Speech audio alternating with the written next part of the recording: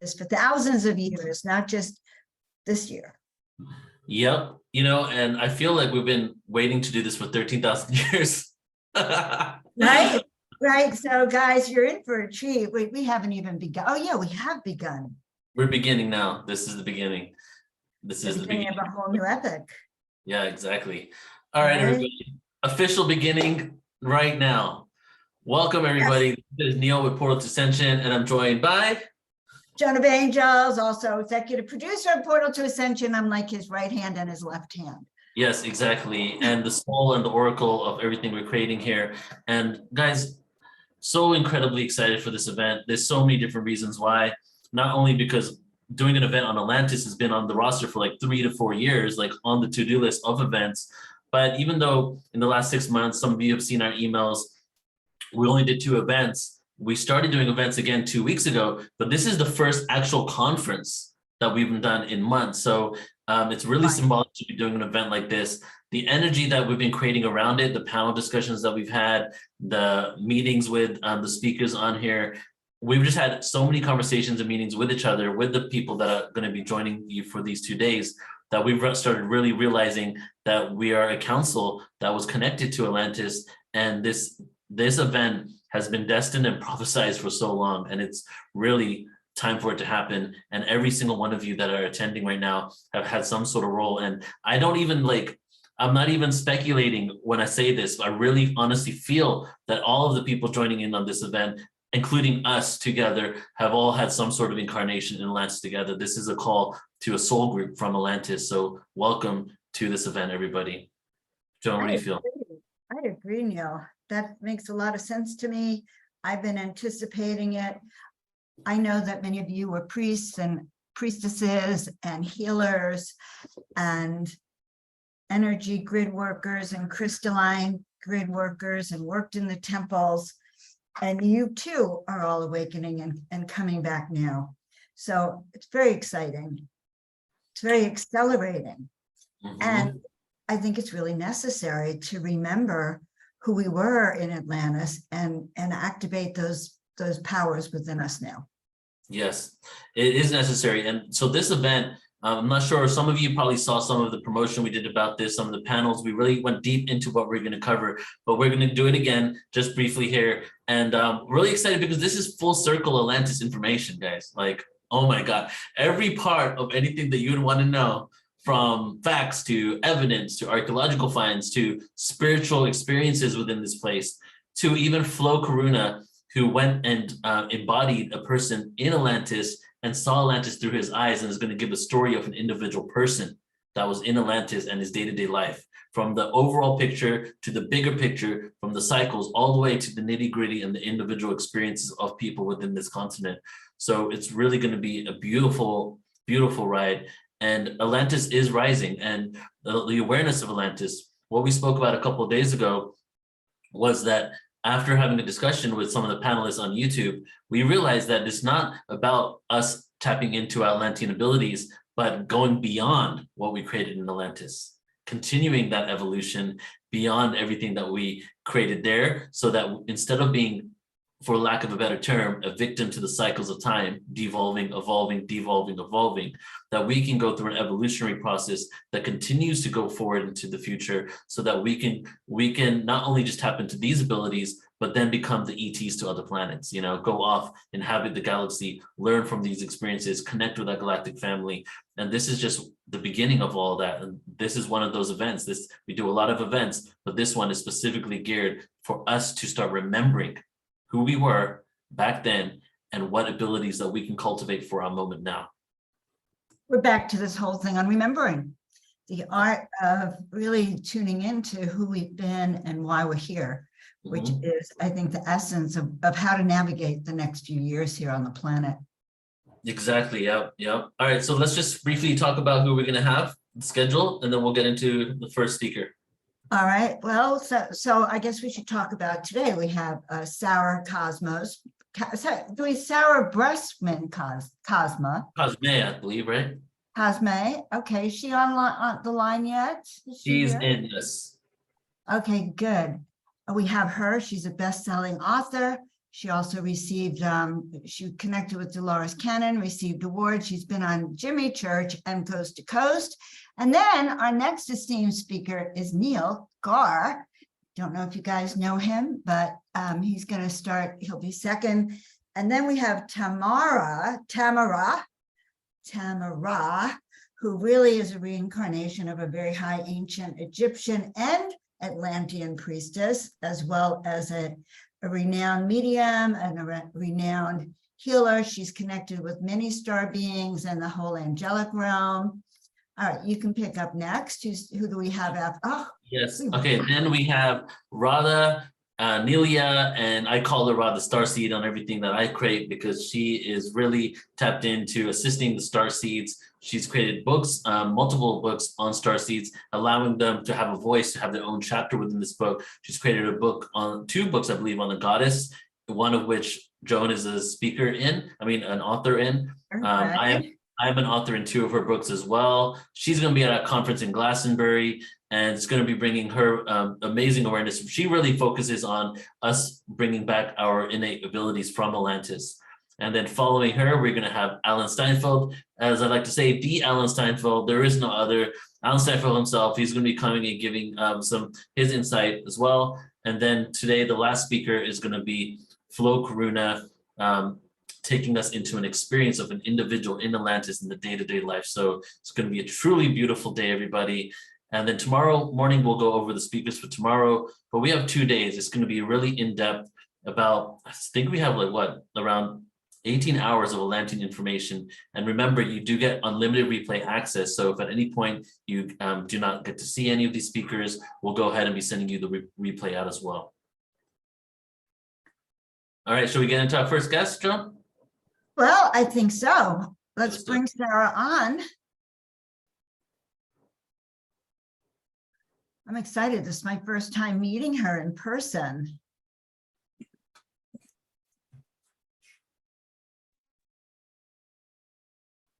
Okay, Sarah. did I do There it? you are. Hi. Hi, amazing people. I'm so excited to join you guys today. I'm so excited to just be a part of this because all these amazing people joining us too, you know, we're all in this together. We're all awakening ourselves and learning new things. So I'm really excited to share this information that I have to share today. That is wonderful. And I see that you've even written books on Atlantis. So let me do a real introduction of you. And then you have a presentation for us today? I do. I have a slideshow. All right. Okay. All right. So guys, meet Sarah Breskman Cosme, right? Cosme. Cosme. You were Okay. close. You were close. No, there was no one of those lines over the E. All right. Well, so we have this beautiful Sarah Breskman Cosme. She's a best-selling author of A Hypnotist's Journey to Atlantis, A Hypnotist's Journey to the Secrets of the Sphinx, and A Hypnotist's Journey from the Trail to the Star People. She's a master hypnotist. She's a level 3 practitioner of Dolores Cannon's QHHT, and she's a student of Dr. Brian Weiss. She has a passion to reveal hidden and undiscovered knowledge vital to the enlightenment of humanity. And she received the 2023 Dolores Cannon Award and continues to speak about her work worldwide. And you've also been featured on some great shows like Fade to Black and Coast to Coast. So are you ready to tell us all about these memories of Atlantis? All right. Yes, I am. I'm all gonna, right, take it away, madam. Awesome. I'm gonna pull up my slideshow. Just a second. Oh, okay, here it is. Share. Okay.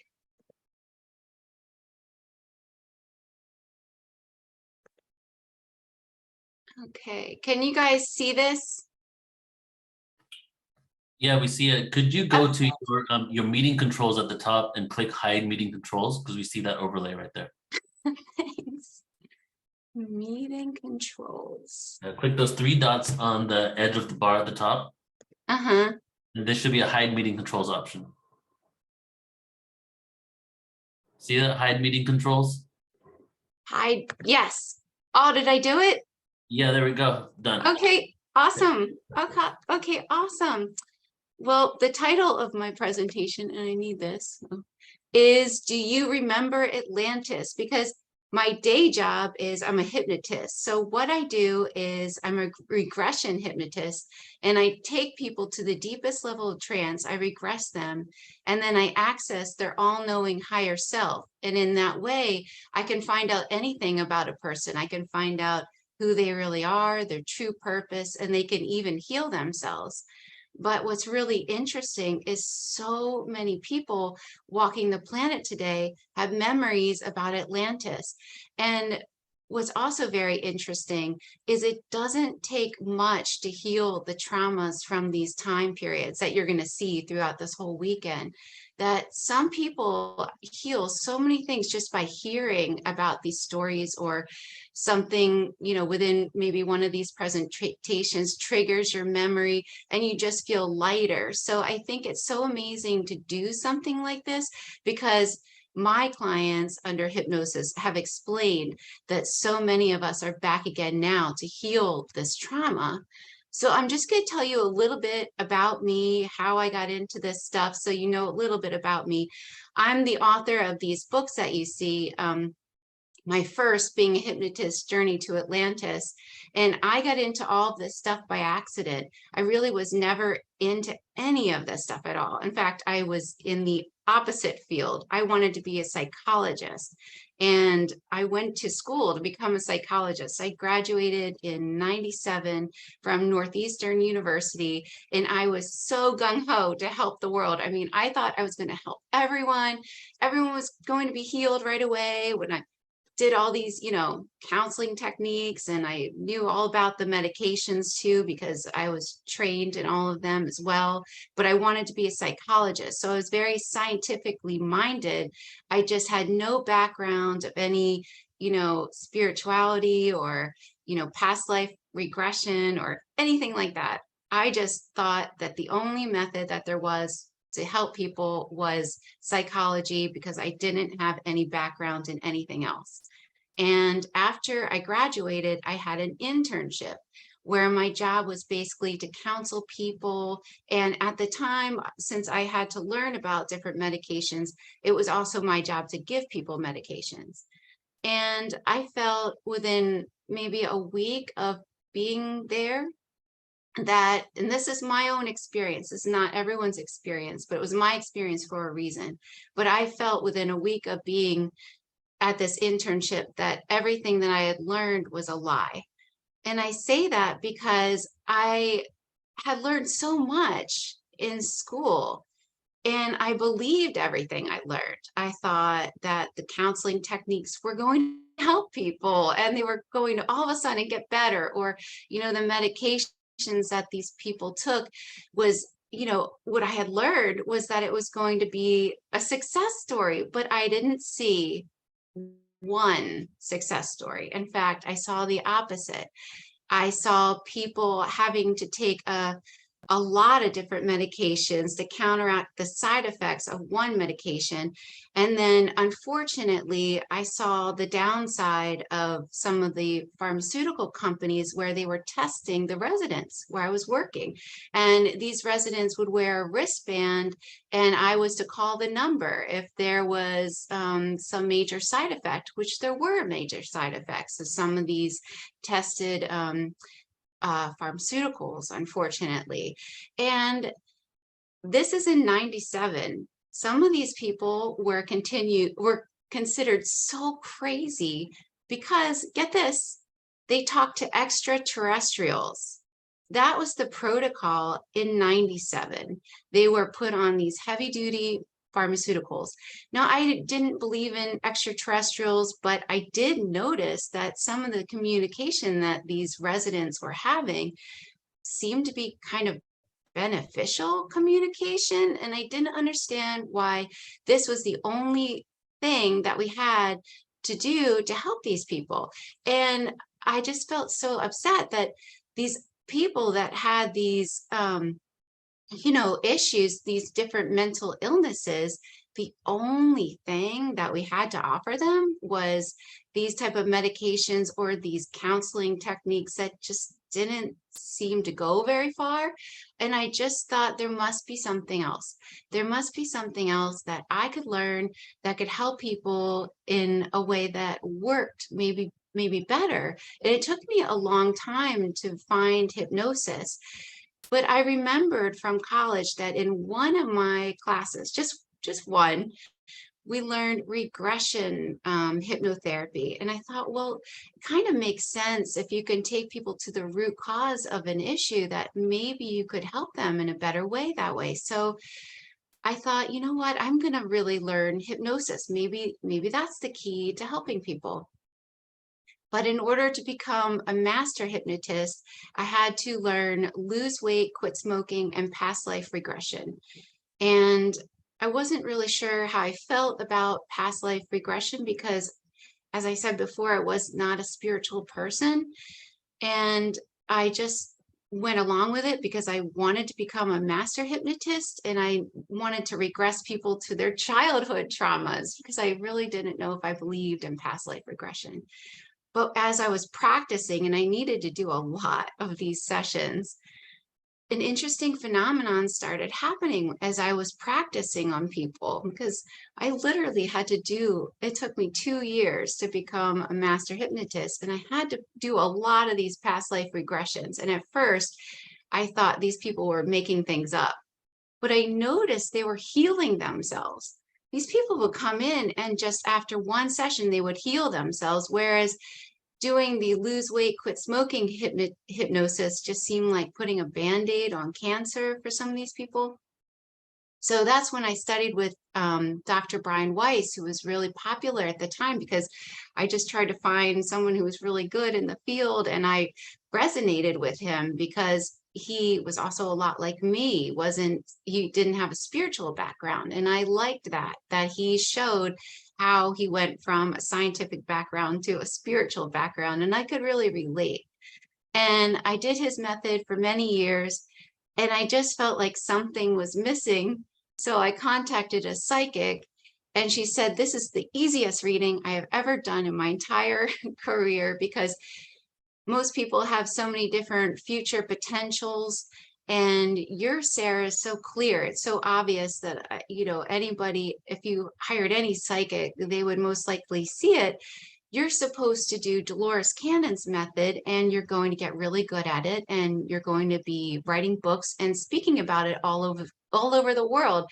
And I don't know if you guys have ever had a psychic reading that you felt was just totally terrible and obviously didn't know you at all. I had that sinking feeling like, oh my God, this psychic totally has me confused. Like, I would never write anything, teach anything, speak about anything. I don't know who she thinks I am, but it's totally not me. So I didn't even look up this Dolores Cannon person, because I just thought that this psychic was just terrible. And I was just really polite and said, thank you. But I thought she probably had me confused with the person before or after. And there was no way I was going to be doing any of these things. And so it was 6 months later that I had something pop up on, Google, I think, and it was Dolores Cannon. And I just thought, I'll just check this out. And as soon as I did, and I saw her method, just everything in me just clicked. And sure enough, I worked my way up from the bottom level to the very top. And I was teaching with Dolores Cannon's daughter, Julia Cannon, all over the world. I'm also an instructor. And I was teaching with her, and I wrote all these books, and I'm speaking about all this information. So anyway, how did I get into Atlantis? Just like everything else, it seemed like a complete accident. I was never an expert in Atlantis whatsoever. I still am learning a lot. Like I said, I didn't have a background in any of this stuff. All this came about because I wanted to take the level 3 Dolores Cannon class. And this is a really advanced class.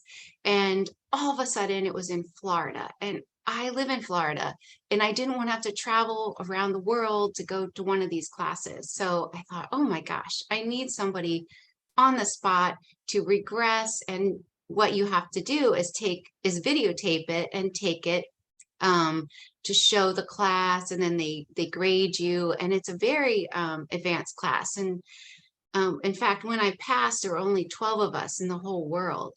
And as you can tell, I'm really gung-ho about helping people. I just want to do whatever I can. It's just ingrained in me.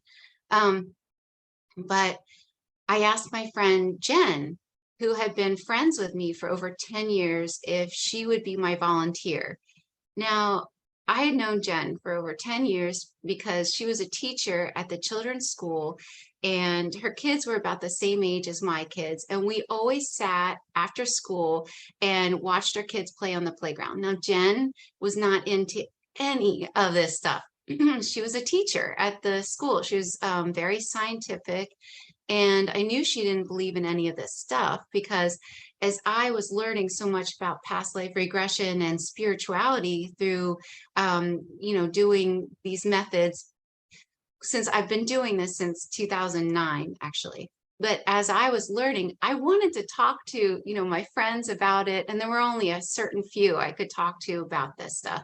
But when I would bring up any kind of spirituality with Jen, she wasn't interested in any of this stuff. I knew she didn't believe in extraterrestrials. I knew she really didn't really know if she believed in past lives.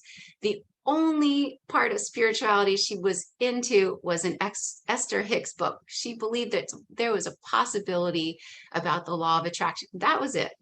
So when I asked my friend Jen if she would volunteer, I instantly regretted it, because I thought, why did I ask, of all my friends, this friend who I know isn't even into this stuff, when I could have asked one of my other friends?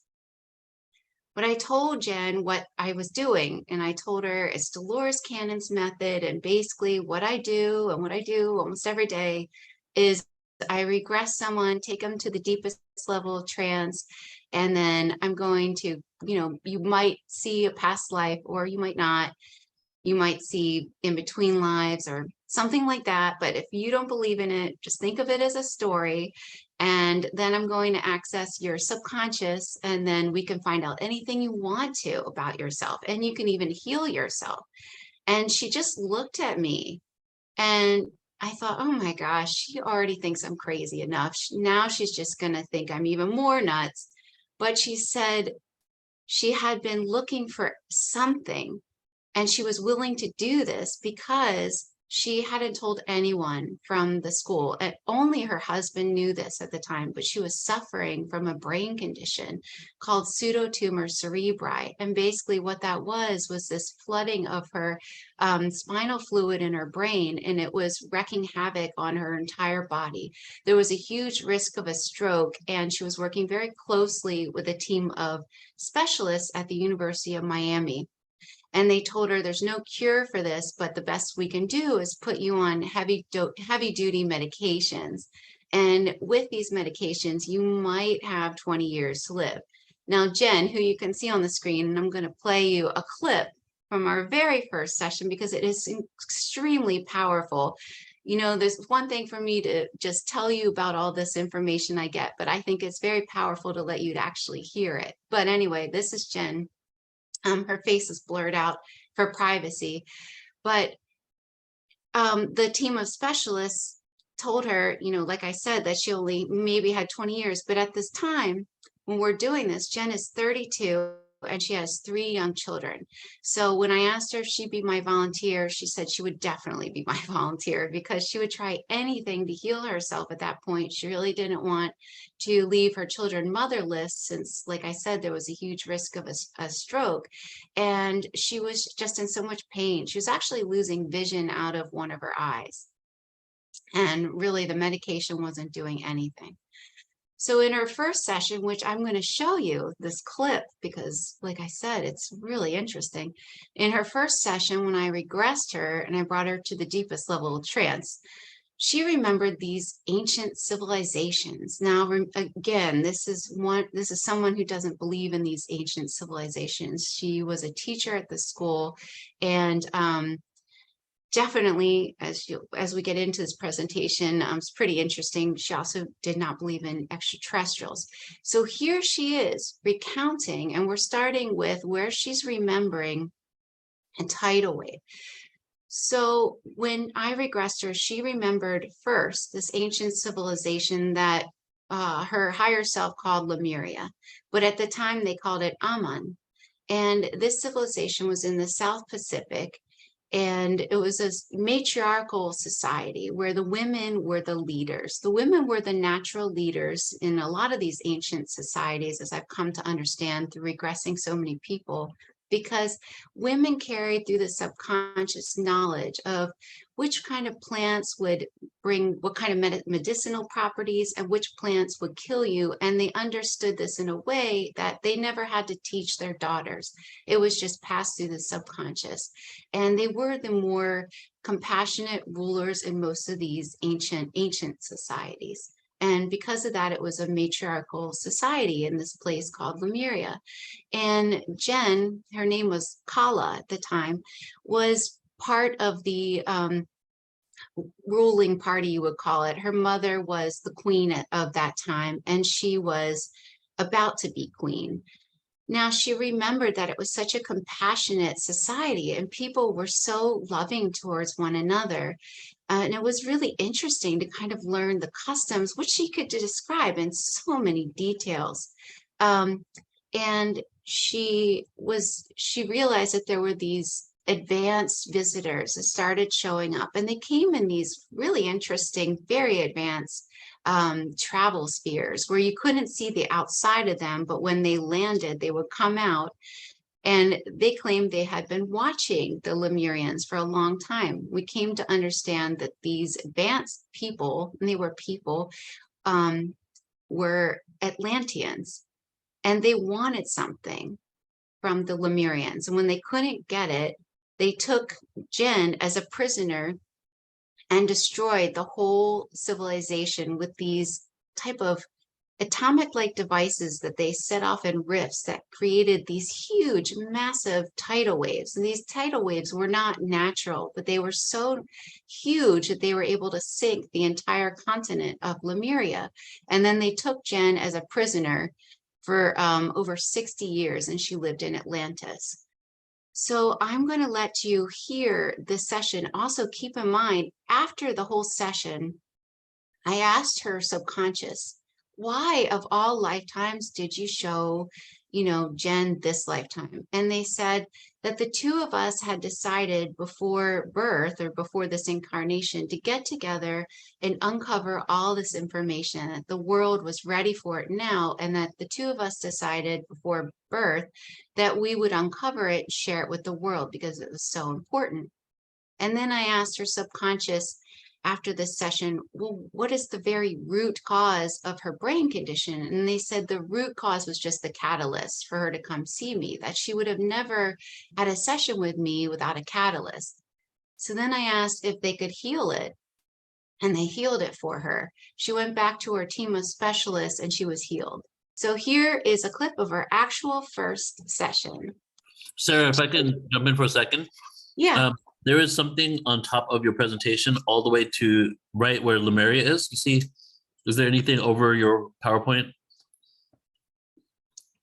Oh. There's like it's blocked out. There's a little box like where Lemuria is. Yeah, that's the little box. Hold on, let me minimize it. If I minimize it, good. Yeah. Can you see it? Yeah. Now we just see the little thin box right there. So you can move that to the top maybe so that it doesn't block anything. Okay. Did I do it? I'm really not techie. Yeah, that's perfect. Go for it. Okay, thank you. Okay, here we go. She's starting from the tidal wave. Okay, all right.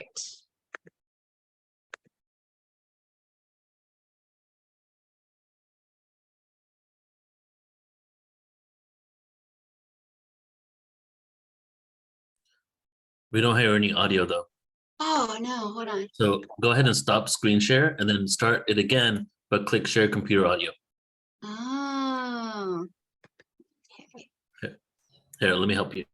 It was a type. Uh-oh, it's going. Hold on. Stop.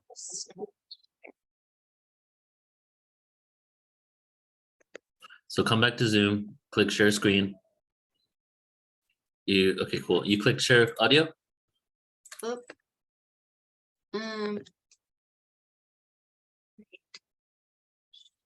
Screen. Did you click share audio when you click share screen? No? Is that Here. So come back to Zoom. So click the green button that says share screen. Yeah. got it? And then right at the bottom it says share sound. Oh, perfect. Okay, awesome. I did. Okay, now I go back to now Yeah, I then- just minimize. Yeah, now you can share your screen. There we go. And yeah, just Okay. so that the meeting controls, if you can hide that again. Okay, and then let me know if you cannot hear it, and I will hide video panel. Oh, that wasn't it. Hide floating media. Which was okay. Did I get it? Yep, you got it. Okay. It was a tidal wave. It was an atomic type device that they set off in strategic places, in rifts under the ocean. They do have devices that operated like submarines, and they placed them, acting as they were our friends. And then the wave came. Tell me about this wave. At first, I was with many others on the beach, looking at where the water had gone. We couldn't understand where the water was pulling out from. And fish were flopping, and everyone was just standing around looking, wondering. And then I saw it out of the corner of my eye. I saw the wave, and it was massive. It was the size of... It's just... You've never seen anything so big in your life. And there was a rock cliff in front of me. And I begin to climb as fast as I can climb while everyone just stands there frozen. What about your daughter? She's not on the beach. She's back at the palace. And what happens next? I make it to the top. I am still running and running and running. They want to keep me alive. They want me to see their power and how they could destroy everything as they told me they would if I didn't do what they wanted. But I would not believe them. I believed our numbers were greater and we would win. I had no idea. My child was swept into something, and the back of her head was impaled onto something sharp, and that's how I found her, face down in the water with something lodged into the base of her skull. So you found her. When did you find her? That was the first place I ran. I knew where she was. I don't know why I was able to outrun it and nobody else. I feel like they almost put me in like a bubble or something that made me witness it, but not really even get my feet wet. So they did that so that you would witness it. How did you feel?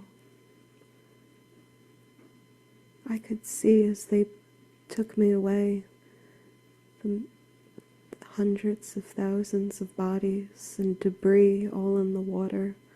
There's nothing recognizable left. And in just a minute it was all gone. Everything was destroyed. Where did they take you? They take me back to their island. Their island. They have an island, and it's very sophisticated and very advanced. Tell me more about that. They are tall people. They are very pale. I think they're very ugly. They're very shrewd. Many of them have very light silvery hair. There is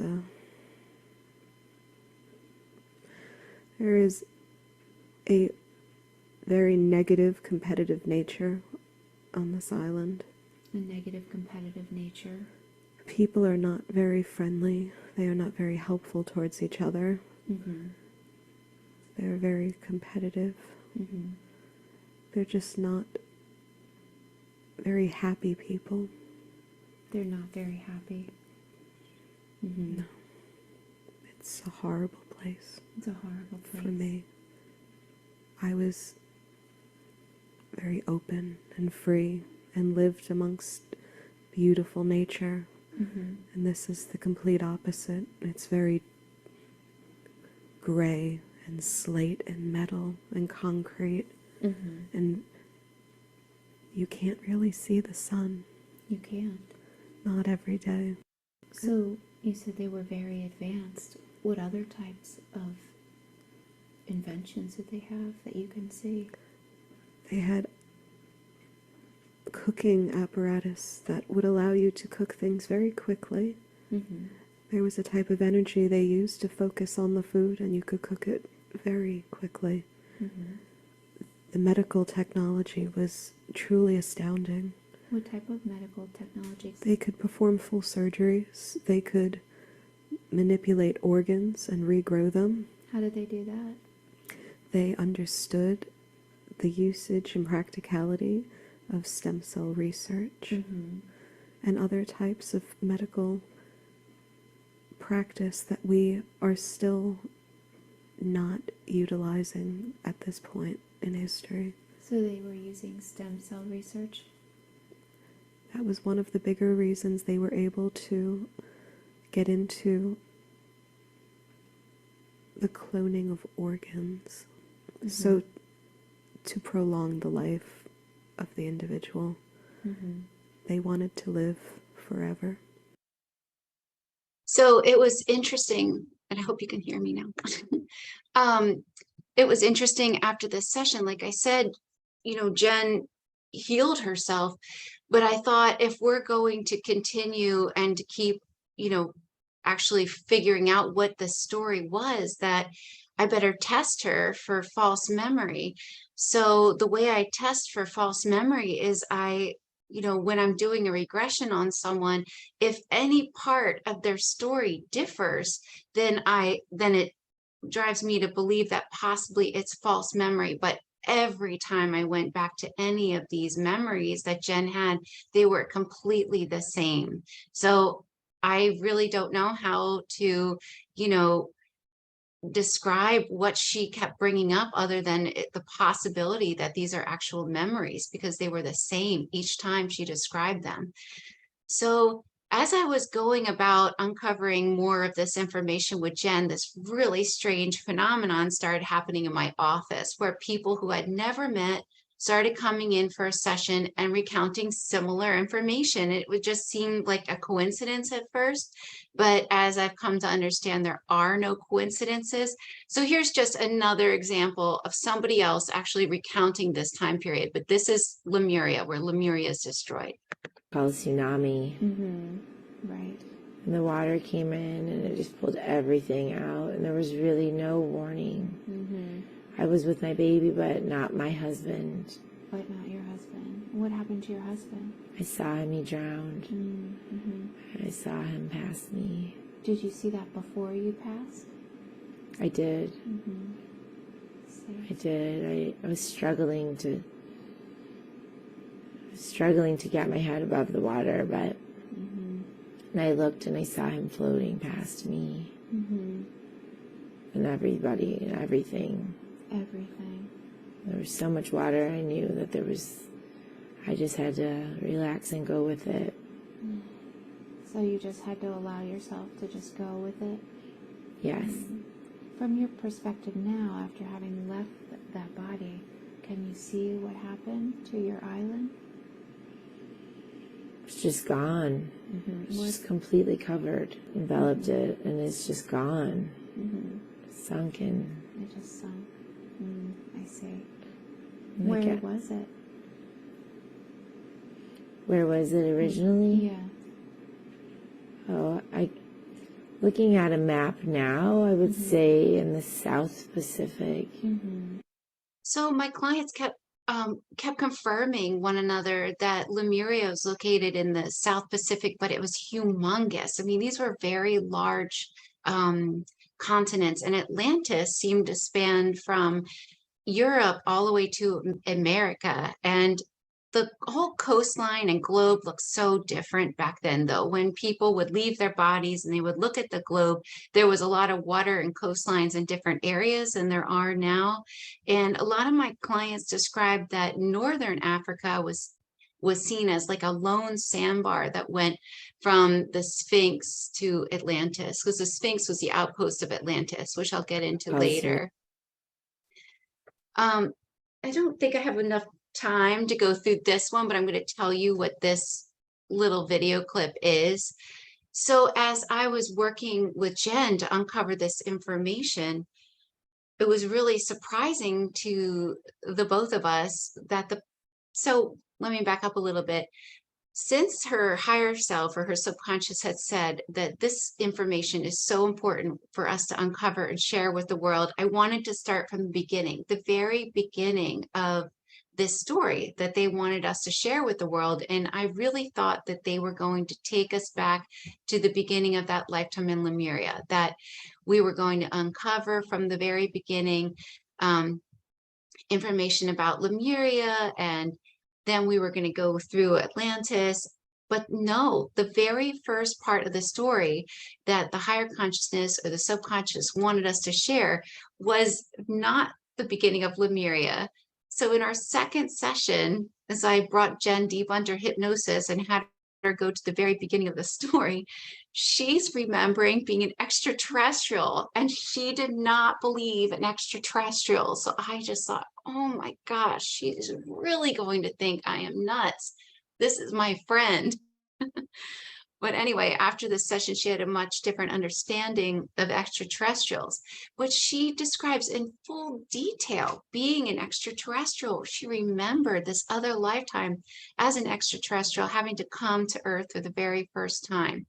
It really begs the question, though, after having so many sessions, not just with Jen, but other clients who remember being an extraterrestrial, what does that mean about consciousness or extraterrestrials? I mean, from all the work that I've done, it really seems we are all one.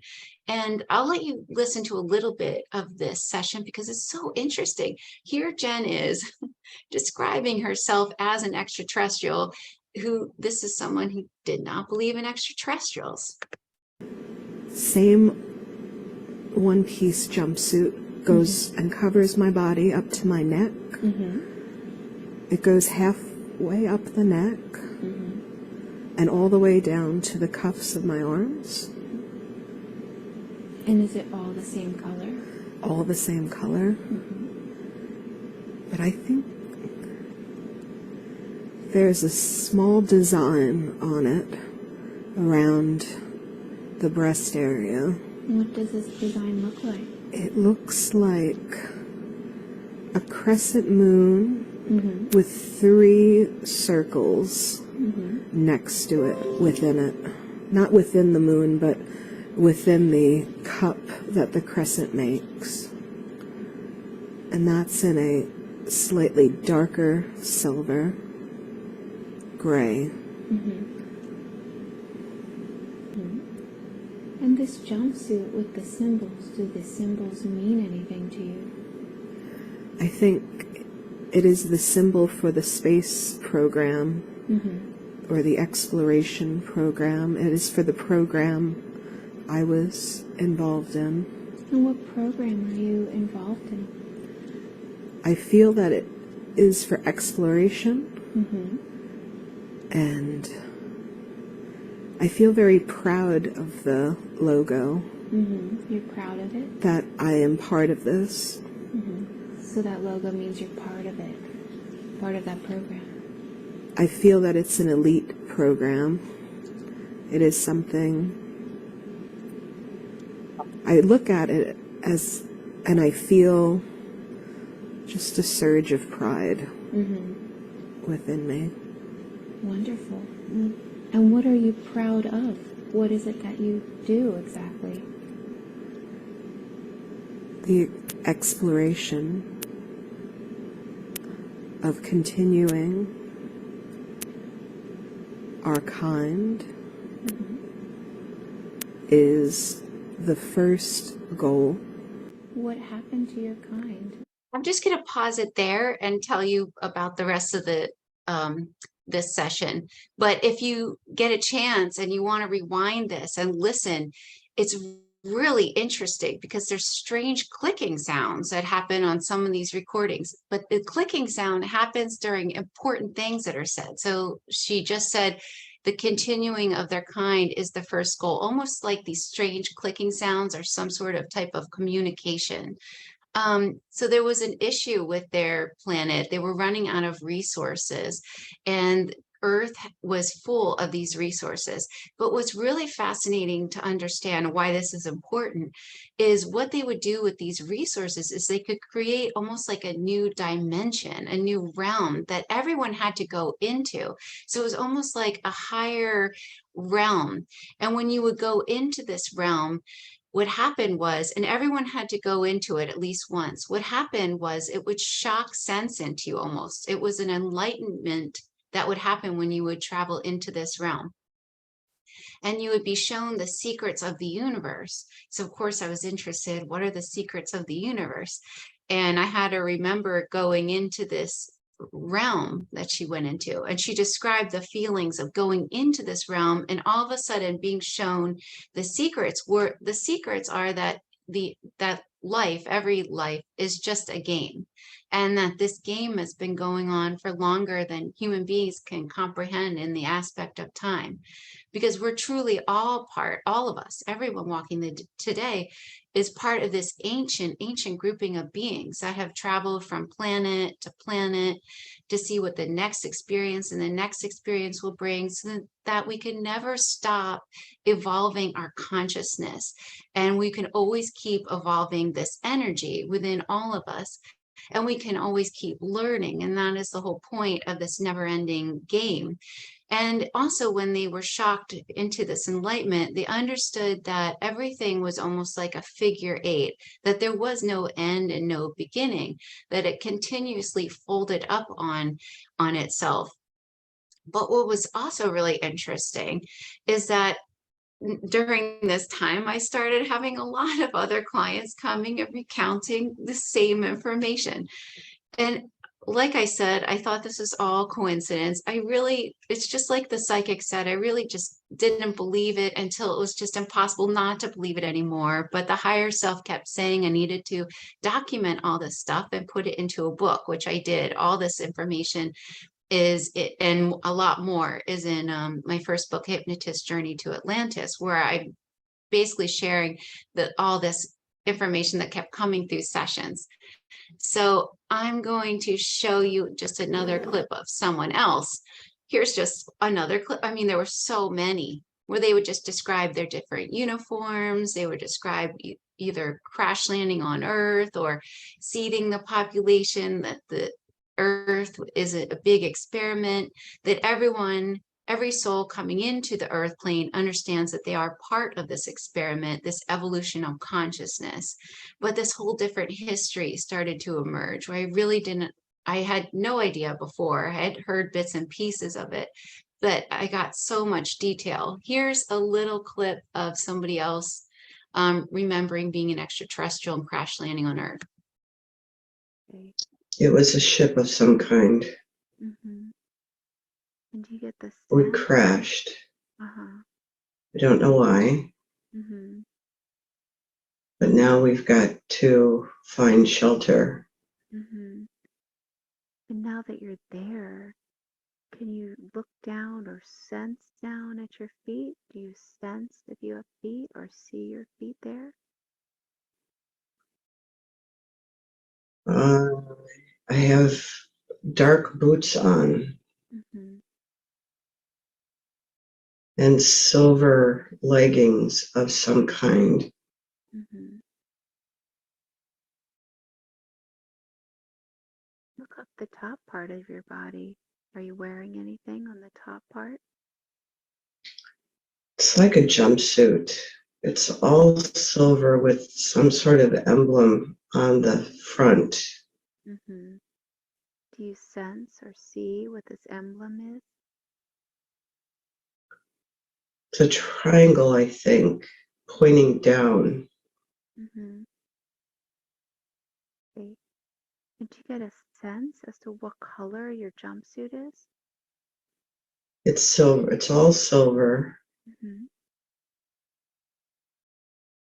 So as you can see, so many people have memories of being an extraterrestrial, and this consciousness does not seem to be any different. When a soul leaves the body, they all of a sudden consider itself a we. That's why there's so much truth in the saying that we are all one.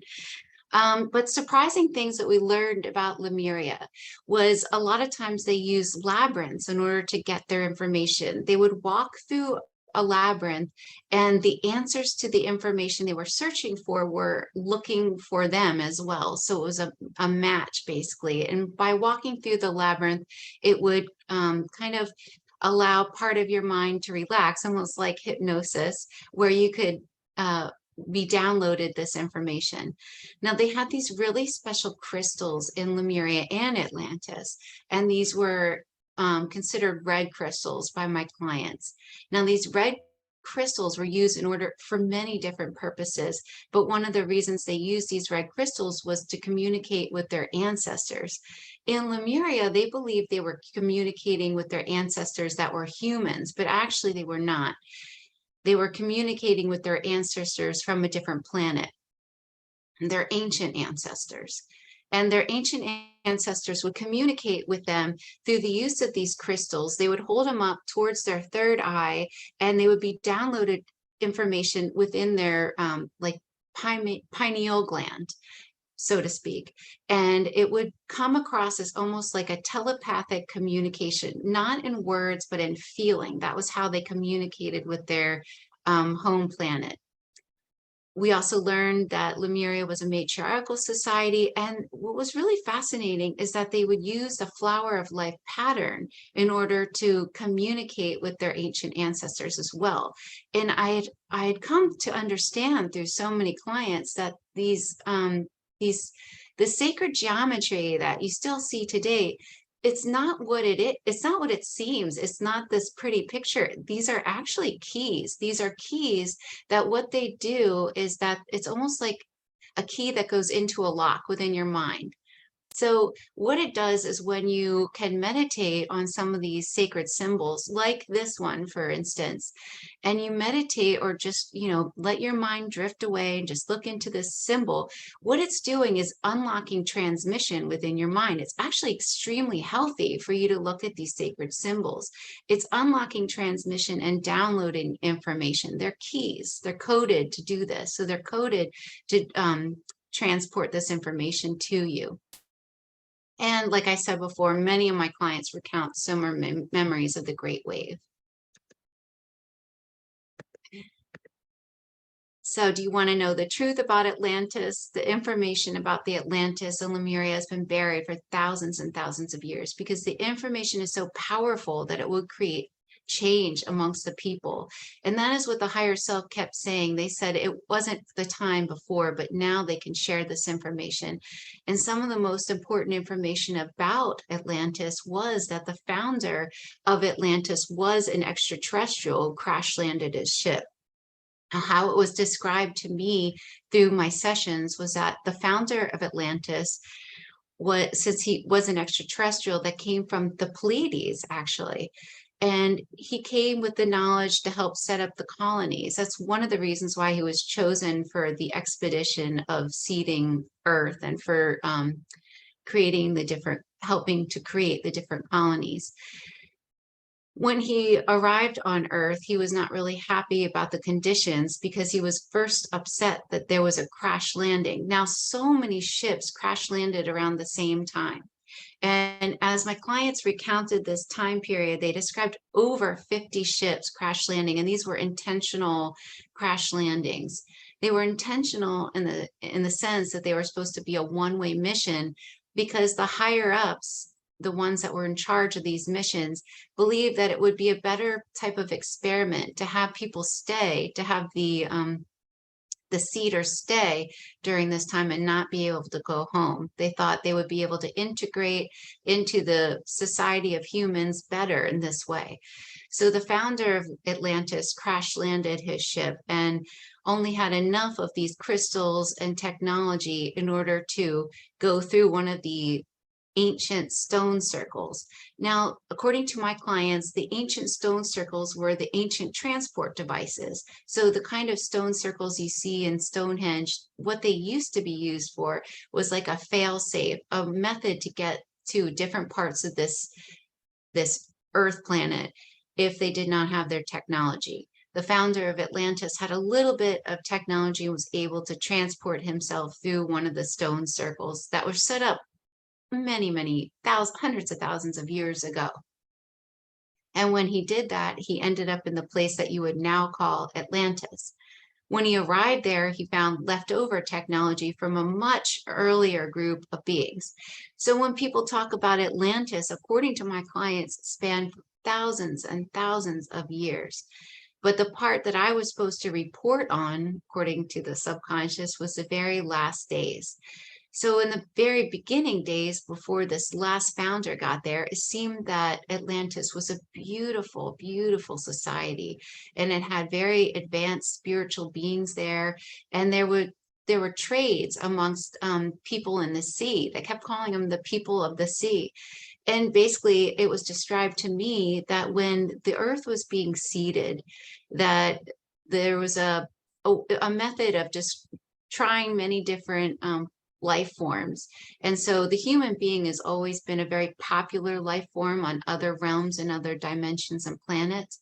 And there was the human being, but they tried human cross with a fish or mer person as well. And there was a huge mer population in close to Atlantis at the time. And they used to have trades. The humans and these mer people used to have trades, and they would trade for food and hunting and fishing.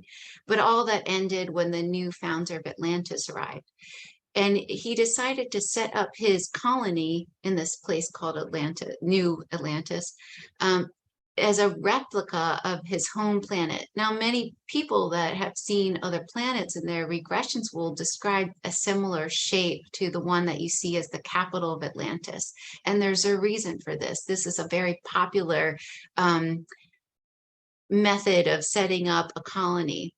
And it was interesting because there were different rings that Atlantis had. It had an inner ring, a middle ring, and an outer ring. And there were many different reasons. One of the reasons was actually a way to desalinate their water. The salt water would come in from the outer ring and go through, and then by the end it would be fresh water. It was also interesting because my clients would describe that they did something really interesting to their water, and that they were able to breathe underwater in some of these places because they oxygenated the water, and they were able to take people down into the water so they could look at fish, but the humans could actually breathe. They had so many interesting technological advancements. Like Jen was describing, seemed they used stem cell research, and they were able to regrow organs and many different things.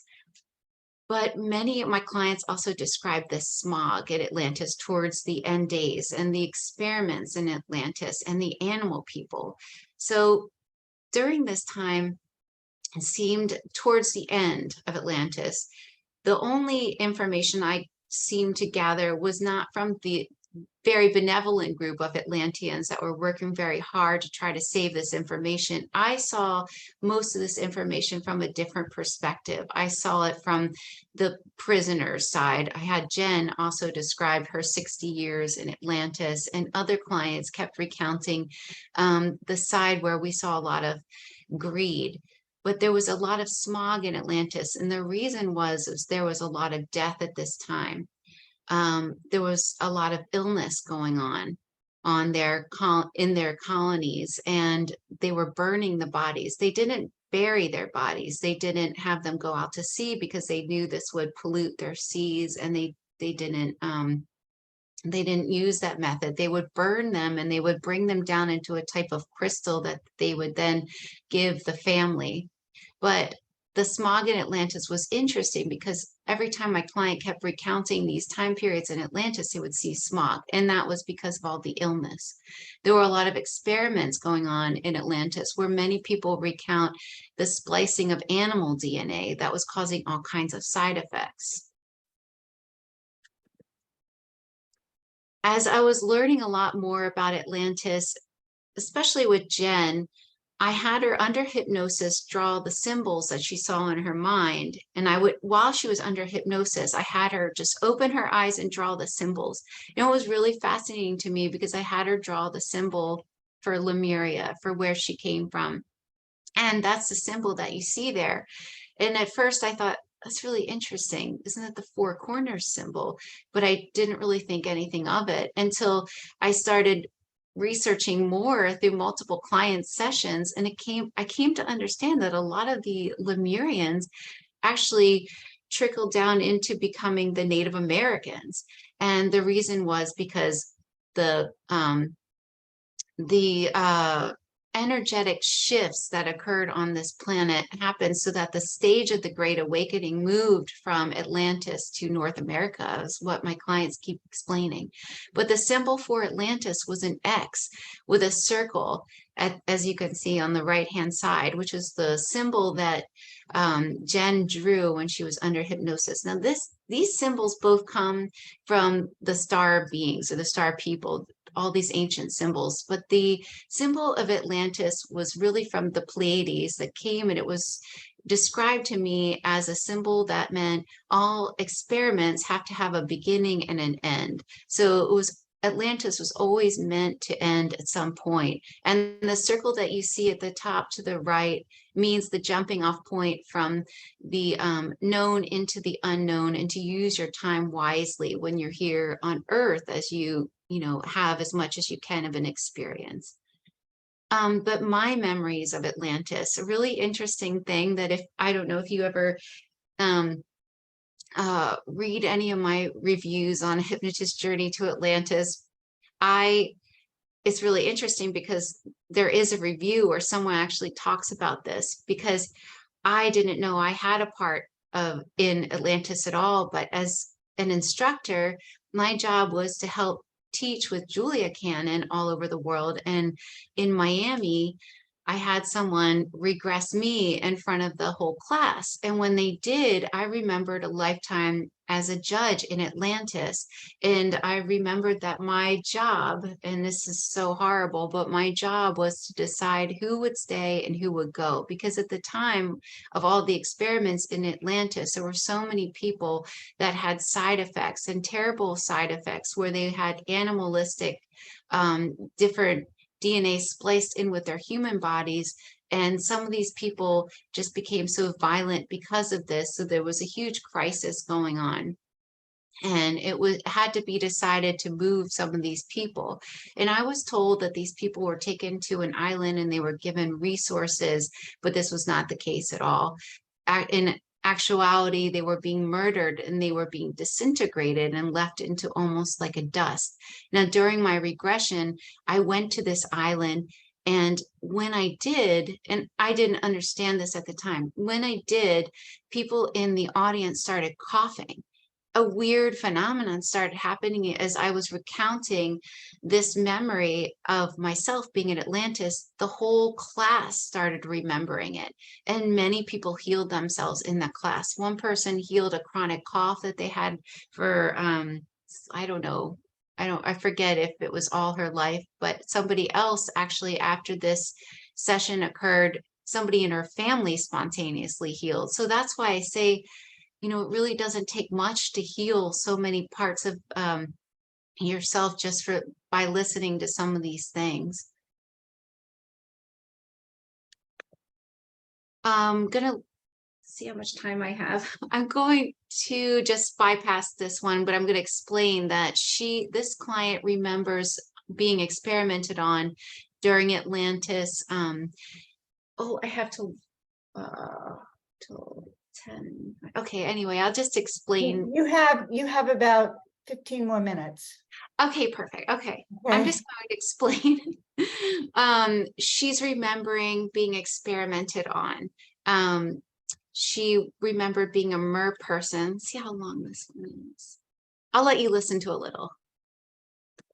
I just see like an image of them dragging me out of the tank, but I'm like almost like lifeless, you know? Oh, I see. What do the people look like? Or Sarah, can you fix the sound on that? I think it's hard to hear. Yeah, thank you.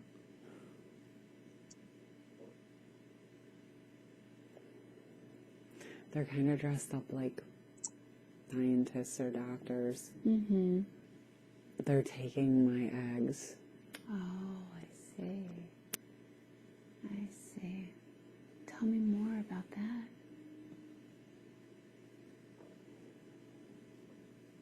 It feels like they're using it.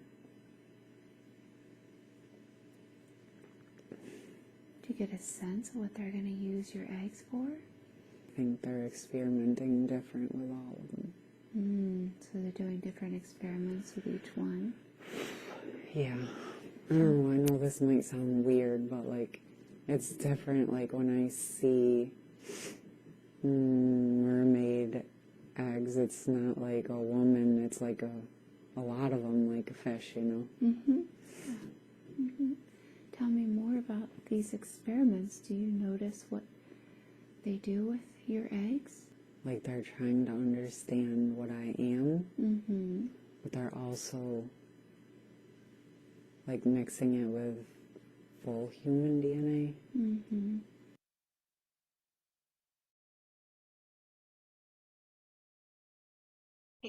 So I don't know if you could hear it, but she remembered being a mermaid and they were experimenting on her. They were taking her eggs and they were using them to kind of, you know, do different experiments and create different beings with her eggs. But what was interesting is that the higher consciousness kept saying that there isn't a coincidence when people are born with these still side effects, these animalistic side effects where people have an extra nipple or, you know, webbed feet or gills. Some people are born with a tail. And what they have told me is that this is not a genetic mishap. This comes directly from Atlantis, from the survivors of Atlantis that still had these side effects within their blood. And we still have this within ourselves slightly in our genes. And it's also interesting because someone pointed out to me there's a TV series called Sweet Tooth, and they talk about so many things that I started receiving from my clients in a different way. I can't talk about some things because I don't want the video to get shut down. Sometimes they anyway, there's certain things I can't say. Going back to the side effects, what was interesting is that the side effects, the disabilities, and were actually abilities in Atlantis. So, like I said, there were a lot of side effects that created like animal DNA side effects where people were born with different animalistic traits and different side effects. But what they didn't understand at the time, and they came to understand when it was too late, was that the side effects and the disabilities were actually abilities. And you can still see this in our society today, where we're supposed to learn, what we're really supposed to learn from Atlantis is that the people with these disabilities and side effects actually had major abilities. And that's going on right now with people with ADHD. The higher self has always said people with ADHD have a huge ability, and we just don't really understand what it is yet.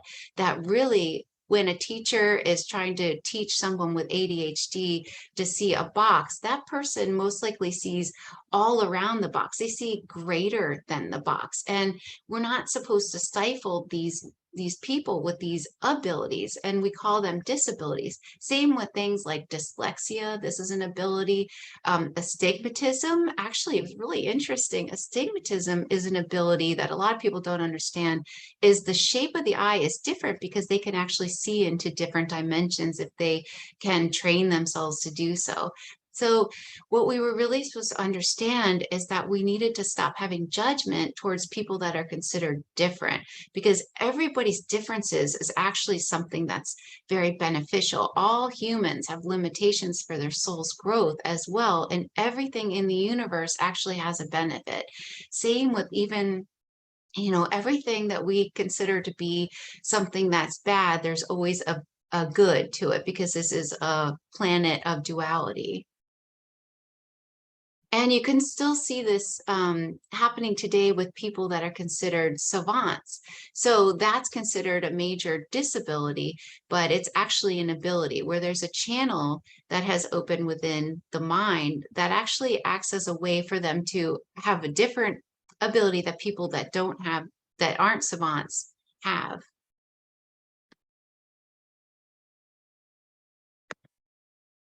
So if you think about it just yourself, do you resonate with one of these places? Some of the telltale signs, and granted, you could have had many, many lifetimes on both of these places because time doesn't really exist. So everything that has happened, that will happen, is happening in this now moment, but you're physically focused in your body right now. And many people have had lifetimes or are having lifetimes, if you, not to get too complicated, in both of these places. And there's a reason for that.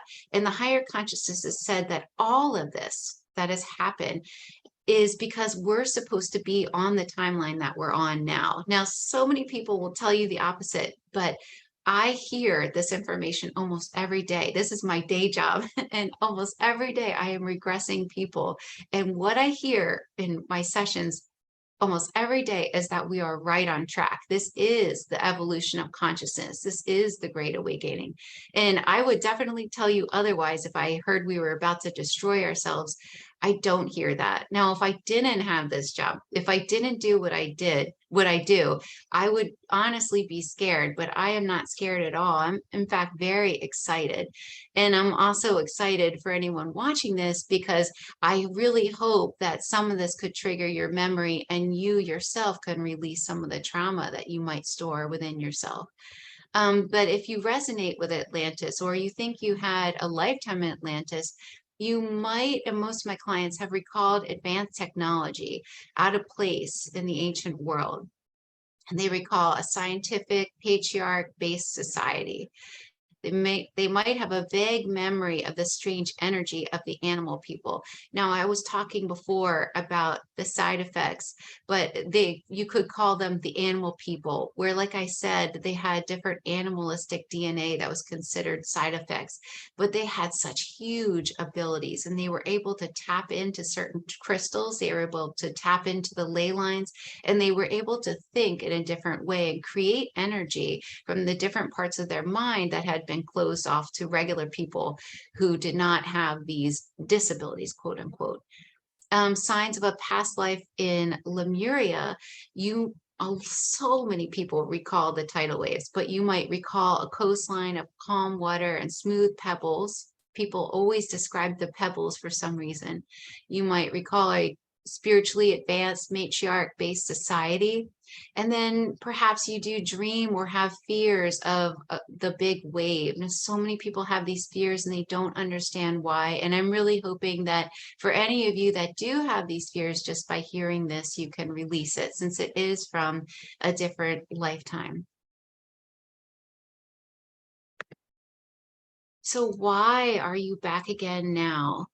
So a great shift happens when a large group of people settle a karmic debt.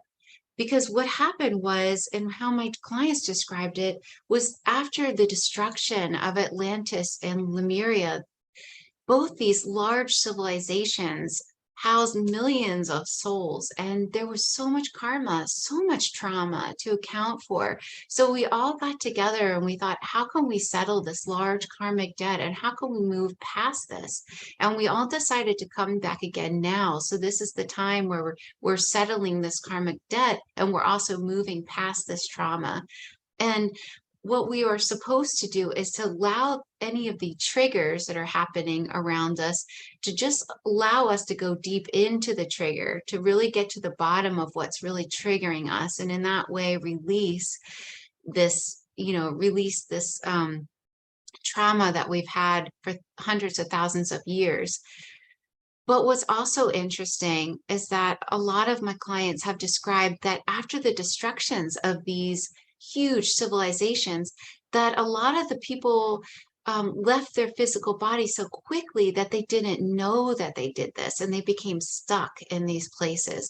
And so even though you might be walking the planet today, you might have a piece of you stuck somewhere, but it's okay, because all you have to do is just hear some of this information and it could release those stuck pieces. What happens to some of these souls when they die quickly is they don't really know what's happened to them, and it creates almost like an imprint on the earth where these souls are stuck not knowing what to do, and they need their human counterparts to remember in order to release them, is what I've been told. But even though you are here, many people have stuck parts of them from different lifetimes. And it's just part of the checks and balances of living in this duality, this polarity, this type of universe, where this is all an experiment and all an experience. So it's not like you can do anything wrong ever. Everything that you do is part of this experience. But the lesson from Atlantis was not to forego the other side, because you need the yin and the yang to have a complete society. You can't have the innovations without the compassion, or the masculine energy without the feminine. A balance is always needed. In Atlantis, there was too heavy masculine energy towards the end, and it was not balanced.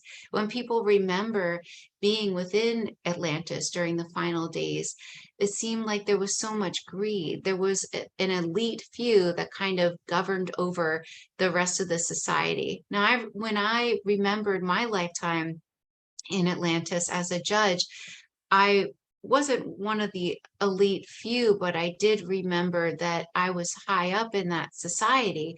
And I did remember the class system. It was really interesting, where the inner ring was the upper class, and then the middle ring was the middle class, and the last ring around was for slaves. And they would have slaves during this time as a way to, if people owed money, they would become a slave to pretty much pay back everyone. My favorite part of remembering Atlantis, though, I have to say, was my sandals, because I remembered being an old man during this time period as a judge, and I had these sandals, and I really hope someone can reinvent them, please, because they were so amazing. It was like I could bounce around when I was walking, and it would take me about 3.5 hours to walk the inner ring. That's how big Atlantis was in my own regression memory.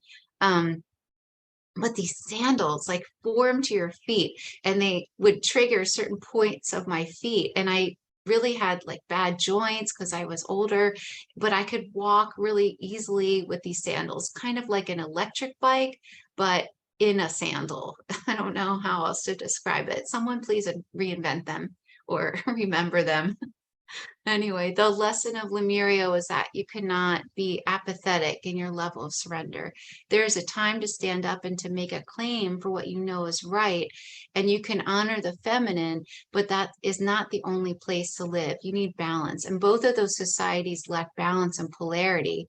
The teachings of Lemuria still live in the hearts of all, and is part of the awakening, is part of why so many people remember Lemuria, and basically they're here again to find their tribe again and to live amongst nature again and to start to remember the teachings and the compassion.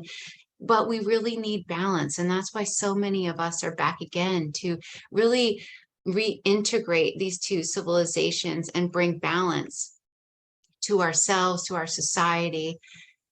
And every group, so soul groups, every group within the universe has an agenda and a goal. And if you think about a vast ocean, a soul group is like a current with a vast within the ocean.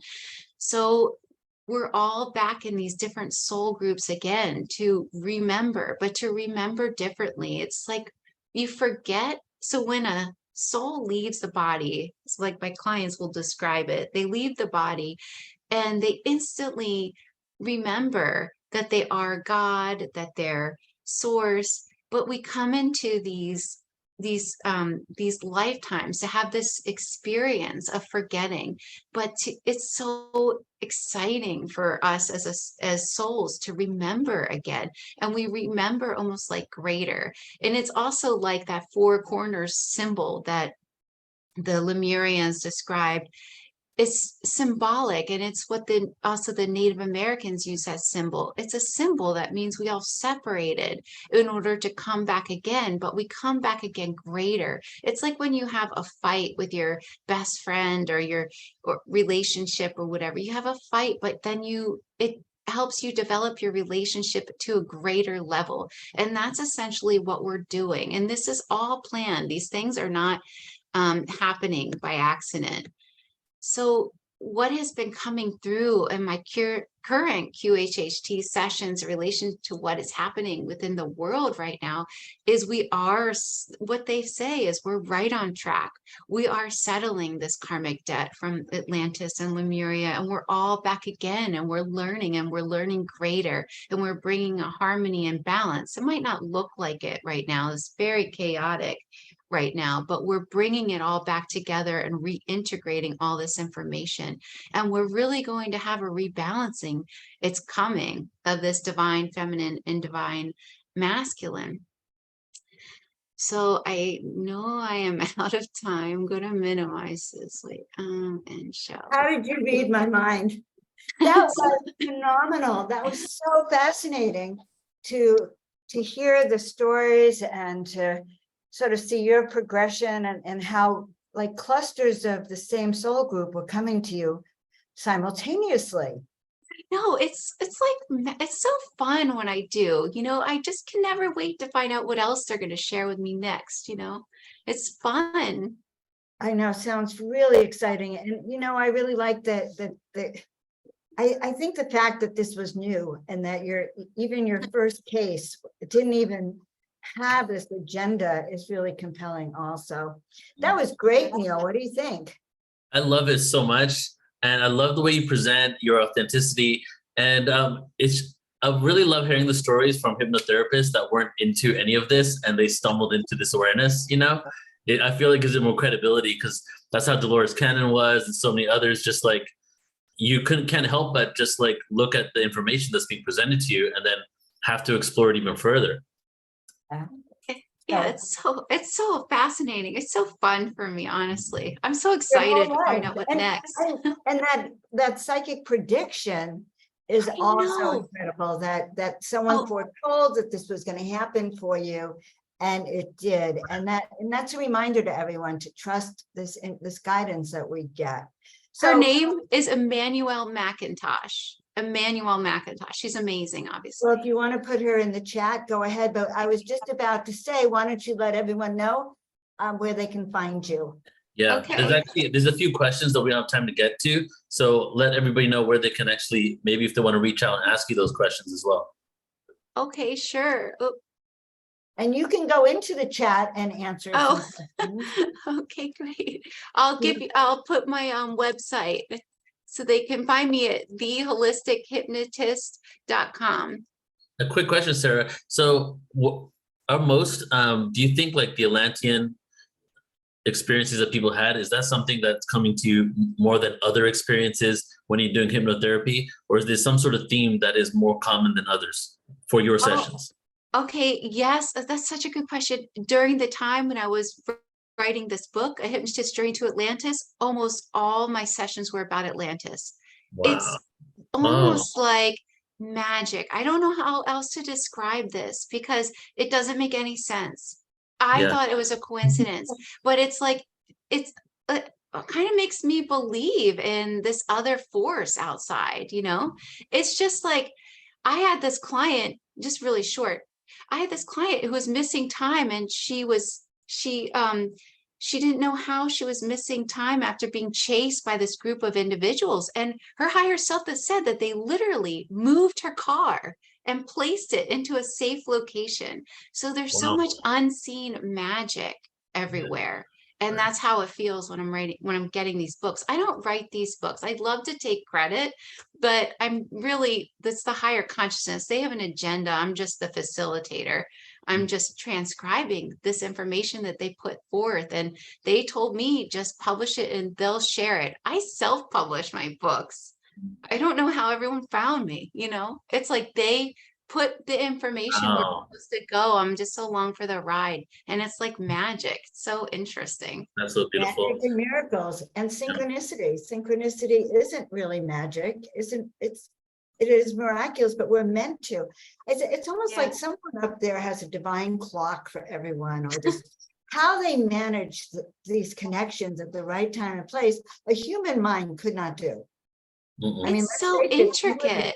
Timekeeper up there, you'd have an awful time trying to, running into Neil 12 years ago. Just that we don't miss, we meet the people. So I put a question in there, guys, how many of you are having memories of your times in Atlantis? So we'll check the chat and look at that. Sarah, make sure you go in the chat and, answer questions. And I can't wait to connect with you again. Very grateful. Yeah, thank you so much, Sarah. You're welcome. Bye, guys. Thank you very much. Bye. See you soon. See you soon. Amazing. Okay, amazing. I went running out and told my daughter, I said, I think I have a new career for you. You should be a hypnotherapist. A new career for your daughter or for yourself? No, well, I have, I have thought about a lot, but I was thinking about it for my daughter. I went running out and said, really, you should do something like that. But guys, we're really going to be curious to know if any of you are having memories and to share some of them with us. That would be wonderful, because we truly believe this is a way to, today is awakening your memories. And Neil and I haven't even started sharing the memories we've had of Atlantis with you guys. So I guess I get to introduce you, right? You ready? Yep. All right. Well, I always have fun introducing Neil, because we have both a deep, deep friendship. We've known each other for many years, ever since his very first live event. I think it was 2012 in Irvine. And once I met Neil, and then we started to connect over the years, we discovered that we had actually been together in Atlantis. And we had been part of those mystery schools that sent out all of these teachers around the world to the mystery schools. And so we started to realize that Portal to Ascension, Portal to Ascension, guys, is a vision in Neil's mind of how can I teach Ascension? How can his memories of his past have been coming back in such a way that every single class he offers has to do with another aspect of what he is studying. So he has an interest in ancient religions, and I think that's how he started. Then there's a webinar on it, or 2 webinars, and before you know it, we have a live conference, because Neil's not very superficial about what he is studying. So Portal to Ascension is a product of his visions, and it's just an honor to always to work with him. I kind of think it's an amazing thing, but I know that we've done this before. So his bio is official bio, just so you know. I'm probably not reading it. He is also a poet, spoken word expert, I've even attended a conference that he does. Many of you already have heard him. He ends every webinar with a poem. I hope he does it again today.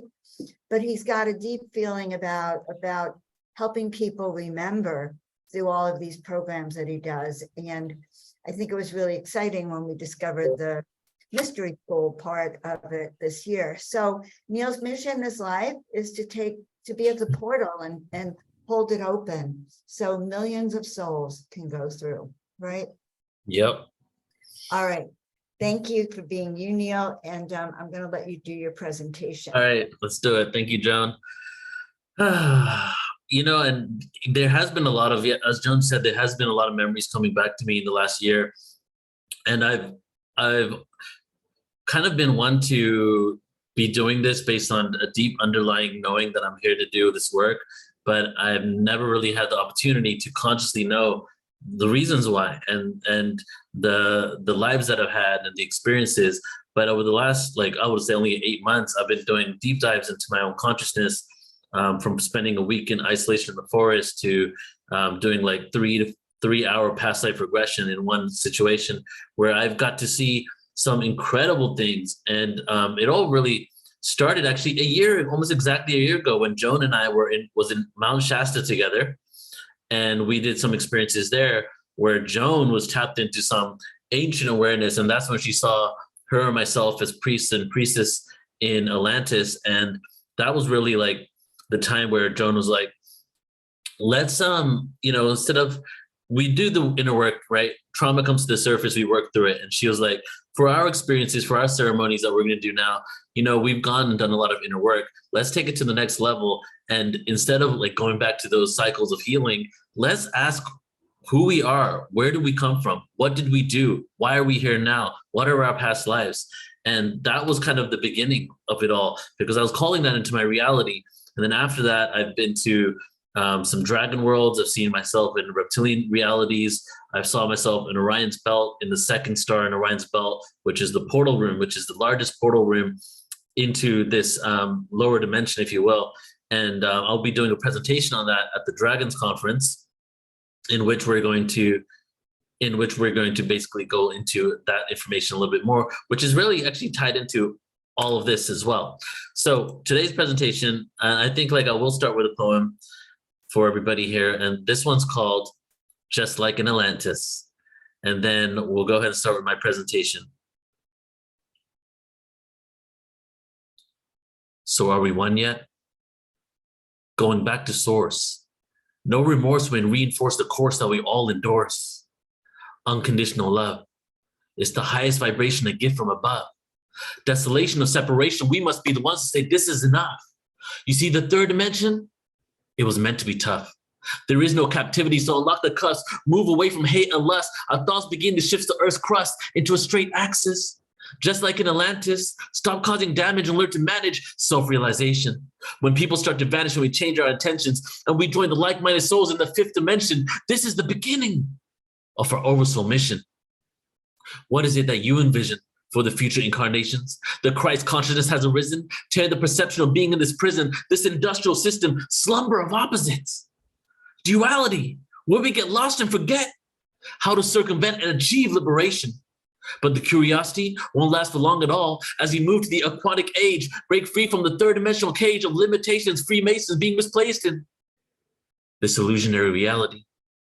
Governing authorities, there will be no more war. Co-create a love ambassador, open the doors. Life isn't supposed to be a chore. No getting on your knees, worshiping entities from the floor. The message is simple, man. We don't need to know anymore. We are the ones that we've been waiting for.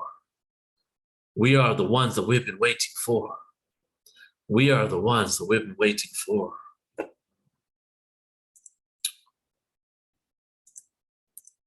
All right, let's get into it. Okay, everybody, so my presentation today is called From Atlantis to Morocco. And this presentation has been in the back burner of my consciousness for quite some time. I've been waiting to put this together, and I'll kind of show you the story. Isaac, when is my album going to drop? Actually, the album is going to be released in 3 weeks. It's in post-production right now, and it's getting mastered. So I'll send an email out once it's done. From Atlantis to Morocco, guys, by Neil Arcturus Gore. And the reason why I'm doing this presentation from Atlantis to Morocco is because I spent a little bit of time in Morocco, a couple of trips down there.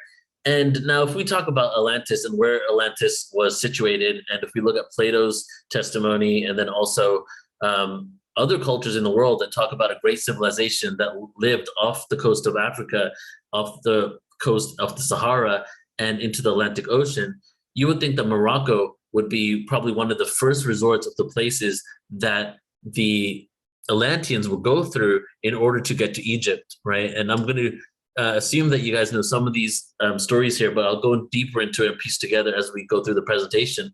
But there's been, speculation and a belief that Egypt was a colony of Atlantis. And Thoth from Egypt, also known as Thoth the Atlantean, was an individual that traveled around the world after the fall of Atlantis and supposedly was part of Atlantis there and had taken these the Emerald Tablets and also information on how to rebuild civilization and took it around the whole planet. So if Egypt was a colony of Atlantis, why don't we include the rest of North Africa? Is it the case that the Atlanteans, when they left Atlantis and went into different parts of the world and went through North Africa into Egypt, that they skip over Morocco, Algeria, and the whole Sahara Desert? Or is there a possibility? Is there a possibility that the Sahara Desert, also known as the least excavated place on the entire planet, could have evidence of Atlantis? So my presentation today, we're definitely going to go a little esoteric, but we're also going to go factual and evidence-based archaeology. So I want to really provide a lot of information to not just be like Atlantis might have existed, but we're going to look into some of the evidence to suggest it existed and look at the existing myths around the world that we can piece together. We're going to piece together information in here that has never before been pieced together, right? It took me years and years of getting this together, exploring certain areas, going to places where, for example, Islam had taken over and no one even knew the stories of those areas anymore, interviewing and dissecting and going deep into the ancient culture there, and in order to piece together this information. So it's going to be an extremely new approach to kind of looking at Atlantis's connection to the modern state of Morocco and the Sahara Desert. So my journey to Atlantis, like, why am I even interested in it? Ever since I woke up to our True World Histories, when I first woke up to all this information, 2001, my first question that I had was, what is the root of all religion? What is the root of all religion? That's what I wanted to know. Everything that I've ever created on Portal to Ascension started with that original question. And it was because I was raised Hindu, and as a Hindu, I was never told my religion was the only religion. I was open to every religion. I believed in Jesus, I believed in Moses. There was a lot of different faiths, and I saw all these similarities. So since I saw similarities, I was like, well, if we go back far enough, and if maybe a story like Adam and Eve is true, which, that's a whole other story. It's more like two different tribes that existed rather than two different humans, a woman and a male. If these stories are true, then can we go back far enough when there are lesser people on the planet that we all had a common faith that all faiths came from? So as I was exploring that, I found the Sumerian scriptures, but in parallel to me finding the Sumerian scriptures, I also came across the information on Atlantis, because the cycles of time and the fact that we have evolved and devolved in consciousness and we're going into a golden age was one of the first aspects of ascension that I came across. And when I came across the fact of going into golden age, I also heard information that we had already been in a golden age and Atlantis supposedly existed within it. So it was the first elements I became aware of when I became conscious. The mysticism and curiosity, what is our true history and how we've been lied to, made me dive deep into this topic. When I realized what I've been taught in school and the history in school was not even in alignment with everything I'm learning now, it made me start questioning, like, well, why have we been told this information? Who knows the truth? And can we find out, can I piece together some of this truth for myself? So my curiosity got piqued. So I went deep into researching this ancient civilizations. So around 2002, these are some of the questions that I had. Well, is my realizations and questions. Humans have been realization number one. Humans have been on Earth much longer than we've been told. We go through cycles of time and consciousness. We're able to go deeper into all these. There's a devolution and an evolution going on, right? We devolve to evolve. Could consciousness be connected to advanced ancient civilizations? Meaning, when we look at ancient civilizations and we look at the advancements of them, why do we automatically prescribe our level of advancement on what we need to perceive in the ancient past for them to be advanced? Why did they need to have a computer? Why do they need to have a computer chip? Why do we need to see certain technologies? Why are we looking for flying craft? Even though some of these civilizations probably did have that. It could advancements of the ancient civilizations be a consciousness advancement rather than a technological advancement. And when you have an advancement in consciousness, is it possible that that level of technology, conscious technology, doesn't require you to have all these external devices in order to get some sort of gratification from it, satisfaction from it? You know what I'm saying? Like, if you're at the level of higher consciousness, do we need all these bells and whistles in order to explore reality? Or do we have an inner knowing that allows us to live a simpler life but have a higher level of consciousness? And could that have happened in the ancient past? Was there a time where humanity could communicate and interact with the stars and beings from other worlds? That happened when I got into the Sumerian scriptures, because, you know, it was a verbatim take. The Old Testament is almost verbatim the Sumerian scriptures, but instead of God, it's a plural for goddesses, and it talks about beings from the stars. So why do we have an arrogance of thinking we are the most advanced we've ever been? Why is that? That was one of the first things. Wow, if we've been advanced before, it's almost like we're blindsided by the fact that we think we're so advanced now, and we see everything so linearly that we don't even give it the time of day to realize that there could have been some sort of advancement in the past. It's like not even within people's frequency. They can't even begin to fathom that. So does time evolve linearly, or could it be cyclical? The cycles of time was one of the first things I came across. Not until a few years ago did I start looking deeper and deeper into these times. When I became a certified cycles of time, I got a certification in teaching cycles of time in the Indian text in regards to the Yuga cycles over COVID. It was like I went to an online university for spiritual studies, and I started going deeper into it. But I knew about this for a long time. I just never went deep enough to really figure it all out. So I noticed in the early days that ancient scriptures from around the world would speak of times going in cycles, right? The Maya would speak about this, the Aztecs speak about this, the ancient Chinese scriptures, the Indian scriptures, the Hebrew scriptures, all talks about time being cyclical. So how does that make sense? How does that make sense if we are progressing linearly into the future? Because there's a past, present, and future. So if time is cyclical, why are we only seeing it as a progression into the future? In the Hindu scriptures, which at that point wasn't Hindu, it was Vedic awareness before it even became Hindu. In Hindu cosmology, time is divided into 4 yuga cycles. Satya Yuga, which is the golden age, Treta Yuga, Dwapara Yuga, and Kali Yuga. Kali Yuga is the current age, and that's categorized by moral and spiritual decline of corruption, right? I don't have to explain that too much. These yuga cycles are said to repeat in a cyclical manner over and over and over. People have different timelines for this, but it's generally around 25,000 years to 26,000 years. And there's around 13,000 years of ascension, and then there's 13,000 years of descension. And you can see over here, this graph at the bottom is actually a really cool graph. If you guys look back at this, it actually has multiple cycles, the astrological cycle, the Vedic cycle, and the Mayan calendar cycle, all superimposed over each other. So the Mayans have something called a long count calendar. They developed a calendar system, including the long count calendar, which tracks time in cycles. The long count calendar consists of various units such as Batun, Katun, and Tun, and is believed to represent long cycles of time and significant historical events. And then we also have the astrological one that I just mentioned, which is the precession of the equinoxes. The precession of the equinoxes refers to the slow backward movement of the Earth's axis, resulting in a shift in the position of stars over a long period of time. This astronomical phenomena has been observed and studied by many ancient civilizations, including the Egyptians, Greeks, and Hindus. it's important to really point out here that these cycles are so long. And if we were to live 100 years or less, or just a little bit more, for us to be able to observe these cycles and the procession is very, very challenging for someone who has a short period of life, because within that 100 years, it doesn't look like time is cyclic, it looks like it's linear. But when you start expanding it over thousands of years, you start seeing the precession of the equinoxes and the Earth's axis and the position of the stars over a long period of time. You start noticing that. So that goes into the question of, did these beings live longer? Did they perceive it like this? Was this information handed down to them from some sort of advanced beings?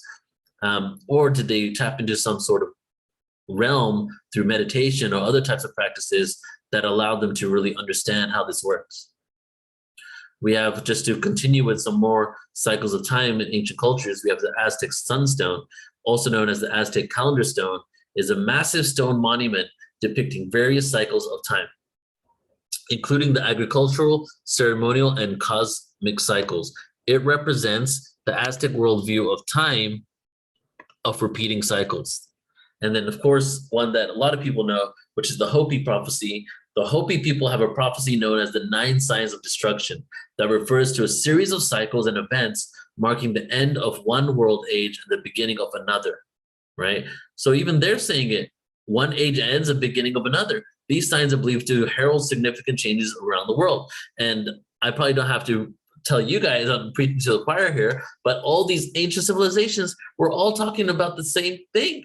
Cycles within their own metaphors, within their own culture, within their own surroundings, using those, whatever they knew as their reality in order to explain the same situation that were going on the planet. We go through cycles. These cycles have beginnings and ends. When we end one cycle, a new one begins, and there's specific themes that are associated to each of these cycles, each of these ages. There's the great year. Even Plato said it. In Plato's philosophy, the great year, also known as the Platonic year, is a cycle of approximately 25,920 years. It is believed to be the time it takes for Earth's axis to complete a full rotation, precession of the equinox. So as this was occurring to me, as I was looking at the cycles of time, the information I was getting created more questions for me. So what we're doing, the way I've done this presentation is, it's kind of like, even though it's a lot of information, it's kind of a timeline of progression from 2001, 2002 up until present moment, and all the different information that came to me. So as I was really deep into the cycles of time info, I started having more questions. Well, does the short lifespan we have on Earth limit us to only being able to perceive time as linearly, since we do not remember our past accomplishments? We do not remember our past advancements. And not to forget, the theme of amnesia. That's so funny. Not to forget the theme of amnesia. Within the Kali Yuga, is the theme of amnesia within the Kali Yuga not allowing us to remember the advancement of our past? Does our limited perspective and lower consciousness inhibit us from realizing we are going in cycles and have the ability to break free from them? And the question of them all, did the Earth reset after a great flood, wiping out so many advancements that the stories of the ancient world went from a reality to a myth? And was this Noah's flood, right? This was also around 2002, 2003, when I found out about the Epic of Gilgamesh. There's all these flood stories everywhere in the world. Was Noah's flood story the same as these other flood stories? And did we not only suffer amnesia, fall from grace, and have a shorten our lifespan, all these things stacked on top of each other, but also was there a great flood that literally traumatized us so deeply that it became a huge myth of the echoes of the past, of this great flood that existed, but maybe it was based on some reality. And at this point, I'm completely convinced it was, and there's enough evidence on the mainstream even, you know, right now what's going on in the world, like this information is becoming mainstream, that there was a great flood, a deluge. I'm not going to go over all of these. I'll just speak on a few here. But we have great floods in almost every ancient culture. Mesopotamia, the Epic of Gilgamesh, an ancient Sumerian tale recounts devastating floods sent by the gods. The hero builds an ark and survives with his family and various animals. Sound familiar? Ancient Egypt, Inscriptions found in the Edfu temple depict the story of a great flood where the god Ra sends destruction upon humanity. The flood waters eventually recede, allowing life to flourish once again. Ancient India, the Matsya Purana, part of Hindu mythology, tells the story of a flood that engulfs the world. The hero Manu is warned by a fish, which is an avatar, a reincarnation of Lord Vishnu, and builds a massive boat to preserve life. Ancient Greece, the tale of Dulation and Pyrrha, a catastrophic flood that Zeus sends to punish humanity. The couple is instructed by the Titan Prometheus to repopulate the earth by casting stones behind them, which transform into humans. Now, just a little side note there, when we hear stories like stones and clay, right, the use of stones and clay, a lot of times those, in my own opinion and many other researchers' opinions, actually happen to do with genetic manipulation or cloning of ancient civilization in ancient past. Ancient China, Chinese mythology and historical records include the legends of the Great Flood. The Emperor Yu successfully manages the flood waters through extensive engineering and water control measures, earning him the admiration and trust of his people. And the ancient indigenous Americans, numerous Native American tribes have flood stories in their oral traditions. And there was hundreds of indigenous tribes in the Americas. And many, many of them, if not almost all of them, had a flood story. These tales often feature a deity or supernatural being warning a chosen few to build a vessel or find refuge to surviving the deluge. When I was figuring this out, and it was just like, okay, wait a second. All these ancient civilizations, there's monotheistic religions, there's pagan religions, there's this indigenous wisdom. We've been told that they've all evolved differently and separately from each other. Monotheism has always been based on this monotheistic deity, and the polytheistic religions are completely separate from each other. But how come all these stories are so similar? And not just so similar, some of them have the exact same circumstance in there, even the ark, even the animals, the location of these floods. Is there some sort of commonality that we can find by looking into these flood stories? I'm not going to read these ones because there's just so many here, but we have the ancient Persia, Zoroastrian texts talk about the flood, the mention of the myth of Yima and the flood. We have ancient Israel in the Hebrew Bible. Of course, this one, everybody probably knows of the story of Noah's Ark and the Great Flood. Ancient Mayans, the Popol Vuh, the Mayan creation myth includes a flood event. The gods create multiple failed human beings. The gods create multiple failed human beings until finally fashioning humans out of maize dough. Another cloning or genetic manipulation story. However, these humans angered the gods, leading to a destructive flood. Reset. Ancient Babylon. The epic in ancient Babylon describes a flood sent by the gods to exterminate humankind. And ancient Australia, the Aboriginal story. Flood stories are found in the Aboriginal Dreamtime stories and traditions where ancestral beings shape the land and environment. These narratives are often highlighted the transformative power of water and its impact on the creation of the landscape.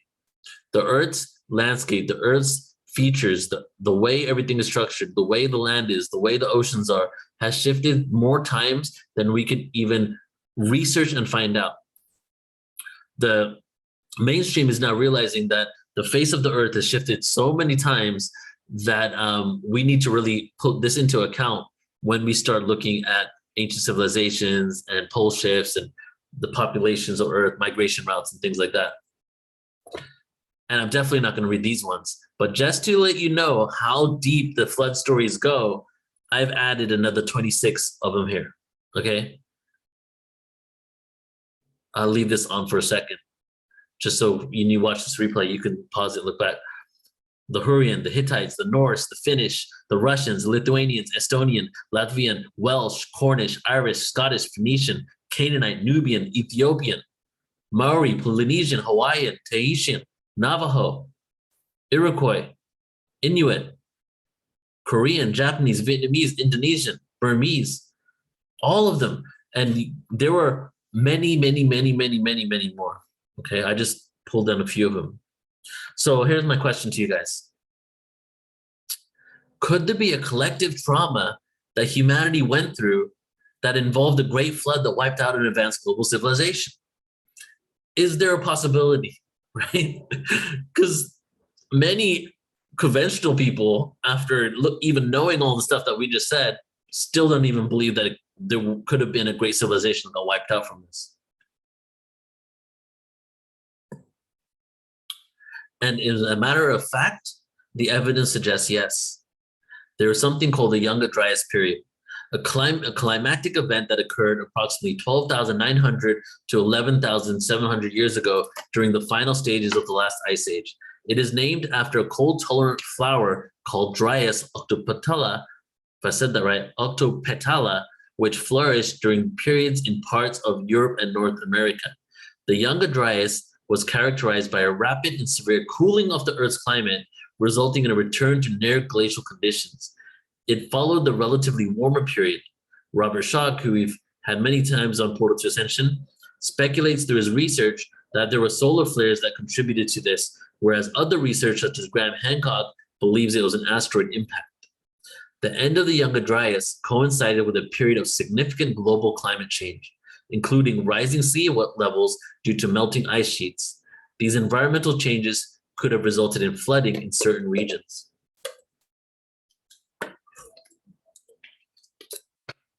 And did you guys know that actually, scientifically speaking, we're still in a mini ice age? So just around less than 12,000 years ago, 11,900 years ago, the major ice age ended, right? That was when we had the Great Flood. That was when supposedly the fall of Atlantis occurred. That was when there was a global warming. Maybe there's an asteroid, maybe there's a solar flare, maybe it was both. And after that occurred, we still remained in an ice age, but now we're in a mini ice age. So the warming of the planet isn't just connected to, you know, what we've been told the warming is, but is definitely also part of the fact that the mini ice age is also on its way out. When we talk about Atlantis, we have to talk about Plato, because he's like, other cultures never even called it Atlantis. He's the one who got the information from who he said was originally from Egypt about the civilization of Atlantis, right? So much of what we know, the circular structure of the city, the main city, the location of Atlantis, and the type of people were there, and their technology comes from Plato. According to the accounts given by Plato, who first mentioned Atlantis in his dialogues, Atlantis was said to have existed 9,000 years before his own time, around 11,900 years ago. Plato described Atlantis as an advanced civilization that existed beyond the Pillars of Hercules, commonly associated with the Strait of Gibraltar. He mentioned that Atlantis was a dominant maritime empire until it faced a catastrophic event and sank. And just to show you guys, I put in a map here, a map of the ancient world, if you will, and then a map from Google Maps. You can see here, let's look at the first one, the ancient world. This is the area in which Plato was speaking about. Here, the Pillar of Hercules, and right beyond it, which is right off the coast of Morocco, is supposedly where Atlantis was. Now, I'm leaning towards the fact that Atlantis was a global civilization, but the main city, the main capital, or the main island was right off that area right there. And maybe Atlantis, as we know and we're told about, you know, maybe it wasn't even the name, okay? And if it wasn't even the name, maybe that one specific area was talking about the main hub, main capital of it, but it was actually a worldwide pyramid culture. And Tricia McCann tomorrow is going to go into probably worldwide pyramid culture. She has a lot of good info on that. And then if you look at the Google map image, you can see here the gates of Gibraltar and Tangier, which is the other side of Gibraltar. And right there, right at the tippy tip of the Gibraltar is where I was, and where we're going to go to in just a moment here. So Atlantis, according to Plato, this is what he thought of Atlantis, right? Or what he believed from his own insights and information he was given. Powerful and prosperous, Atlantis was depicted as a wealthy and mighty empire with a highly developed and sophisticated society. Advanced architecture. The city of Atlantis was said to have been constructed with grand architectural designs featuring impressive structures and buildings. Engineering marvels. Atlantis supposedly possessed advanced engineering techniques, including the creation of intricate water channels, irrigation systems, and harbors. Advanced tech. The Atlanteans were believed to have harnessed advanced technologies and possessed knowledge in various fields, including navigation, metallurgy, and agriculture. Wealth and resources. They were said to have abundant resources, including precious metals like gold, silver, and mythical metal described as being second in value only to gold. Naval power. They were masters of the sea. Intellectual pursuits. Plato also attributed philosophical and intellectual pursuits to them, suggesting that they possessed knowledge of various disciplines and sciences. Just and virtuous society. For a long time, before the fall, Atlantean society was described as being initially, in caps bold, virtuous, with a well-organized political system and adherence to moral principles. The ancient Egyptians, right? So when I was doing research on this, I was looking like, you know, when you look for something and you believe in something, I don't know if this happens to you guys, but you believe in something so much, so I'm just like diving deep into the internet to find something that validates my belief. So I was like, there's got to be information from Egypt for Atlantis, and nonstop, just like I was just finding no information about Atlantis. Never talked about Atlantis. Never talked about a great civilization in the ocean. Never did. So then I just started looking at some of the creation stories, and this is what I found. The ancient Egyptians believed that the world began with the emergence of land from a watery chaos, and their civilization was established as a result of divine order and the efforts of gods and goddesses. Mainstream scholars believe that this does not relate to Atlantis, but I feel that in itself, the fact that they said that their civilization emerged from a watery chaos kind of goes into the whole flood story, and they were very close to where the flood, you know, part of the flood and part of the area on Earth actually would have been affected from the sinking of Atlantis. So now, I don't know if you guys have asked this question, but maybe you're asking, what does this have to do with Morocco? Okay, so I'm just going to check your messages here and see what you're saying. I like to take a pause and just read everything, see, get some insight here. Genesis is story of Atlantis. Okay, I want to visit Morocco. We actually have a few spaces in Egypt. Wednesday, we have like 2 more spaces that opened up.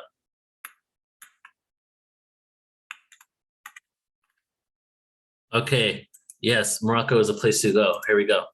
Let me just check the timing because, Joan, what time do I go till? Do you mind just telling me really quick? Yeah, you could go till, I guess it's 7:30 our time. All right, that was the time I'm scheduled till, right? Yes. So I'll go 10 minutes over because to have the full 70. And then Okay. we'll catch up. Okay, all right. Yeah. So Okay. what does all this have to do with Morocco, everybody? All right, well, you thought that next slide would be Morocco, but not quite. The Sahara Desert, circa 12,900 BCE. Transition period from the last ice age. Global climate undergoing significant changes during that time, 12,900 BCE. Climate and landscape. There was increased precipitation in the Sahara region at this point. There was a presence of lakes, rivers, and abundant vegetation. Okay, this isn't a maybe. This isn't speculation. This is fact, right?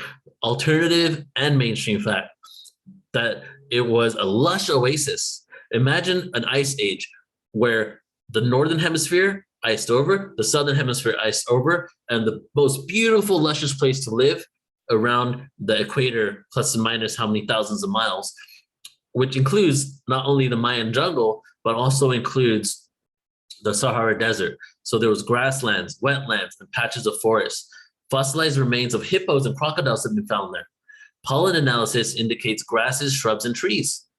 The Sahara region was more habitable and fertile, suitable conditions for diverse plant and animal life, a mosaic of ecosystems within the region. After the Younger Dryas period, which ended around 11,700 years ago, the Sahara region gradually transitioned from its more humid and grassy environment to the arid desert we know today. Okay, so I'm really known for my tangents, guys. So I'm gonna do a little tangent really quick and just say this, that the evidence suggests that the Amazon rainforest was man-made, okay? And it was way smaller at that point, but it seemed like it was made by ancient cultures in that area, right? And not until the Sahara Desert became the Sahara Desert did the Amazon rainforest start becoming so huge? Because just take a look. This is like, you can look it up online. If the spores and the sand and the like dirt from the Sahara Desert literally floats continuously across the Atlantic Ocean to the Amazon and lands in the Amazon continuously, giving it all the nutrients it needs to continue to flourish. So it was like, it was built by some sort of ancient civilization. It was smaller. And then when we went from green, lush oasis in the Amazon to sand, all of a sudden the spores from the sand started flying over to South America and helped the Amazon forest become what it has become today. So back to this now. Impact on vegetation. So when this was happening, the gradual shift, there was a reduction of grasslands, wetlands, and forests. Expansion of arid conditions and drought-tolerant plants started coming about. Influence on human populations. A nomadic lifestyle of the populations in the area to the changing conditions. They didn't have the abundance that they had before, so they lived more of a nomadic style of life. There was migration to river regions with more favorable environments, including Egypt. Egypt was one of the last places to become part of the desert. Modern Sahara Desert. Now we know it's a vast, arid landscape with limited vegetation, extreme temperatures, and scarce water supply. So, okay, here we go again. Well, what does this have to do with Morocco? So now let's talk about my journeys to Morocco. My ex-wife, Sol, and myself went to Morocco for a honeymoon. We were traveling across Europe. She's way into Moroccan stuff. And as a kid, like just was into all that kind of style of things. And I never even thought twice about Morocco. And so before we had our big Indian wedding, like Indian style Punjabi wedding in England, we went on a honeymoon around Europe, and I decided, let me take her to Morocco because like it's somewhere she's always wanted to be. So when we go there for a honeymoon, we're traveling across Europe as well to make our way to England. She had always been into Moroccan culture, and it was somewhere she'd wanted to visit, so I made it happen. I was excited because I had heard all the stories of Atlantis, and from my own research, I felt that Egypt was a colony of Atlantis, and that the entirety of North Africa could have once been an extension of Kemet, aka Egypt, or even extension of Atlantis after or during its existence. We hear about the Greek Empire, we hear about the Persian Empire, the British Empire, the Roman Empire. We hear about all these empires. Why don't we hear anything about the Egyptian Empire? If Egypt was such a great civilization and lived for so long and was so powerful, and even the Greeks and the Romans want to take it over, why is there no information about Egypt being an empire? Well, my personal opinion is, just to make it very simple, is that the higher level of consciousness that came into that culture made it that they weren't trying to go out and conquer, but also it was actually much larger than it is right now. It was the whole of North Africa. And that's why so many different structures are starting to be found in the Sahara Desert. So I wanted to see if we could find evidence of the existence of Atlantis within the culture, archaeological sites, and the stories of ancient Morocco. Additionally, the gates of Gibraltar are there, right? The Pillars of Hercules are right there. So Plato mentioned this. So there had to be some sort of evidence of Atlantis, right? So when we went there, I went with my Atlantis cap on, and I was like, all right, let's see if we can figure this out.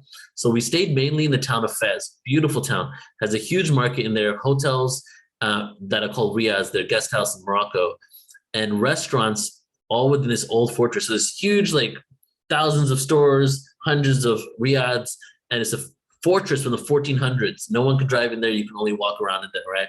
That's where we're staying. And we became very good friends with the manager of the riad. And we asked questions to the local people. So we'd like hang out with him, we'd be on the roof, and we'd go around, and I would be asking people as I would see them, especially the Berber people, the original people of the area, right? So I said to them, the manager, also our friend, was also a Berber, so he'd introduce us to some of his friends and family. So I asked people there, multiple people, what existed before Islam? What did you worship then? The answers I got for one person was that they worshiped rocks and they had no religion, right? And at that point, I was like, what? Rocks? And then I started realizing that that was actually an organized religion tactic to make people who worship nature feel like they were crazy and had no religion. When people say they worship rocks, it actually means that they had reverence for nature and the natural environment. The first trip, we literally discovered nothing, but we also did not have enough time to do some true exploring. So we went back a second time. The second trip. So our friend at the Riyadh, he now owned his own touring company and around Morocco. So he offered Sol and I an all expense trip around the whole of Morocco, like 12 days, hotels free, food free, everything. And we jumped onto it. So from north to south to east to west. And this was a great opportunity to do some exploring with the sole intent to see if we could find connections to Atlantis. So this time I wasn't just trying to like go and just explore and just be. I was like, all right, we're gonna go see all this stuff. Let's go with the intention to find connections here. So let's go into some exploration of those connections. Well, the Berber people, we got to mention the Berber people because they're the natives, quote unquote, of that area. The Berbers are the indigenous people of North Africa, a territory that extends from present-day Morocco in the west of Africa to Libya in the east. The Berbers are also settled throughout the Saharan and sub-Saharan area in Mali, Sudan, and Mauritania. The Maghreb region in Northwest Africa is believed to have been inhabited by Berbers from at least 10,000 BC. Cave paintings, which have been dated to 12 millennia before present, have been found. So that is so far ago, and that's only 1,000 years or so after the fall of Atlantis, and right in the heyday of Egypt and the Sphinx and the advancements over there. Maybe there would be a connection to the Berber people. So a lot of the information here, I'm just really excited because a lot of the information here I've never seen pieced together before, and no one's ever looked at the Berber and if they have a connection to Atlantis, and there is no research on the Berbers and the connection to the ancient Greeks. And it's because of religion, Islam, and then the Western religion, the Greek Orthodox Church. No one wants to even give it the time of day to see the similarities because people are so focused on what divides them. Berber mythology greatly influenced the lives of Moroccans and the neighboring Amazigh community in North Africa. They revered and celebrated their own set of heroes and deities. Morocco shared certain mythologies with the Romans and the Greeks. The Amazigh communities residing in this ancient land embraced these myths, holding their heroes in high regard and offering devotion to their gods for countless generations. Many of these legendary heroes were giants, titans, were believed to have a dwelling in North Africa at one point, leaving their mark on various cities in the region, including Tangier in Morocco and Libya. One of these deities had the name Atlas to the Greeks. Tangier is where the gates of Gibraltar is. So when I started finding this out, and I heard about giants dwelling in North Africa right before they were 10,000 BC plus, and they have a counterpart to Atlas, who was the king of Atlantis. So that really started making me get even more and more curious. Here's another slide that I'm not going to go over, but I'm just going to leave it for you. Just here's some deities. I'm going to mention a few of them to show you these deities are so much in common with other places in the world. We got Anzar, which is the god of rain, which is Anshar in the Israeli text before it became Yahweh, which is a deity from the Pleiades.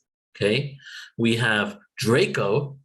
Okay, we have, let's find some other ones you guys might know. We have Isis. The Berbers had the goddess Isis as well. We have Osiris. They also had Osiris. They had Poseidon. They had Sekhmet. So it was a combination of so many different deities and gods, and they were definitely connected to other cultures around the area, including Atlantis, what I feel was Atlantis. But what has happened is the Berber communities now have completely been Islamified, that it's very difficult to even find this information. You need to do some deep research online just to be able to piece it together. There's not even one place with just a full list of all this. And you go and talk to Berber people, and Berber people, even though they're Islamic light, for lack of a better term, because they still have the passion in them. Their songs are about love, whereas the Arabic songs in Morocco are all about religion, all about Islam. The Berber music in Morocco still has passion and love in it, things that are actually considered taboo in Islam. So they kept their personality, they kept their passion, they kept their I don't even know what else, they kept some sort of their culture that wasn't washed down by Islam. However, their faith now has become so Islamic that they don't give reverence to the ancient deities, and it's not a part of the culture anymore. So they have their own flood story, the Berbers. And in their oral traditions, it recounts a great deluge that covered the land, leading to widespread destruction and the need for survival. The details of the story often include a divine or supernatural intervention, such as the displeasure of a deity or the actions of a hero or spiritual figure who helps the people navigate or escape the floodwaters, right? Same story all over again. A hero, Thoth, Noah, Gilgamesh, say Manu, someone that helps them escape the floodwaters. And just for fun here, I threw in the show Hercules. I was a huge fan of this show as a child.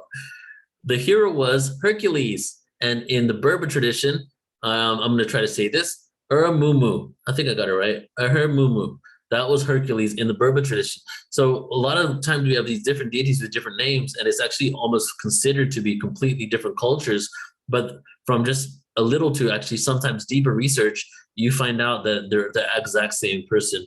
So now we're going to go into a deeper dive onto this figure of Ur-Mumu, aka Hercules.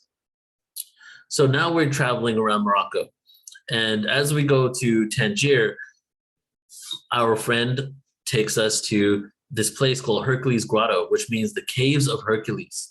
And immediately my interest is piqued because you go there, 95% to 99% of everybody there are Islamic tourists, local Moroccans, people from North Africa going there to see it. Don't care who Hercules is, probably don't even really know too much about the history and how Hercules is connected to it, and goes to this beautiful site just because it's really great, amazing, beautiful area. And all of a sudden we're in this Hercules grotto and I'm thinking, wow, Greeks, Atlantis, Plato, demigods, even connection to the Anunnaki. There's two tiers of gods in Nibiru, the Anunnaki and the Igigi. The Igigi were the demigods. Hercules was an Igigi, a demigod. So there's all these different connections starting to happen in my mind. And just want to take a moment here and just show you some of the views from this caves of Hercules. These caves are believed to have been formed naturally over thousands of years and associated with a legendary story involving the mythical hero Hercules. So this is looking out exactly to where Plato said Atlantis was. According to local legends and mythology, it is said that Hercules, as a part of his 12 labors, traveled to this region. He rested in the area and took a liking to the caves, which were then opened to the sea. The story goes, Hercules separated the land masses of Europe and Africa by pushing his way through the mountains, creating the Straits of Gibraltar. Okay, so many other dots have been connected right now. Pushing the land masses of Europe and Africa. See that similar kind of story when we talk about flood myths, and we'll get into the mountain range over there and how that's connected to Atlantis in a second, and you'll see even more dots being connected. But Europe and Africa, it's almost like there was a flood that split that together, and Hercules, this giant that also represents a connection to this ancient culture, pushed his way through the mountains, creating the Strait of Gibraltar, like a flood pushing through the Straits of Gibraltar. And then, of course, Gibraltar being something that Plato was referring to when he was speaking about Hercules. So inside the caves, there are two main chambers. The larger one known as the Grotto of Hercules, and that features a natural opening that resembles the shape of the map of Africa when viewed from a certain angle.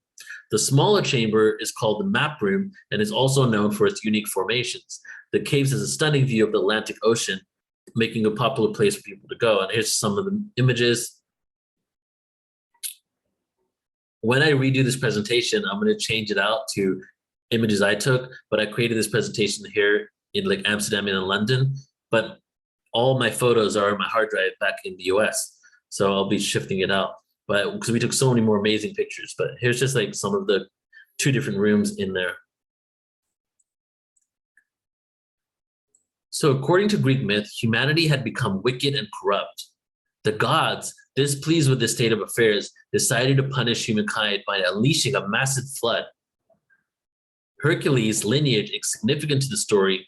The son, Deucalion, the son of the Titan Prometheus, and the mortal Clymene was the husband of Pyrrha and the father of Helen. Deucalion was the half-brother of Hercules, as they shared the same father. As the floodwaters began to rise, Deucalion and Pyrrha were warned by Prometheus about the impending disaster. He instructed them to build an ark or a large chest in which they could seek refuge. They followed his advice, and as the floodwaters covered the land, they drifted in the ark for 9 days and nights until it came to rest on Mount Parnassus. After the flood receded and the couple disembarked from the ark, they realized they were the only survivors on Earth. Seeking guidance, they consulted an oracle how they could repopulate the world.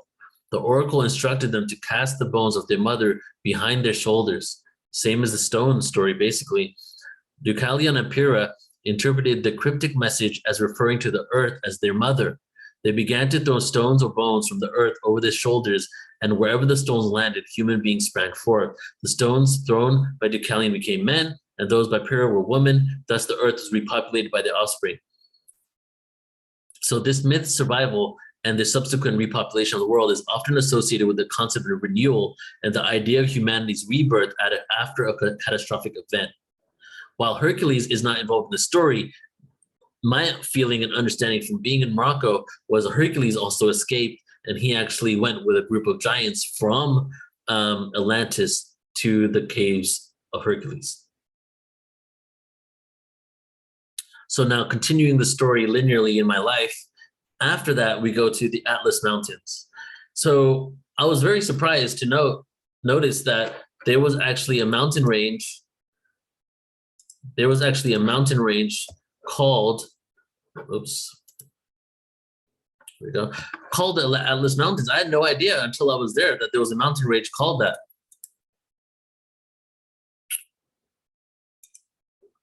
Okay, give me a second here, just checking my camera. Okay. I'm using a new camera and I didn't charge the battery, so the video might go out in a second, but my presentation will continue. So the Atlas Mountains. And I'd heard about Atlas and its connection to Atlantis. So when I went to and saw that there was an Atlas mountain range, that also was like, wow, there's just all these dots being connected. And here you can see an outline of the Atlas Mountains, okay? So Atlas and Hercules are associated with the same event, the 12 labors of Hercules, in which Hercules performed a series of extraordinary tasks as a form of penance for his past misdeeds. So this was such a huge story when I heard this. One of Hercules' labors was to retrieve the golden apples for the garden of Hesperides. These golden apples were guarded by Hesperides' nymphs, who were the daughters of Atlas, the Titan. However, the location of the garden was not known, and Hercules needed guidance to find where it was. So to aid Hercules in his quest, the hero sought out Atlas, who was known for his immense strength and knowledge of the world. Atlas was also famous for his role in holding up the heavens on his shoulders, a punishment he received after the Titanmachy, the war between Titans and Olympian gods. So now I'm feeling that this is a story of the fall of Atlantis. And there's other people that talk about this too, even deeper. So we have Atlas.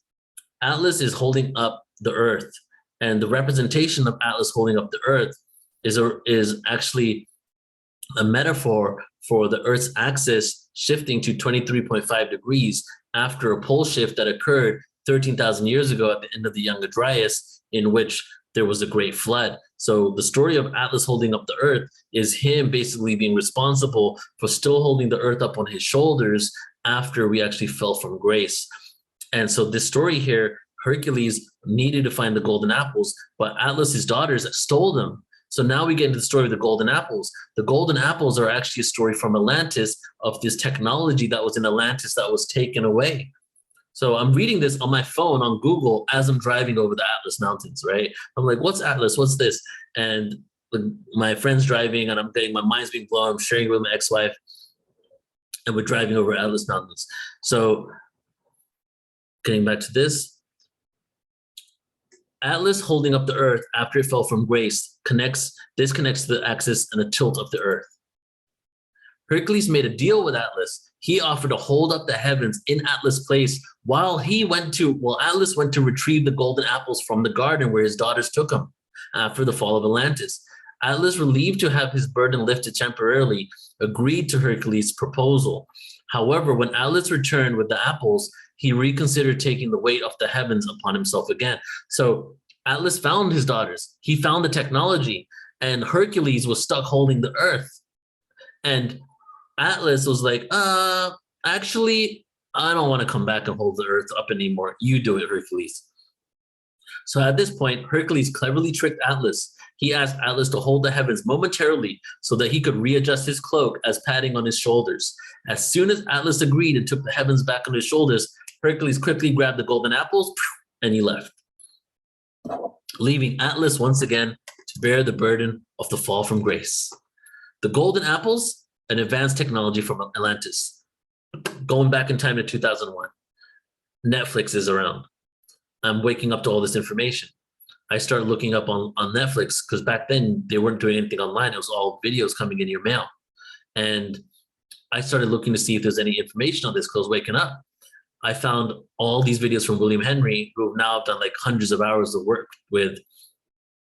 And he has a whole presentation on the golden apples and the technology from Atlantis. And it was just another piece of information that connected more dots. So now we have the golden apples out of Atlantis into Morocco, story with Hercules and Atlas going on there, the Atlas Mountains, and then information that the technology inside of the Ark of the Covenant was actually a quantum generating device that were known as the golden apples. So could this golden apple technology from Atlantis have been what has been placed in the Ark of the Covenant and was some sort of advanced technology? Atlas had 8 daughters with Pleione, the goddess nymph, Calypso, and 7 Pleiades. The daughters of Atlas were the 7 names of the Pleiadian star system. Okay, and Sarah just spoke about Atlas and Lemurian, the connection to the Pleiades, and I literally have the Pleiades right behind me on my video.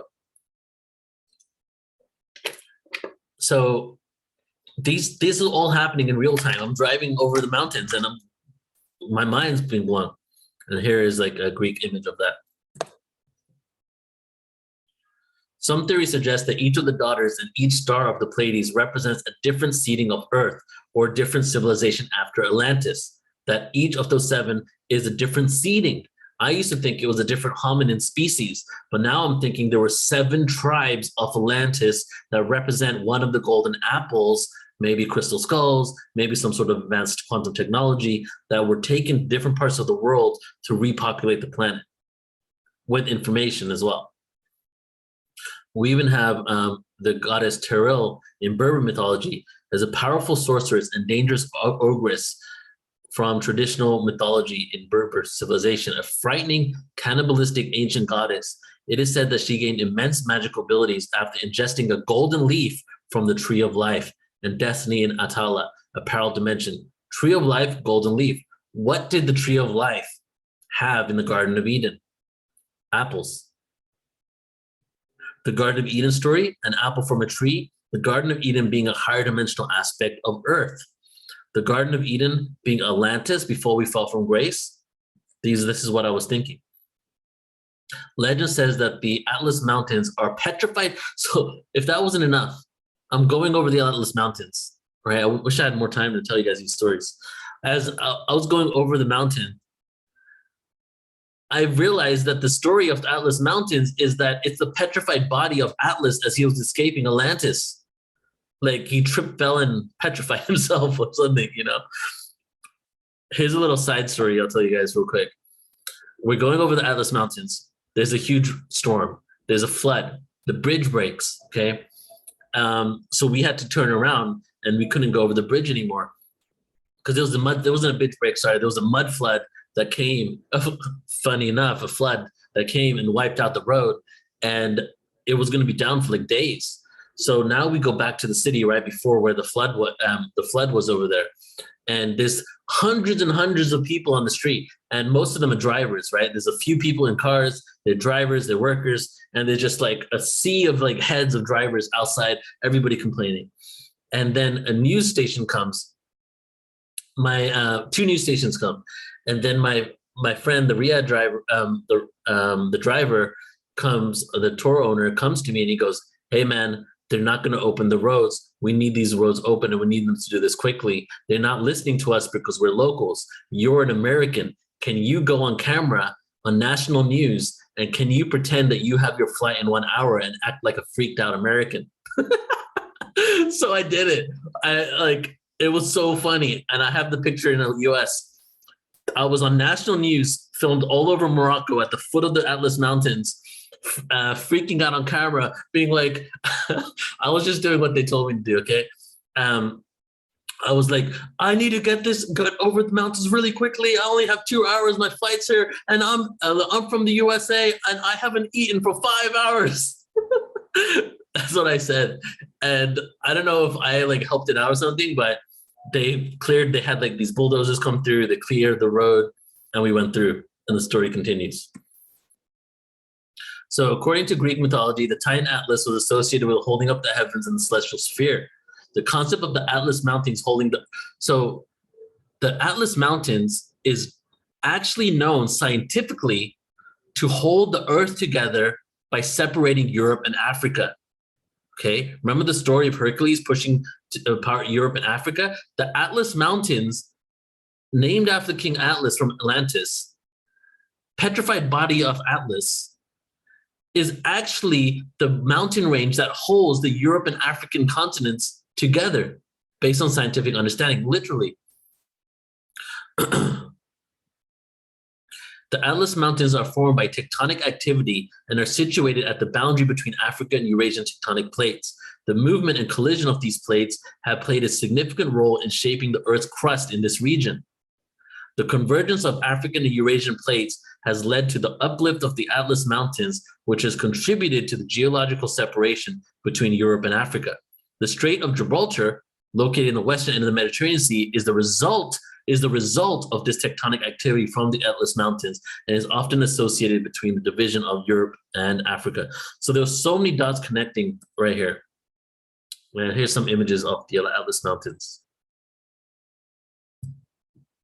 So in Greek mythology, Atlas is a Titan and a race of deities originally worshipped by ancient Greeks. But in North Africa, he is the figure behind the name of Morocco's largest mountain range. Others call him King of Mauritania, the Latin word for the ancient Maghreb, which stretched from present-day Algeria to Morocco. The myth tells us that Zeus, god of sky and thunder in Greek mythology, condemned Atlas to hold the heavens forever as a punishment, because the famous Atlas stood to perform his task at the westernmost end of the world, known to the ancient Greeks. The ocean near him was called the Atlantic Ocean in his honor. But this was not the only thing that linked the Titan god to Morocco. Other accounts suggest that the Atlas Mountains are the remains of Atlas. So my question is this the story of a great reset that happened on the planet? And if we're going through all these cycles over and over and over again, and we're only looking at the last great reset, how many resets have we had? How many resets have there been? In memory of humanity's great past, there is a collective trauma or memory or a type of greatness in our ancient past. Advanced civilizations such as Egypt appeared from nowhere, from seemingly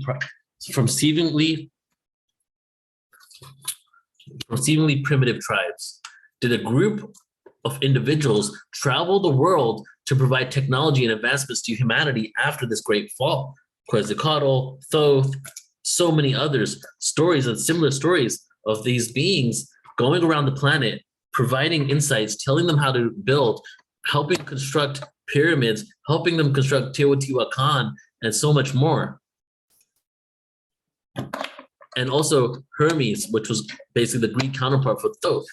And then we have Nabu in Babylonian, Saraswati in Hindu, Odin in the Norse, Quetzalcoatl, all these stories of these beings that went around the world, basically teaching them on how to rebuild civilization, how to read, write, and all that. So how many times was there a reset? How do we break free from this cycle? Is there an end of karma? And are these cycles connected to a matrix or a construct we signed up for? And is now the time to continue evolving without falling from grace? And that is the question I'll leave you guys with. Is there an end to karma?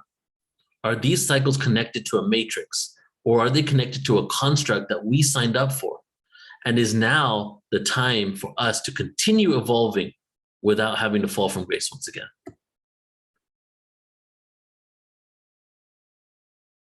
In memory to a great civilization, in reverence to our past, present, and future.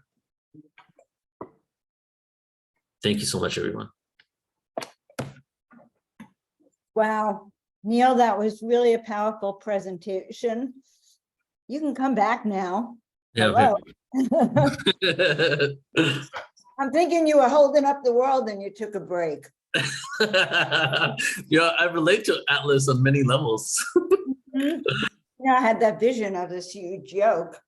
Yeah. And many of us have had past lives where we were some of these great gods, where you might have been for sure Hercules or Atlas. I know that I have, I feel like I've been Hathor, feel like I was Joan of Arc. I mean, I just, we have these archetypes in us. But it was an excellent presentation. I just love how you weave together Morocco. Yeah. And then come back to, how can we relate this to today's life? And Yeah, today. exactly. And it is true that these cycles have repeated themselves. And, the gods get mad at humanity and think nothing of like sneezing on us and creating a flood. Oh, we're done with those humans, too many on earth, and then they just send another flood. Right. So the question is, were these gods or were there other types of beings, humanoid beings that we just perceived as gods because they looked like they had so much advanced technology? Well, right, yes. And they actually were pretty righteous about making sure we obeyed them and bowed to them and fed them, because why? They would smite us. That good word in the Bible, you will be smited. But that fear of everything, they were big and powerful. Yeah. And I can see why humans would give in and worship them in that way. You lose in that society. Right. And I really feel like we spoke about this multiple times, that I feel that we're destined to break free from those cycles so that we can continue evolving and be the star beings to other planets. And Sari and Michael White talks about this, that there was a force field around Atlantis that allowed it to actually be not be susceptible to the cycles of time. Okay, so there were cycles of evolution and devolution around the rest of the planet, but there were civilizations in the ancient past that were able to not fall within that. But then something occurred on the planet, I feel, that allowed Atlantis to finally become a part of those cycles and devolve. I love it. I think you're right. And we're looking at it right now. I'm sorry, my breath is being taken away by the stunning high priestess, the goddess of light and love herself, Tamara. You look incredible. Right? Oh my God. Wow. I love that crown. Oh my God, it's so awesome. So awesome. We've got to get some. Is that a background behind you or an actual image, like an actual thing behind you? You're muted. We can't hear you, Tamara. That's actually a wall art. This is hi. Hey. Hello, we are happy to see you. Oh, I'm so happy to be here. In a minute. This is I have a studio and I have actually a green screen that pulls down from the top, and so I created this background in Photoshop. It's beautiful. Oh, you are an artist yourself, in addition to all these amazing skills you have. So very happy to see you. So guys, I met Tamara last year while we were setting up a show for Portal to Ascension. And she turned her heart on me, or her eyes on me, and sent me this most amazing email. And ever since then I went, oh my God, she didn't even know me. She sees me. And I have adored her ever since. And I want to tell you about her because she's quite incredible. You will love what she has to say. She's a 6-time near-death experiencer, almost like Daniel Brinkley, not as many, but almost. She's an angelic Syrian messenger, an ultra-dimensional channeler, evidential medium, who's known as a Southern Belle medium. When you hear her speak, you'll know why. And she's the director of the Academy of Divine Wisdom, Ascension School, and host of YouTube Seeking Heaven channel. And Neil and I have been on that several times. It's been great to be with her. She was these days, well, she's really known for being a conscious channeler that works with ultra-dimensional beings and ascended masters. She channels Christ regularly and saints all the time, a daily basis. She's one of my go-to people when I just need calmness on the planet. But this is an amazing woman spirit and definitely came from other times to wake up humanity now. So we're so happy to have you with, I mean, and you just, my breath's being taken away. Oh, I just love you so much. I love both of you. That was an amazing introduction. And I can't tell you how excited I am to be here, because I feel like what you and Neil are doing and the hard work that you put into things, I finally feel like I found my star tribe that I work just as hard on my own end, and we're coming together to help activate the planet so they can remember why we're truly here, and not to buy into this duality and dogma, which is not real. What's real is our existence from the past and who we are as eternal, spiritual beings. So this, it's interesting. When I was asked to do this Atlantean talk, I didn't really expect that I would have so much growth from it, but I have, because certain things I've kept secret, and now I get to talk about it.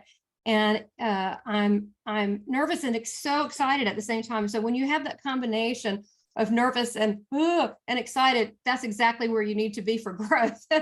And so I learned a lot doing this presentation today for you all, and it has really filled my soul. But the opportunity to be here in this platform, or Portal to Ascension, there's nothing like it. And the fact that both of you have embraced me for me, I can just go down the rabbit hole as deep as I want to go, and you're cool with it. So I love that. And you're cool. Appreciate And it. I'm glad you're doing a live presentation. You just look amazing. So, and I know you have 32 slides for us. Yes. So, Yes. I would tell everyone to give you a big hand right now. So we're really looking forward to it, love. Well, I can jump into it and then I've got it all organized, so that way we can just hit it. So if you want to, I'll go ahead and share the screen. I may put on my Atlantean glasses while I do this. So let me see if I can share the screen. All right, hold on just a minute. All right, so here's the screen. I'm going to go do something kind of cool. Okay. All right. All right. Here we go. And all right. And then look, isn't that cool? Let me pull my dress up here. Okay. Then I'm going to put me, hold on, over at the end. Isn't that a cool little feature? That's so cool. Oh my God, you Yeah, gotta teach it's me like, how to do wait, that. We gotta get know your secrets. You gotta teach us your secrets. I gotta know how to do that. I knew Amazing. y'all would love that. It's like I a little know. paper doll me at the corner. It's amazing. Okay, so let me go ahead. I think this looks good, and I can start. And I really don't need to go over everything, because Joan, you did an amazing job. Okay, hold on. Just all right. Let me see. I've got my comment here about shrink it down. What was I told my tech person? You can make yourself small. I can make myself smaller. Okay, shrink me down. Okay, hold on. Let's do that. Yeah, look, I'm even smaller. Okay, perfect. Okay, now here we go. All right, so you've done the, let me jump right into it. Since you know about this, since Joan, you did a terrific job, and that's my branding and my logo. Actually, my background, I've done many things, was in advertising and marketing. I own an ad agency 27 years. So I use it for my things today, like today. So, and yes, I'm an artist like you, Joan. So, but in a different way. So let's go into the topic. The topic today, and I put a lot of my heart and soul into this, is activating your Atlantean powers. So I can only speak from my perspective. I love what Neil talked about, you know, the Atlas and you know, the Plato and so forth. But I'm going to talk about my memories as I know it. That, you know, there will be other speakers here. They may have different memories. There may be differences.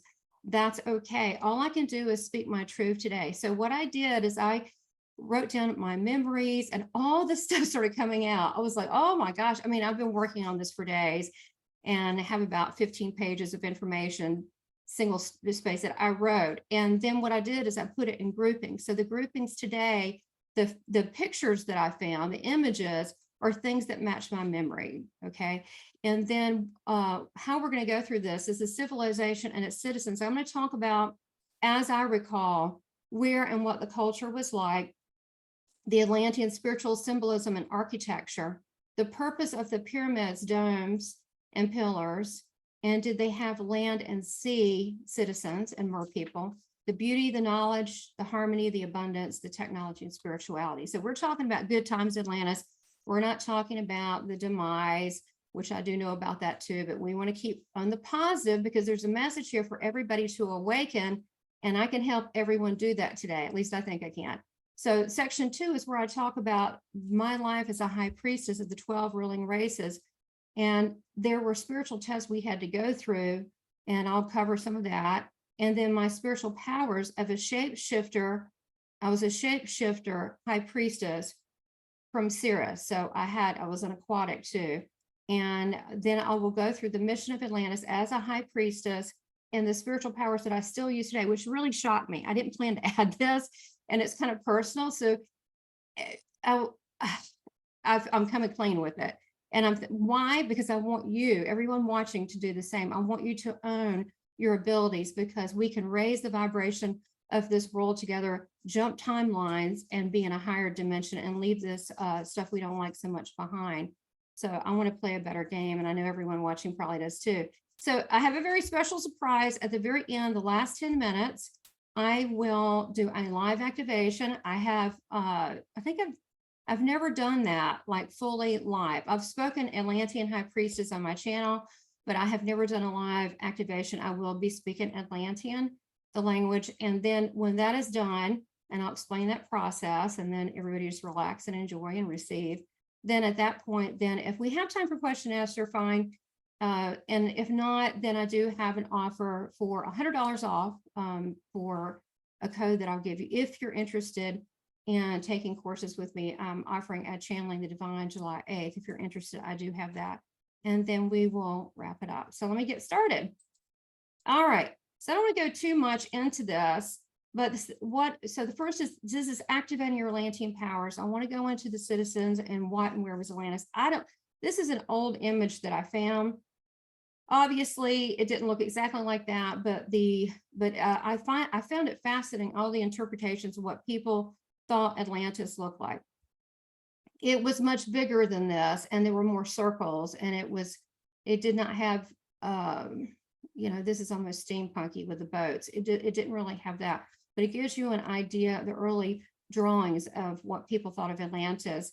Now, how I perceive it, that Atlantis, that my perceptions of that it started in the Mediterranean Sea by the Canary Islands, and then it moved to the canals and on the riverbanks, and then it just kind of kept going like a snake. You know, I kept getting a lot of snake reference, but it kept moving through. And as you know, as we well, we'll say humans, beings. We could use the word beings, but when I say human or people, sometimes that's a loose term. Is that we like growth. So what was the Atlantean civilization like? It was designed in concentric circular patterns, blending of land and sea. Now where it drops off here, it did not drop off. There was no waterfall. That was some artist rendition. It was a structure. There was some Greek influence with it, not this big here. There were pyramids, 3 pyramids, and this thing in the front. No, there were bigger than life statues, but I think that it shows the beautiful, how it was, this image here with the mountains surrounding it. because we don't really think of that, but in the background there were. So the architecture was created for its beauty to enhance spiritual growth, harmonic with all beings. And that would be animals, nature, and the elements. And the elements that would be water, air, land, which can include stone or crystals. Society predominantly ruled by female energies, which is very different than we have now. And I think it's really about balance, right? And whether you're male or female, it's about balance. So respect for all life is pretty much to the law of one, an early rendition of that. So Atlantis, was it just on land or both? It was both. It was on they created a structure within the water, which we'll dive deeper. This goes deeper, but the circular, this is a pretty good, I mean, it looks like a military base, but in some ways it was. I mean, that's not the purpose of it, but it did have protection because you couldn't get through the inner rings without, if you were an invader, right? Because the way it's channeled. So it just had a built-in protection, but that's not why they built it that way, which I'll go into later. But they did have the Atlantis above and below in the sea. So the life was below as well. All right, so I want to get into the citizens and the people that were there. So the Syrians and the Octurians were the seers and the teachers. Now, the Syrians were very hands-on in the technology there, which my last incarnation offered this planet, and I've been many things, Arcturian and so forth, but with Syrian, I work with this in Syrian Angelic Light Council, and I literally see ships like all the time. So the Syrians were very hands-on. Those races worked to help establish Atlantis. Later, I mean, the Confederation of Planets, they knew about all this. Atlantis was a grand experiment, and they were trying to see if we could raise the consciousness within this form of a body on this planet. So the Palladians came later, and they came in and assisted. They were more hands-on later on with the Great War to help those Atlanteans that migrated to Egypt. The DNA of the Atlantean race did contain all the star races, but this was kind of like a pet project of the Syrian and Arcturians, where the Syrians took the lead in a lot of the technology. The Arcturians, they assisted more with the schooling and the mystery teachings, although they both worked together. The Atlantean women, they were about 9 to 12 feet tall, and the men were 12 to 15 feet tall. So they were larger. And matter of fact, I don't want to dive too deep into it, but I did some research about the Nephilim and the giants. There are biblical things in Genesis that match. They talk about the structure of, which if we have time, we'll go into it, which explains it. Sounds like Atlantis. So I thought that was interesting. And now you can look at the woman here. At that time, I had light blue skin. And you can see the woman here. She is an aquatic Syrian. And then you can see there's there's a Syrian male. And you can see the Syrian females. They also had, a lot of people were blue or light blue. But they also had like a native look, like an olive tan as well, where you can see this fella who looks native, some type of Indian here, but he still looks Syrian. So his facial features, I still feel like I look Syrian. I can spot other Syrians like Washela. I know them when I see them. All right, so this section, did actual mermaids and mermen exist in Atlantis? Well, we think about the Little Mermaid and the Disney thing, but caricatures, but in reality, yes, Aqua Aryans did exist, and they lived, they liked where they lived. So they would come up and visit and look. They didn't necessarily live on land. However, there were some that could stay longer, 2 or 3 days on the land, and they would assist, and it was interactive. It was a community of one of the land and the sea. Their diet was mainly plankton and fish, which my husband knows I'm obsessed with eating fish. He's like, fish again tonight? I'm like, sorry, fish and vegetables. And they were slightly longer. I don't want to say taller, because they were longer due to their tail and their fins, but the fins came off of the arms, and it came off of where the ears would be. And so it was also on the sides as well. And then there was a fin. So, but there were variations of that, just like fish in the water, there are variations. So they were known, the Aquarians were known for their speed and their power and speed. Okay, they were very fast. and they had a song vibration because they couldn't in the water really talk as we know it. So they had hand signals and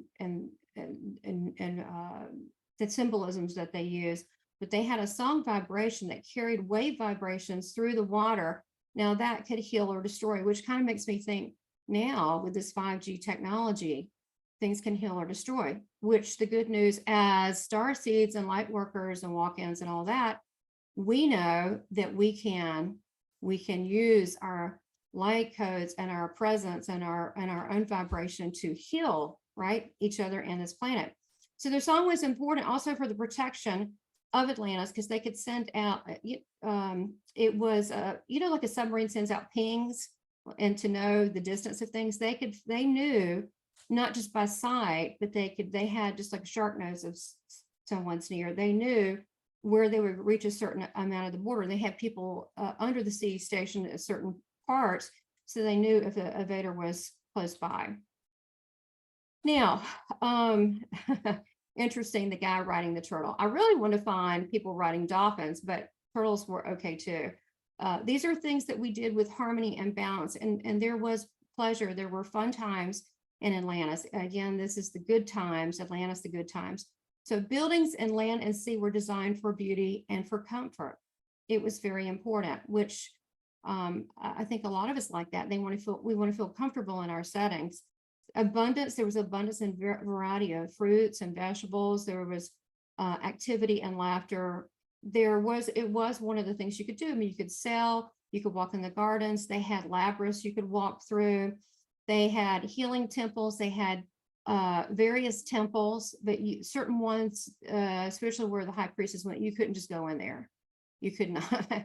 It was like, no, that was off limits. They had an amphitheater where they had music, and you would call performances, but they were all spiritual based kind of, performances, if you want to call it acting performances.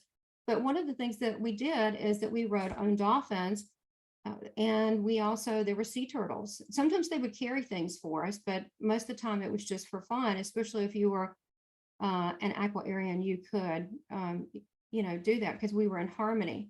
So animals blended with us. There was no predatory situation. Now, the architecture, here's some things that I depicted. Now, the one to the right is more of a Plato kind of thing. They're wearing Grecian clothes. We didn't really wear Grecian clothes. It was much. We did have tunics. There was white tunics. There were tunics. People love gold. And I want to talk about gold right now. I don't know if you can see, but I'm wearing a lot of gold, right? They have gold. I even take now gold ormus. Okay, I take it, I digest gold. It raises your frequency in your pineal gland. So that's something I'm gonna offer in my school is ormus gold, but I love it.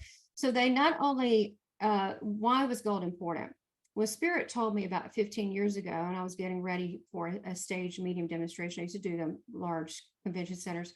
Now I'm doing more starseed things these days, but I asked, they said, I had asked earlier about silver, like costume wear, and gold, and they responded. They said silver is a neutral and gold is a conduit to it actually has energy in it. There's a conduit. It helps you connect, enhances connection. I was like, okay, so that means we're the connection. So they had a lot of gold. If you can look, they had lavish designs with gold statues. They had a lot of gold. The gold was an amplifier. It wasn't just that they were, wanted to be, they liked gold and they thought it was real pretty. No, it was an enhancer. And they also digested it. They would do something with flower essential oils, or it was flower essence. And then they would do water and gold minerals and drink it. I still do that today. Again, I want you all to see that we're not really like, oh, that was so long ago, Atlantis, and here we are now. We're here because we were all from Atlantis. And I'm just trying to expose who I am. So you all, hopefully I can be a trigger. So as you look here, you see that they're petting deers in this right side and the tiger. I had a tiger as a pet, and I was telling Joan that I remember us walking through the temples and my tiger being by my side, and I just understood it. And I would blend with the tiger because I could shapeshift. So I would pet it and I would start turning into that, not like with the whole feet, just the face. I'd start looking feline. And we had that I shared that I would, whatever I felt affinity for, I would start sharing the DNA.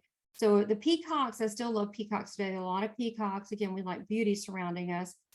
And I'm going to keep moving because there's a lot to cover. So what was the symbolic meaning of the circular designs in the architecture? I know this is very sci-fi image, but I like it because it's very hard to show all of Atlantis because there's so much to it. So, and it was big. And the Atlantis, the center point is what I'm talking about, because that's where my temples were and where I was. The outer and inner circular sanctums, because they were, the whole thing was a spiritual sanctuary and activation center. It was like that, Atlantis was the technology. So the outer inner circular sanctums protected the boundaries from invaders. Not that they had a lot, but they wanted to keep it sacred, right? The circular rings were designed as a combined large energy source. And we're going to go more into that. What does that mean? What is this? If you look at it, it is a geometric structure. Okay. So let me take a glass of water. And the next is the circles and half circles. I'm going to go into what they mean. All right. So in the structure and the design of Atlantis, there's a repetition of circles, half circles, and then pillars we'll get to in a minute. So the circles, they, from a top view looking down, they're basically a dome, right? And to the Atlanteans, it meant to us life cycle. It was like a completeness. So it was like a beginning of life and a rebirth. So it was life cycle completion. It also meant the womb and wholeness. Then at the repeated motif of circles, if you have multiple circles, and imagine a circle and circle, circle, what is that? That is a spiral. That is a vortex. They were also obsessed with spirals. I'll get to that. And why this is important, because this was the technology that the high priestess, what I used to be able to open portals, which it's apparently I'm still doing. So they would create a vortex that was used for energy blast. They can also use it for an energy blast. They can also open a portal, and they use that to create they also use these circles for energy boundaries and to transmit if they wanted, or to hold sound and wave frequencies. The half domes meant, and you can see here like this dome below. So you can see at the top here, this image of the circle, you've got like, boom, what's that? And even in like my Seeking Heaven channel, you see something coming out of the pyramid. Oh, I've been making stuff come out of pyramids for a long time, but it's, and I'll get to that why, but you can see this light source, it's opening a portal. And you can see the dome, what is it doing? Opening a portal. So a dome, look at this dome, is actually built on, see the angelics next to it, to a temple. So the half circles, which are domes, viewed as dimensional windows to explore other worlds. They had symbolism to a concentrated space for cosmic observation. And let's see, it created a sacred environment for meditation and ceremonies of the people. And the geodesic dome, if you look at it, or if you look at the dome construction and you turn it flat, it basically is a seed of life. All right. So what does the spire symbolism mean to Atlanteans? So let me move my crown. All right. So spiritual awakening. You can see the Kundalini awakening, and they've got the snake, and then we've got the spiritual awakening, activation of one's light bodies. Okay, so I'm really speaking your 12 light bodies above on your crown chakra. Self as the portal for traveling. And I don't mean your actually physical travel. I mean, you know, astral. Ascension into other realms. So I've got here images so you can see the snake like Kundalini awakening. There are various ways that the Kundalini can be awoken, right? Which is your spiritual higher self to go bam, right? So when that happens, people, well, there's sometimes people go into spiritual emergencies, but it also, you have ability. So sometimes it's a surprise to some people. Others have been working on it and expect that. I won't go too much into Kundalini, but that is one form of spiritual awakening. Meditation gets you there.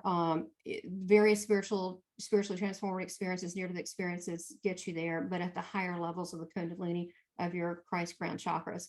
So here is the spiral. And basically, what is a spiral? It's a portal. They're creating a wormhole. That's what they're doing. So that's what we did. We created wormholes, but good ones, very good ones, because we were working for the highest low vibration. All right, so the pillar structures and formation, this was seen above on the land as it was below. So as above, so below. It was seen, Atlantis was replicated as much as it could be on the top and the bottom, the land and the sea. So the pillars assisted with connection and grounding frequencies. They were a conduit for all the elements to pass through, kind of like wires. Imagine your home, and you would have to have electricity. You would have to have wires that would carry the signal from one part of a room to the next, right? So they acted as conduits. They aided in Stargate technology to open cosmic portals. They created energy structured channel and hold sound waves. Now, what is the significance of the 3 aligned pyramid temples? Now, in this image here that I picked, you don't see 3 pyramids, so I want you to use your imagination. And this isn't exact, none of these are an exact replica of Atlantis, but again, how do it's so big, how do you draw everything and show everything? But, and there was a long driveway that long to get there, okay? So it was grandiose coming in. So that doesn't really show that. So that's okay. This is just a symbolic depiction. You can see the domes. There were 3 pyramids. So just imagine there's one there, but there's 2 more behind it. Okay, so why 3? And there were 3. And we see this echoed now in various parts of the world, like Egypt. I could name the various places, but the point is 3 was important. And if you look at Tesla's 369 theory, the number 3 was significant to energy frequencies and patterns. I'm not going to go into too much of the Tesla stuff. I've channeled Tesla on all sorts of crazy scientific stuff, but there is a spiritual significance to that 3 with energy. The 3 pyramids were in alignment and used for activation ceremonies. They were ceremonies. Okay, so why did the Atlanteans use pillars of stone staged around the 3 pyramids? So let's go to the first image. The first image, you can see there's the 3 pyramids, which I thought that was cool because I was looking for 3 pyramids, but I didn't want Egypt. I wanted some kind of art rendition because I did not have time to draw these. And I found that. I thought that was kind of neat. And then this, what I also liked about this first image to the left is that it looks like maybe like the Nile River is a, symbolic representation. So you're looking here as you have the 2 columns, which is a gateway. This is a symbolic gateway. And there is an Earth, Atlas, and the stars, right? So we're trying to reach the stars. And if you look at this, it's a light portal. It's the all-seeing eye, okay? If you see the rainbow is also significant because what happens when it rains? That's water activation, is a rainbow. So a rainbow spiritually means a lot more than whatever rainbows are supposed to mean now. There was a lot more to that.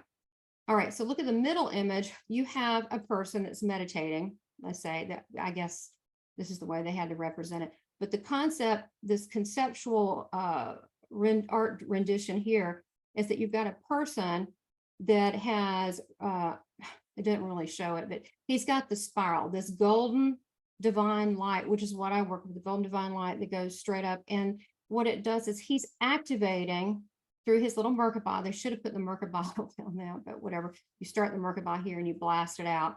Anyway, but it's not exactly perfect, but you can see that he's using his enlightened higher self. He's working with, I wish it showed his higher level bodies, but within his Merkabah, he's opening portals. So he's projecting himself by thought, which is what I do with channeling. I think of it and I think, I want that. Kind of like when you pick up the phone and you're going, well, I need to call, I don't know, your whatever friend. You pick up the phone, you're going to call that friend because that's what you're thinking. So that's what they do, is projected thought, consciousness, projected thought, and then you can see with the portals.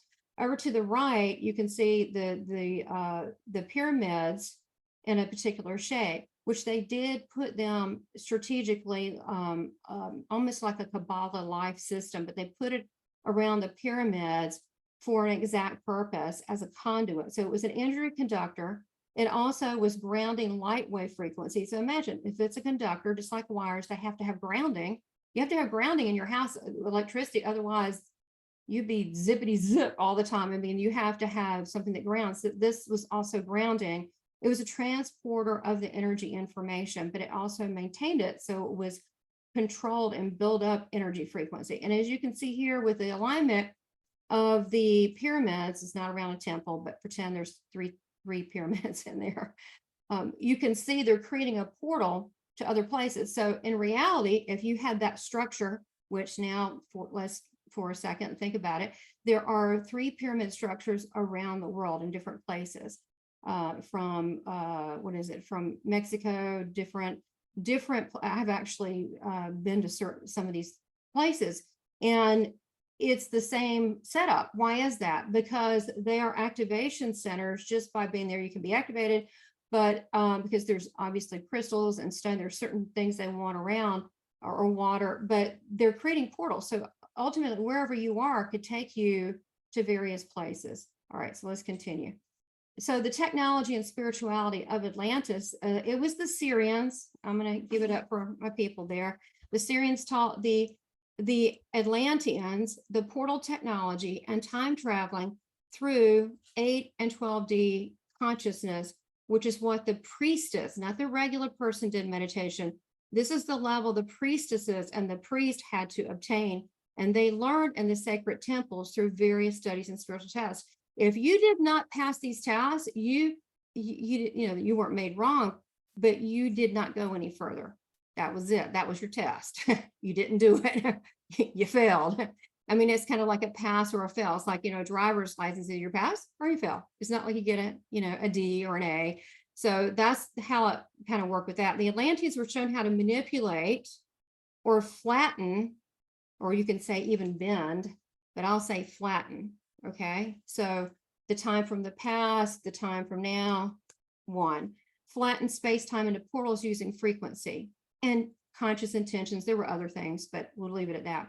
So the Atlantean high priestess, used the spiritual alchemy to open doorways to other planets for spiritual knowledge. So you can see here in the images, this is representation to the left of doorways, right? But we are the portal, right? We're the portal. We can do that. Okay. We don't need a CERN. We are the CERN. We are the discernment. And then you can see this again, portal technology. They're opening portals. All right.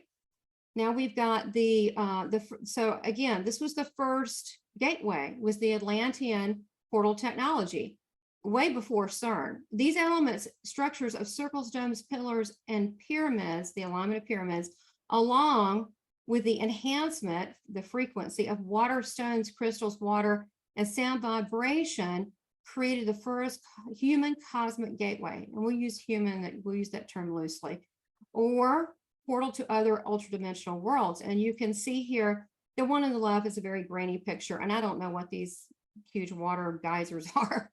Just ignore that, although it looks cool. In the middle of the pyramid, you can see the light.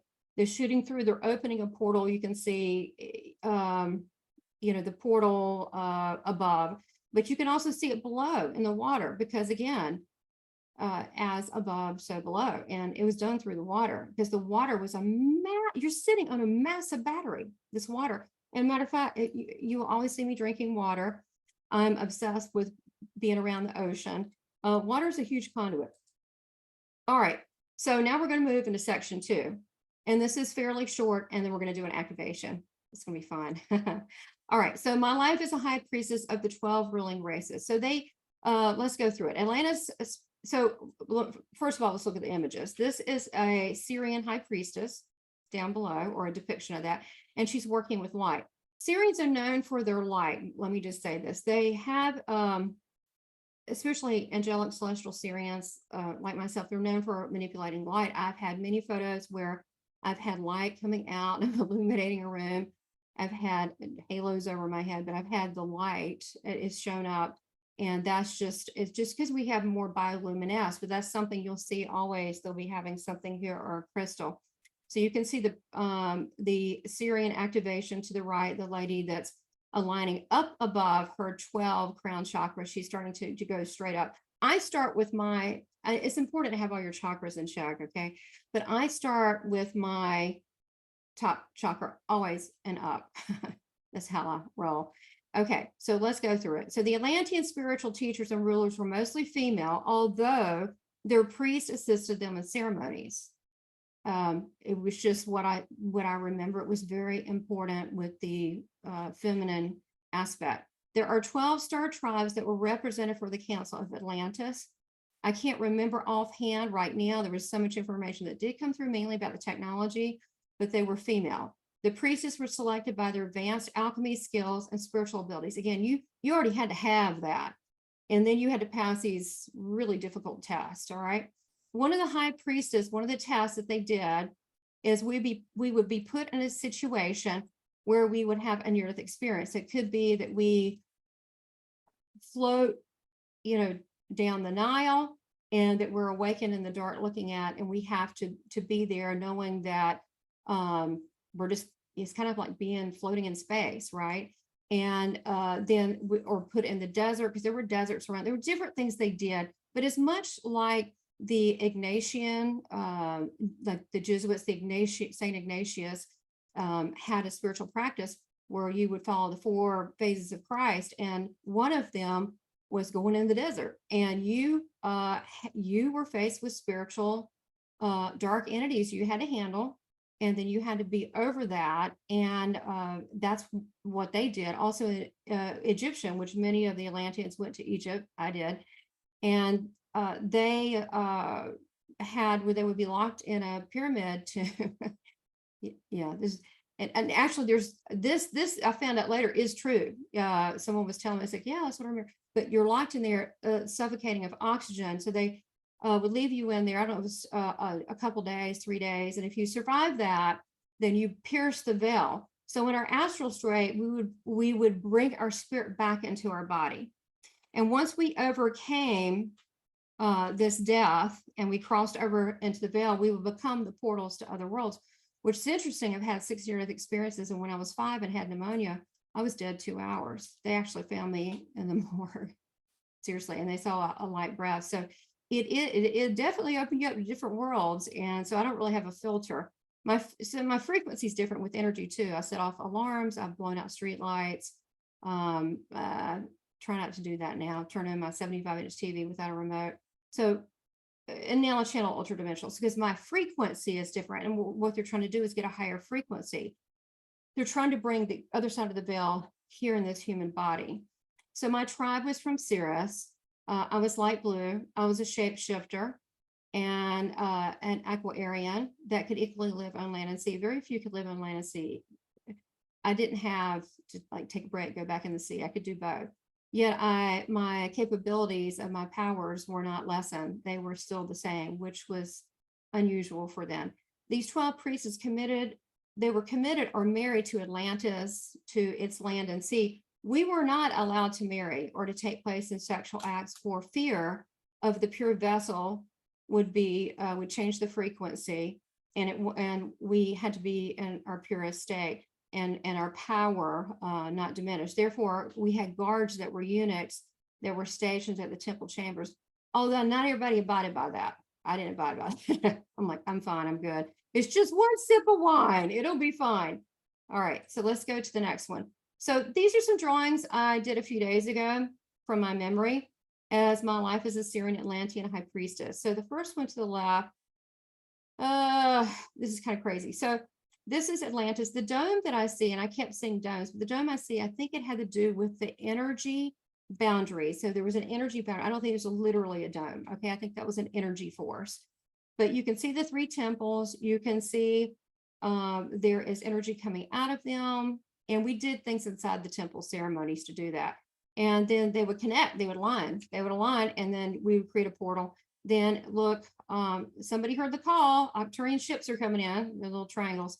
And then I have from this underneath the city, they had tube-like things where you could kind of like a slide, at the recreational center, but you can go into the lower part. It was like a doorway to the lower part that people that, because there were citizens of land and sea. Then on the right, then here I am, an Aquarian, Syrian high priestess, shapeshifter. So you can see I'm shifting. I've got feet, and then I've got the tail, and I can shift fully as above, so below, so pyramids in the background, you can see I've got little pyramids in the background with fire, another element. You've got the peacocks. Peacocks were they just kind of roamed around. I have servants. Now look, I didn't want servants. They just really wanted to help, but they are bowing down. I didn't make them do that. They were not slaves. They just wanted to help because my energy was different.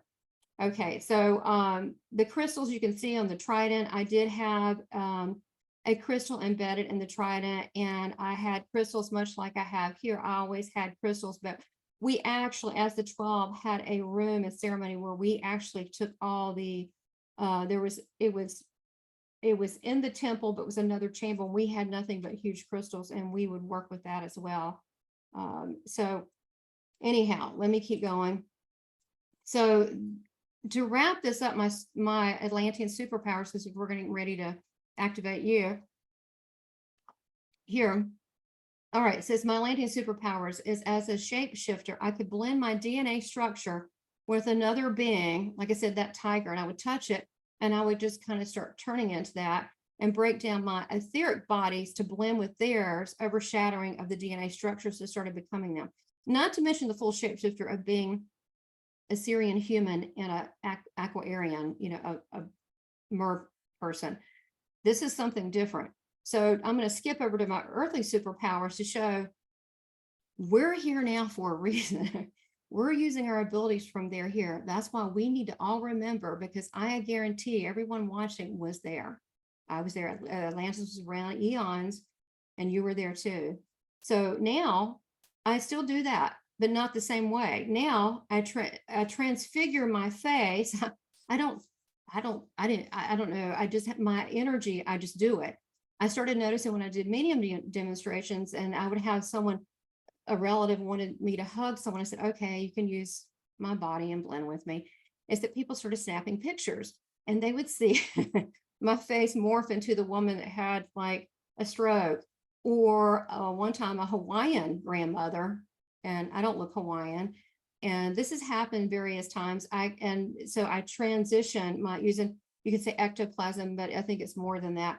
And then also when I take pictures with people, I'll start in the picture, if they go, I'll start looking like that person. It's through the affinity and love. Okay, so the Atlantean superpowers, we'll go to activation key, to be the fifth element. I was the fifth element. We had to raise our vibration so high that we could be perfectly blend with the elements of all things. I am.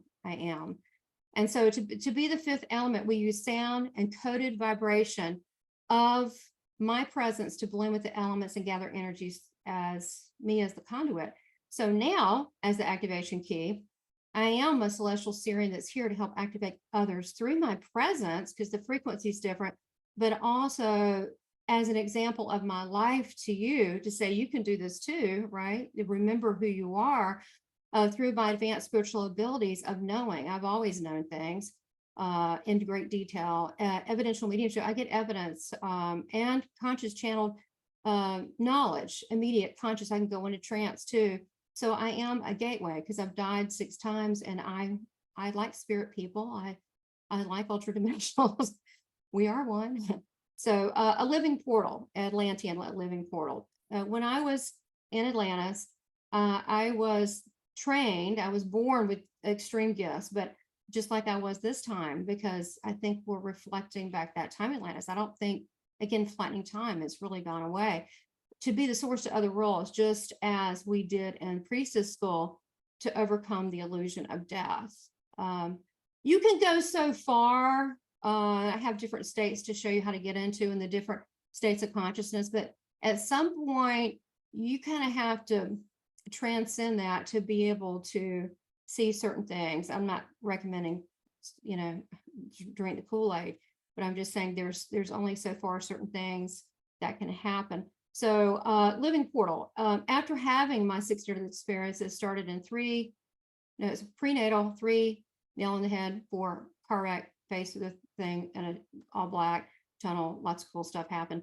5 dead 2 hours, and 10 drowning, and 34 I decoded the matrix apparently, so everything in lines, and then went out to the Milky Way and nebula and all that, which I really like it out there. anyway, so I've always been a portal between worlds. And now I've spoken since a child, full conversations with Christ, which some people know as Sananda. He's very friendly. He's very funny.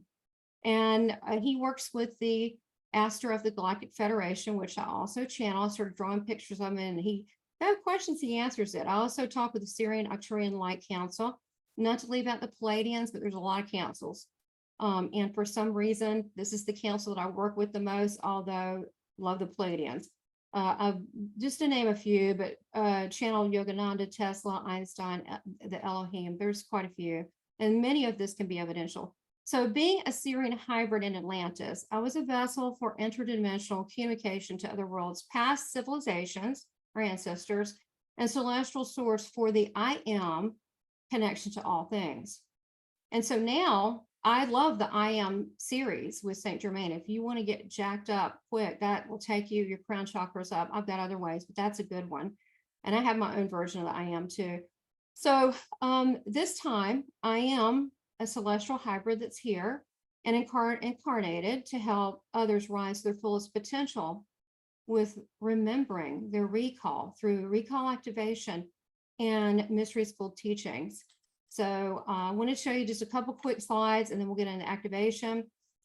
We've got here the Syrians taught much of the technical and spiritual symbolism of Atlantis, just to give you an idea that it's not in the past, bring it to the future, collapse time. I saw a fleet, and my husband saw it too. I mean, they were right by the park, they were pretty big.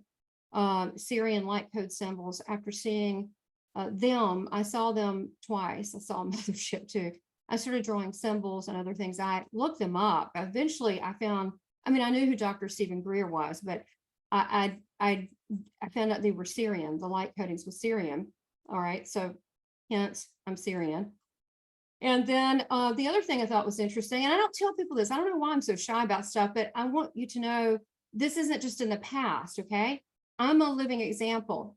You are too, because we are one. We were there. We are family. We are star family. So in 2018, I did a trance channel. What I initially did is I met this fellow here, Mark Fiorentino. It was an evidential medium. Again, I go where I'm supposed to go with someone. And I didn't know he was writing this book, finishing Einstein's work. So I actually channeled, I did the family thing. So we handled, I said, oh my goodness, you know, Einstein's here. And I was like, oh gosh, he wants me to channel some kind of math because I flunked math. I did great in geometry, but flunked math. I didn't do great at math. I was kind of bored anyway, but he gave me the acceleration formula is what he was looking for. Then he drove to, at the time, Florida. I was doing a big show at the convention center and for the Southern Women's Show. And he and his wife drove to Jacksonville, Florida. And he had all this scientific stuff, 3 pages, and it was very crowded there. And I had my cousin working the booth. I said, look, I tell you what, I'm a trance out right now. And I actually went to a deeper trance state. And after I told him how stars were formed, which I don't know because I didn't do well at science either, I actually told him I channeled how to create a Stargate. He is a scientist. He did the math on it. It worked out and he put it in the last chapter of the book. So it's still our memories. We are as we always have been. We just are different renditions, but that same memories and technologies and things is still within us. That's what I'm trying to say. So my spiritual job and description in Atlantis, which still is standing in my power as the key to open portals to higher forms of divine consciousness for knowledge and truth, actively teach others how to raise frequencies, develop and master their spiritual gifts through higher divine consciousness, through time travel and cosmic channeled messages for higher guidance, live in one's power as a living example as what one can achieve when working with the one, the creator, the source of all, blending as a shapeshifter with all life, creating energetic DNA alignments, monitoring others how to create sacred communication for higher realms for spiritual growth and raised consciousness. All right, so now we're at the point that we're going to do an activation. Oh my gosh, this is going to be exciting. So we're going to do that. After we do the activation, then I have the quick code to give you $400. If we have time for questions, great. If not, I'll have a slide of my contact information, and and then we'll keep going. Please. So let me You have go. about 10 minutes and we're excited. Okay, so I'll make it, we'll do a quick activation. It doesn't need to take long. All right, cool. So this is theory and energy.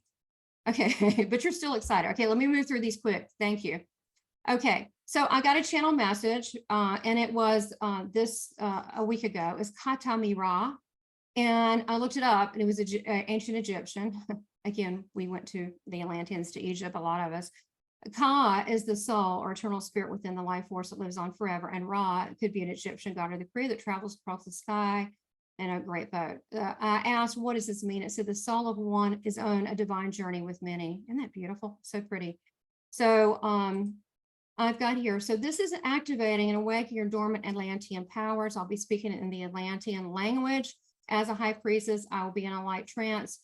I recommend you close your eyes and breathe rhythmically with me and not focus just on the words, but just receive the energy and feel the frequencies. I could be humming, I could be chanting, then I'll go into light language. I will be, like I said, in this altered state. I'm going to be collapsing time and going to be that as I was then, because there is no time. I will be that Atlantean princess, priestess. Well, princess is nice too. During that time, during this time we're doing it, you could feel nothing, feel something later. You could feel tingling, getting lightheaded, foggy headed, feeling emotional, or other body responses, or it could be nothing. You're like, oh, that was nice, you know, because some people have delayed reactions. It doesn't matter, just enjoy. So toward the end, I will do like this blessing thing over you for prosperity and happiness as a completion and finish. And so just sit there for a minute afterwards, kind of gather yourself, and then, you know, turn off your cell phones, and then, and then we'll begin. One quick thing. So another thing I got changed this week is Tama Rashaka, Tam Rasha Kara. And this means, and this is my angelic sigil for any of you that are curious. What that means is now I activate you through my soul's cosmic truth and presence. Okay, so what we're going to do to start, I'm going to leave this slide. I've got two more after this and I'm done, but they're just you know, the gift code and then my contact, we're done. So this is the last slide on that. So the soul of one is on a divine journey with many.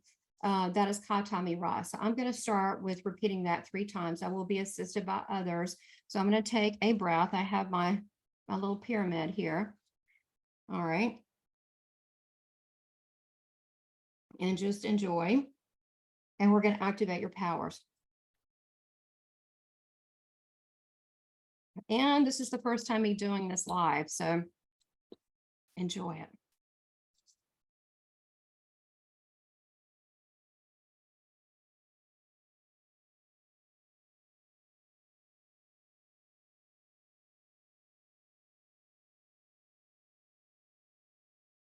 I'm opening the portal. Ooh, I'm getting high already. Ooh, my team is here. Katami Ra, Katami Ra, Katami Ra. Ooh, Lalati mai, Alai, Halakalalai, Alai. La siga la say, oh lai, oh my, I say.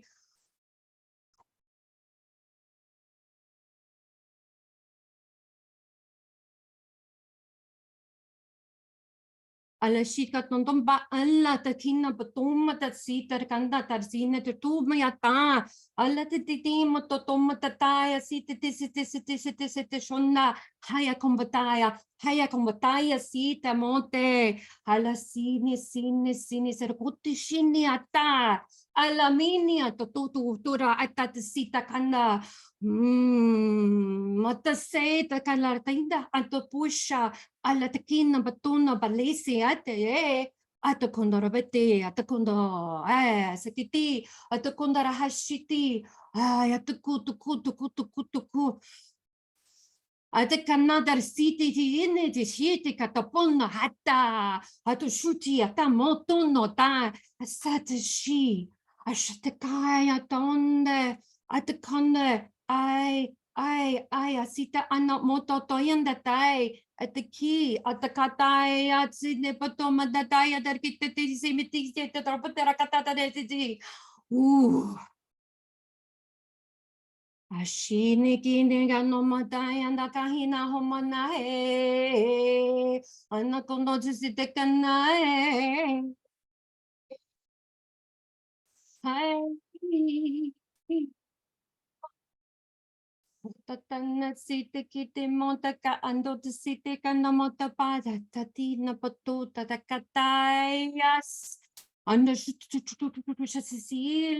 no la latina.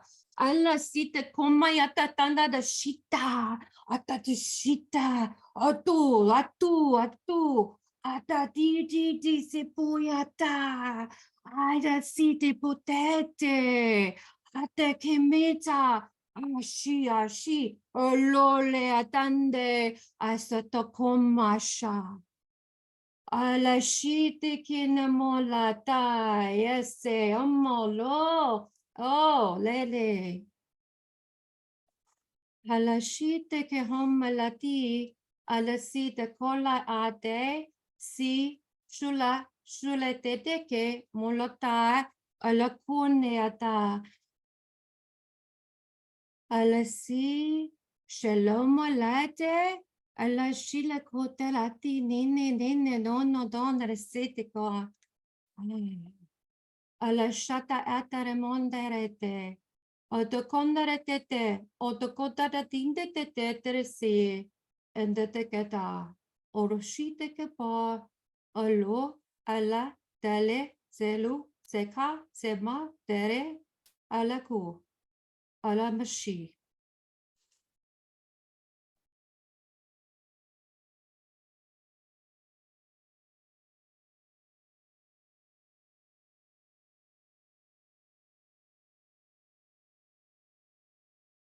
For I am, you are, it is done.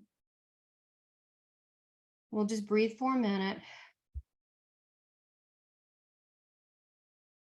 Release what you don't need and stay in your divine presence of I am and that love vibration of wholeness and unconditional love and knowing that everything is within you.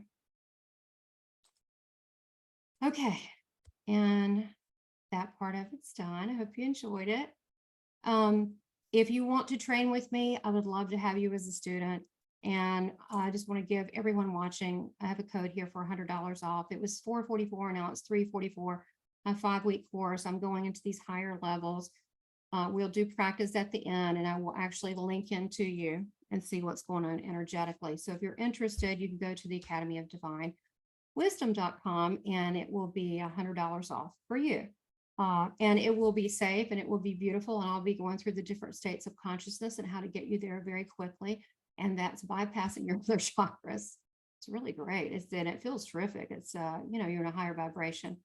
So finally, these are some, this is how you can get a hold of me. If you're interested in the school, you get a free Christ-like meditation. You can sign up. I also do spiritual sessions in an international evidential medium, very good at that. And I also do Akashic level. If you're interested in the galactic stuff, that's going to come through. If you're not, then, your soul doesn't want to hear that. So it will be tailored to what your soul needs.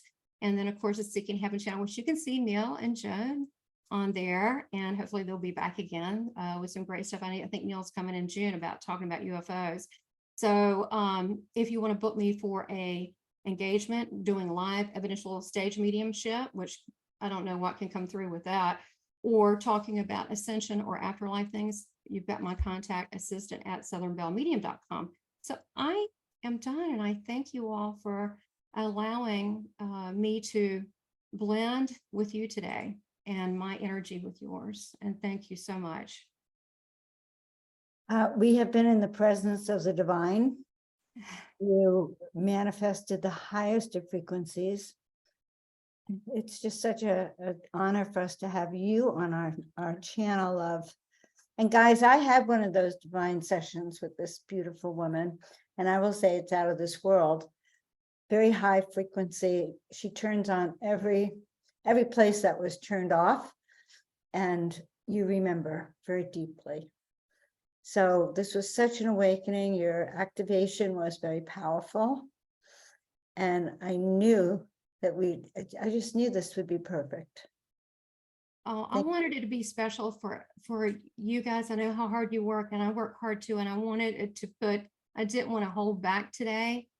And so hopefully it, because I know I got the love and support here, so I didn't hold back. So I just can't thank you enough. I don't want to cry because it'll mess up my false eyelashes, but thank you for letting me be all of me. And there's still more in there, but thank you for letting me come out and reveal and take off the skin and reveal inside my truth. It means so much. My soul thanks you. Thank you, Tamara. You've had multiple NDEs. You've had how many regressions? 375 hours of past Yeah. lives. I can do it at will and in between. Do you remember most of that? Do you remember most of ways? Very, and technologies, and most they were not on this planet. You've done you've done deep research on yourself and your own lives. And I would say, in essence, piecing back together through these experiences, healing your own amnesia, right? Coming up with a full spectrum awareness. Yes. It's beautiful. And it's also a testament to the tools that we have. We don't need to wait for amnesia to be healed. We have the tools ready now that we can actually utilize to do it ourselves, right? Yeah, so I support everyone to come out and play with me. I want more star friends. I know you remember. I know that our hearts are connected, and anything else is an illusion. Thank you, Tamara. Love you. God bless you. I Love you so much. You so much. Love you so much. Thank you for this opportunity. Bye, everybody. We are so happy. Oh my God. We have the two goddesses right next to each other. We should have got a snapshot of that. My two goddess friends, we have Radha. I just have to say one thing about Radha before. Yeah, please do. So Radha actually was the one who really awoken me to accept that I had been a goddess, that who I've been in past lives, that I've been a high priestess. And so you have a very unique gift. I was interviewing you and I'm having this experience of my lifetime. So I just really honor you. And it's an honor to be in your book and to have you on the platform. And we're going to see you in Glastonbury. So yeah. And I'll do your official bio, Radha. And first I'll just say how we got connected. It's kind of all merged together. There's been multiple crossovers in the last year since we connected. But I feel like it started with the book that you reached out to me to have a chapter in your book or something along those lines. Or no, I connected with Maya first about the book that she was doing. That originally, I guess, was going to be in Radha Publishing House. And after writing a chapter in Maya's book, Radha reached out to me and I wrote a chapter for the Energy Healing and Soul Medicine book. And then after that, we did a series of interviews, and I realized that we have a lot of things in alignment, and I resonate with you in regards to the information you're sharing and the fact that you're here on the planet to help people really remember not only the starseed nature, but help the goddesses also awaken to their true potential and bring down that energy on this planet. So now, over the last year, everybody, we've connected with Radha multiple times, and through her own insight and her own exploration of her own consciousness, she's been also piecing together the fragmented parts of the universe and our experiences, and one of which is the experience of Atlantis. So I'm just going to read a little bit from Radha's bio here. Radha is named after the goddess of love and devotion, consort of Lord Krishna named Radha. She's a multicultural woman, an infusion of East meets West. Her passion is storytelling, resurrecting the goddess, and being a multimedia artist. She's also an author, a filmmaker, and she shows her clients to activate their own creatress. She's the founder and teacher of Goddess Code Academy, mystical school for the divine feminine, where you can find many of her offerings to assist you in your healing journey. She specializes in goddess activations, her original healing modality, and these have been highly requested by sessions by women across the world sharing goddess activations that empowers the feminine towards the transformation. And she does so much more. But something that I really appreciate with Radha is her Radha Publishing House and her the books that she's putting out. And she's one of the first people that I came across that was giving other people the opportunity to have chapters in one book. So it wasn't just like one author or one teacher. It was multiple people coming together with their own perspectives to really create a full spectrum awareness of a specific topic, you know? And she's giving me the opportunity. My first book I was ever published in was with Radha, you know? So, So cool. Radha, I appreciate you so much. I love everything you do. And thank you so much for being here. Thank you. It's such an honor to be here. I am so excited about the energy today. It's really a divine celebration coming together, another reunion before we get to Glastonbury. And this is, I think that each time we come together, it's like we're really starting to heal the different aspects of our soul fragments that have been in different places.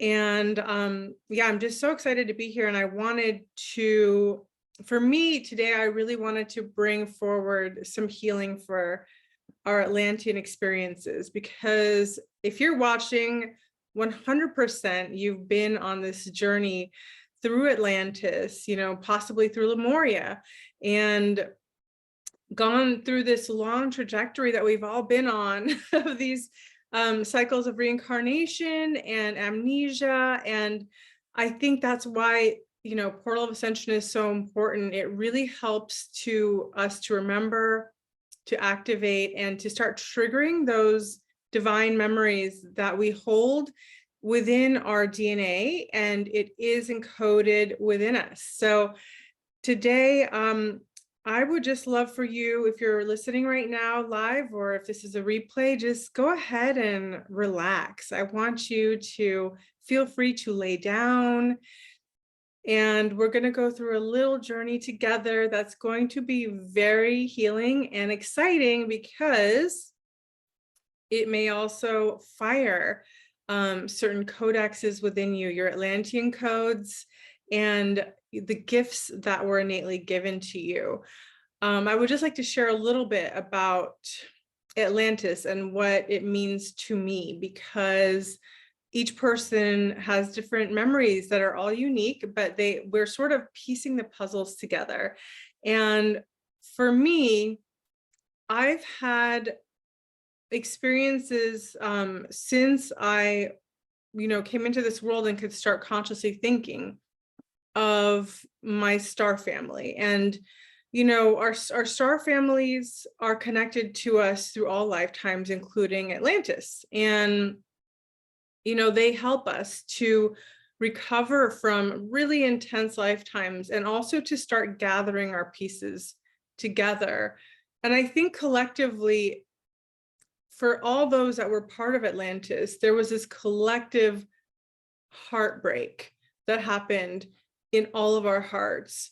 It was during the Atlantean times that, you know, we had really twin flames. We had our partners that we partnered with for the long haul, you know, our divine counterpart.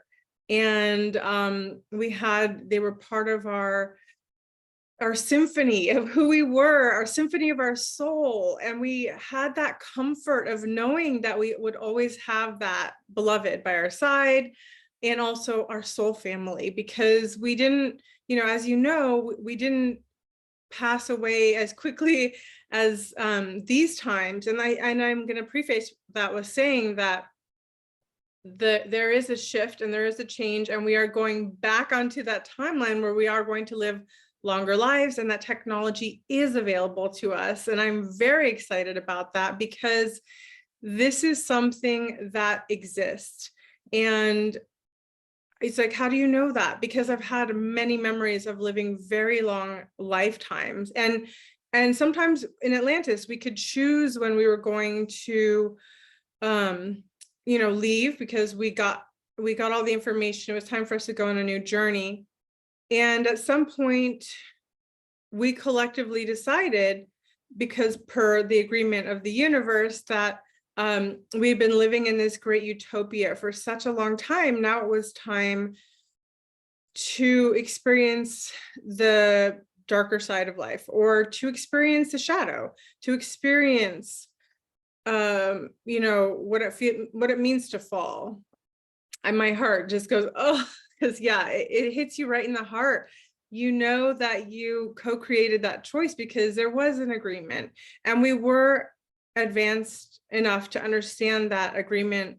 Also, although there was a lot of underhandedness that went on, a lot of betrayals, but on a soul level, we were in agreement with that. And so I want to tell you, my brothers and sisters, my Atlantean soul tribe, that we're back.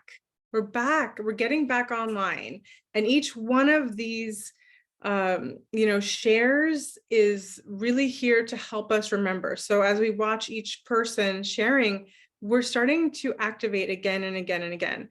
And these activations are lighting up within us. And remember, you are the carrier of codes. You, we all are. So as your codes are firing up and the Atlantean codes are firing up, it is actually putting in your entire field this availability for others to remember. So I want to tell you that you are a living embodiment of the divine.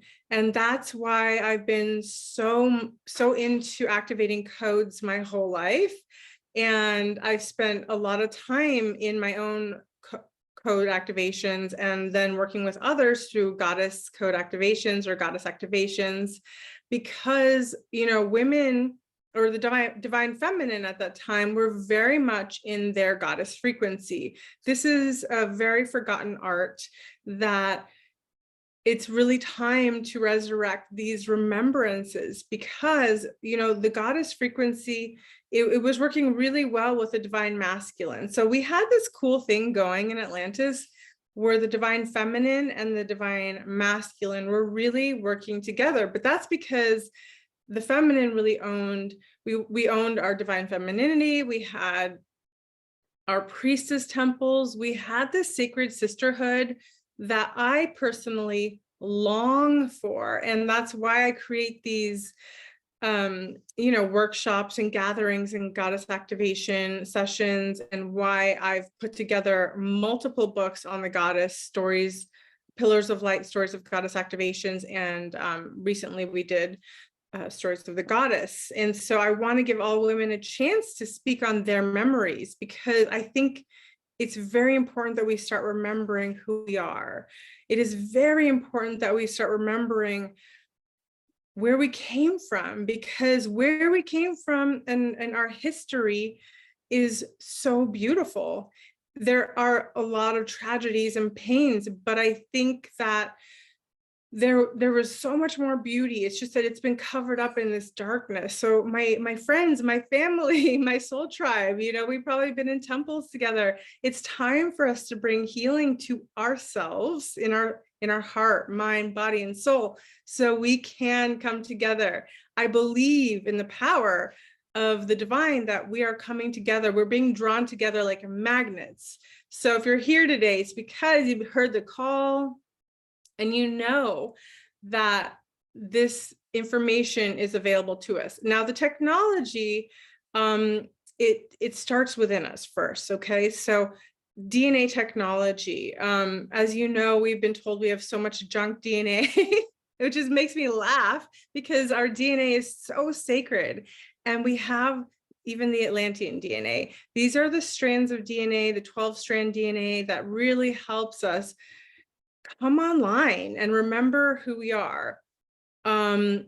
In many ways, and it was very intentional after the fall that the human DNA was severed, and it was cut because the new masters, which I call the Dark Lords, and this may scare people, please don't be scared, because again, this was all part of agreement, and now we're here to take back the reins. Okay, so this is a happy journey that we're going on. There is a lot of tragedy that's happened, but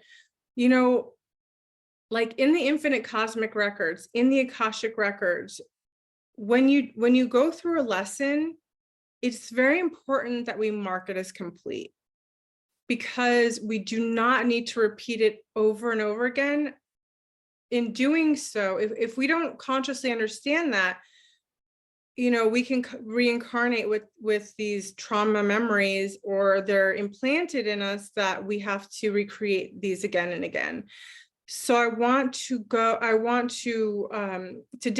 to mark the Atlantean lessons as complete with you, so that we can all move forward. Okay, is that cool? Because I think it's time for us to celebrate all we've been through, the glorious, the good, and the very, very harsh bad. And now coming back, you know, the pendulum swings, and we're a little bit going down, but we're about to go on an upward trajectory. And I think it's important that we're prepared for that, and that we mark these lessons as complete in our infinite cosmic records. And we can do that simply by commanding to do so. So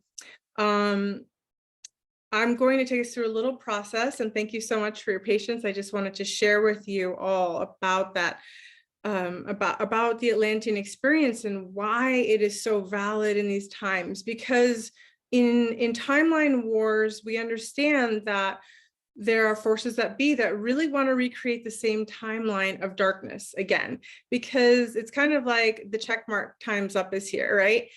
Time's up. Like, okay, you ruled, you know, you did your thing. We learned so much. Now let's integrate, heal, and move forward. But, you know, there's a little battle going on, because when the darkness came into power, they're like, well, we don't really want to leave here now. This is way too cool. We already have the reins, but it's okay, because that's why the forgiveness is important. Because when we forgive and we say it's time for you to go now, like you're free to go. You don't have to uphold this role, because there's even better for you. And we educate that darkness as well, because there's an ignorance there that they don't understand that there's even better for them as well, right? So everyone has played a role and a part, and those of you that have done past life incarnations know we haven't always been that angelic force in every lifetime. We've played both sides, and we did it as an experiment and as an experience, but not as a way to keep shame, or to be like, oh, I'm so bad, I did this in that lifetime. As long as we learn from our experiences and mark them as complete in our infinite cosmic records, that's a completion, right? So we came here for our soul's journey. It was an experience, and now we're ready for a new experience, because we already know what it feels like with all the darkness. Let's go back to the light. That's something so many people have forgotten, and it's in our memories, it's in our consciousness, but you know, with a pylon of all this stuff, it's hard to remember. So I want to introduce you to my Atlantean crystal skull, and it's an Indara, okay? And this is going to be part of our healing today. It's very beautiful. I just felt this really deep calling to be the keeper of this beautiful being. And as many of you know, Indara is a divine crystal. That's really, I mean, it's really from ETs, right? Because it's high technology crystalline energy, but also connected, I believe it's connected to Atlantis, because in Atlantis, we were very attuned to our crystals, to the frequencies. We use a lot of crystal technology. We had, you know, crystalline chambers that we went to heal. And in these chambers, profound healings could come forward. And you know, these are technologies that we want to bring back into our consciousness, so we can create these centers again. We can create these crystalline healing centers, or whatever we need to move forward. There's so much technology that's available, but we need to remember it, because we have to first acknowledge that it existed, so that we can pull it into our timeline. And I really want to invite us all today to call in the higher healing technologies that is divine. you know, a lot of people have issues with technologies and say it's very bad. And I don't disagree with a lot of the technologies that are coming forward, because we had something that was somewhat like the internet, and not the internet, but like it was like a divine consciousness, like basically a divine consciousness that would work with us. And it's a little bit harder to explain because it's not exactly like what we have. It was more advanced, and it would work with us to help us. It would help us build these structures. It would help us to, we would connect with it with our consciousness, but it came from benevolence. The only reason why it went south is because the ego came in, and you know the story. There was a dark nefariousness that decided that it was going to go into the fall, but again, on a soul level, there was an agreement. So, okay, let's just settle in here and take a deep breath. I want you to really breathe all the way down to the core of your being, all the way to your toes. Take a deep breath in. And I want you to go, ah. So you're going to exhale out. So 1, 2, 3, pulling from your toes. Ah. Again.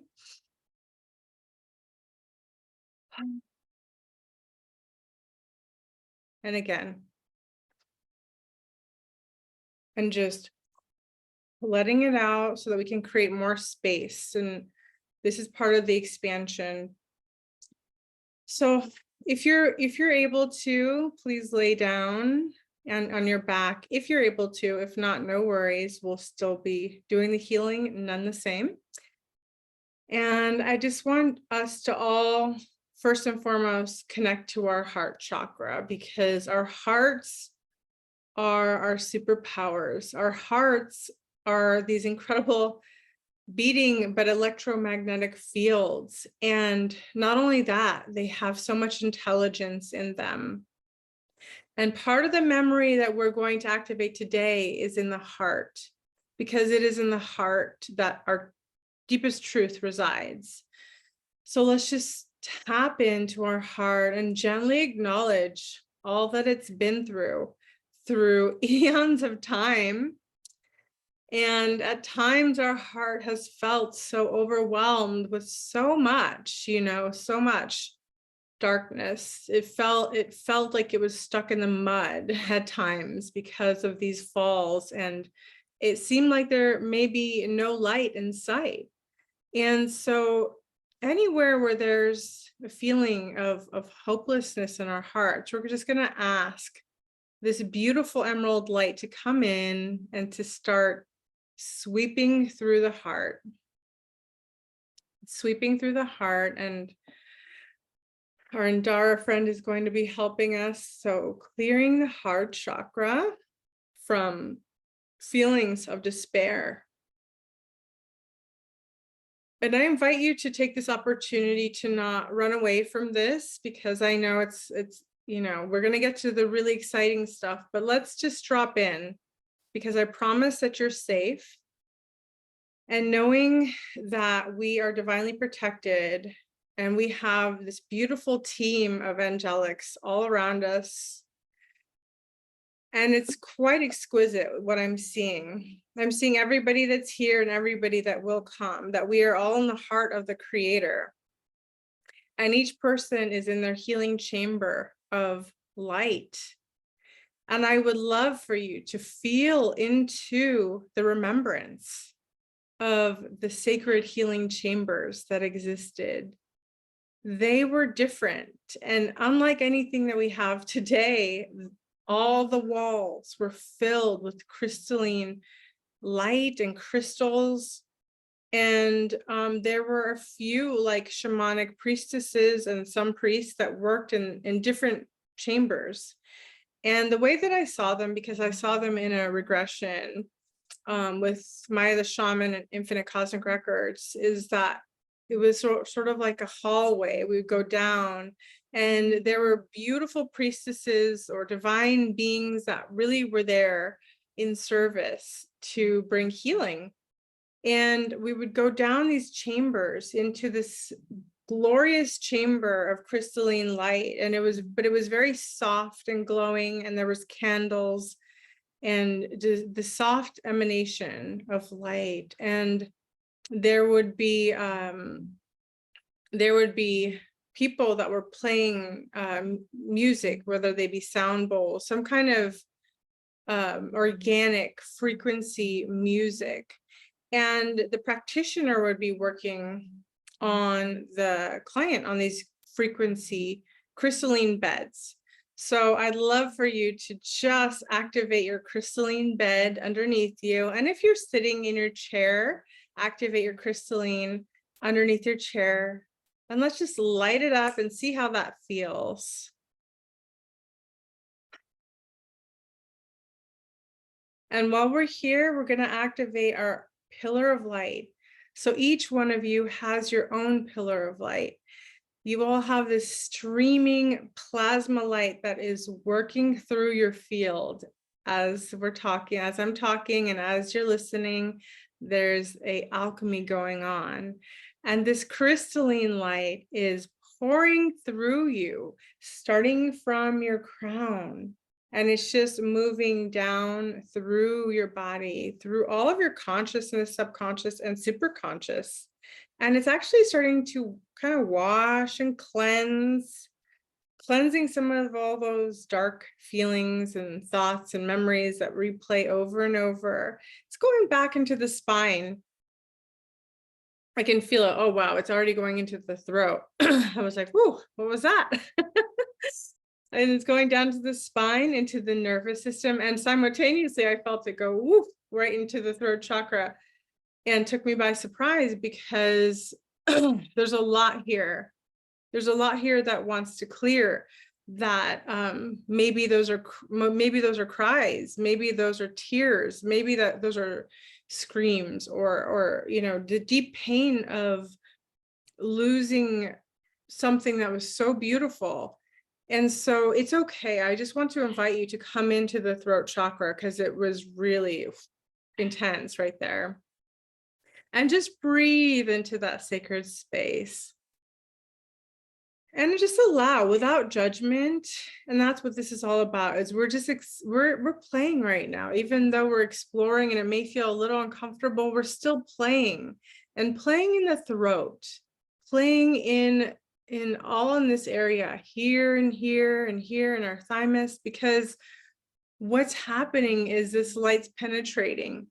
So a lot of the suppressed things that we were never able to say, even things like, I love you, or I miss you, or, you know, the shock and trauma of leaving and departing from loved ones, you know, some beings during this time were able to go to different places that some left beforehand, some were in it, and some were trying to scramble during. So you can imagine that there were a lot of things that were unsaid that are still here.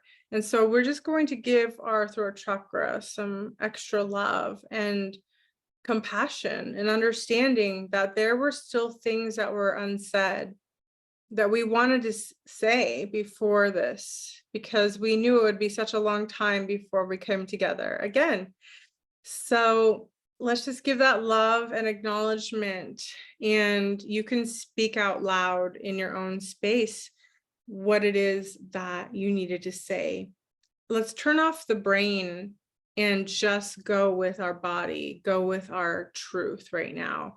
The brain is always going to come up with you know, resistance. And so the body is going to tell us where we're ready to release. So if you need to say something like, I love you, I'll see you again, I'm so sorry, whatever those words are, and I won't put them in your mouth, that's for you.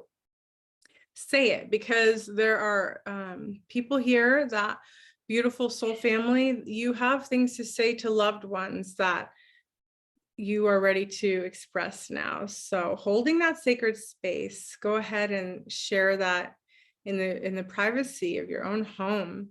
And the energy is still working. I can feel it working through the shoulders and through your arms and all the way down through your fingers. This energy is really working through your being, because it's helping to remember, even if you were healers, like the ways that you would heal, right?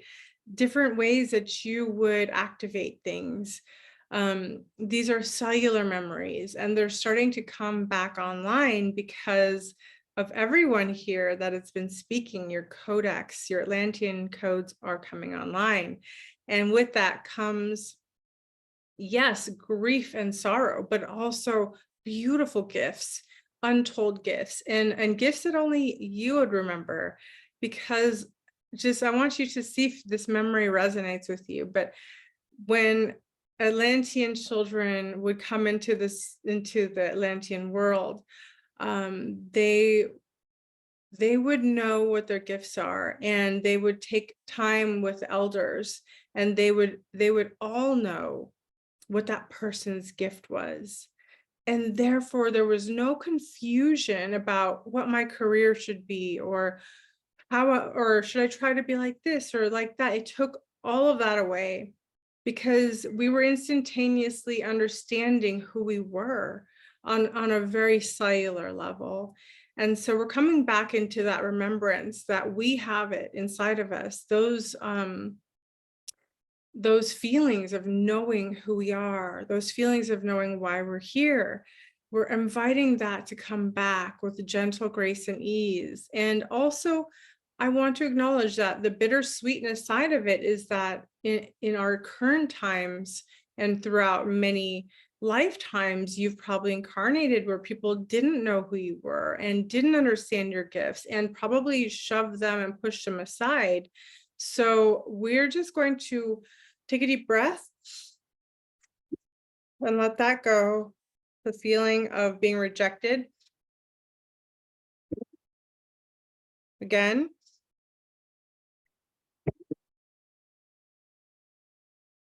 And I'm just feeling, yeah, like this feeling of washing through you, those feelings of being rejected in your lifetime, in this lifetime, for your gifts, and how painful that is, and how much you've had to suppress because of that. Of course, many of you know your gifts and know who you are and are online with that, but it doesn't mean that the memories of those rejections throughout many lifetimes doesn't hurt. So we're just going to invite that pain body to just come forward, and with gentle grace and ease acknowledge that. And I'm feeling it really like around the heart, the feeling of this stonewall rejection of maybe you were a very sensitive person and people were like, grow up, get stronger, and you should do this and you should do that, and you should be like this and you should be like that, and none of it resonated with your own soul.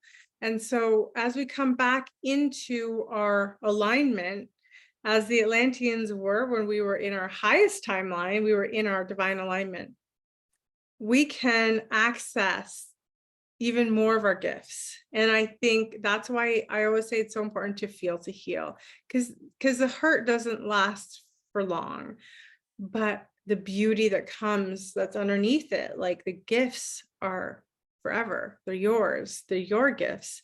You've cultivated them. And now we're just going to invite the healing hand gifts to come back online.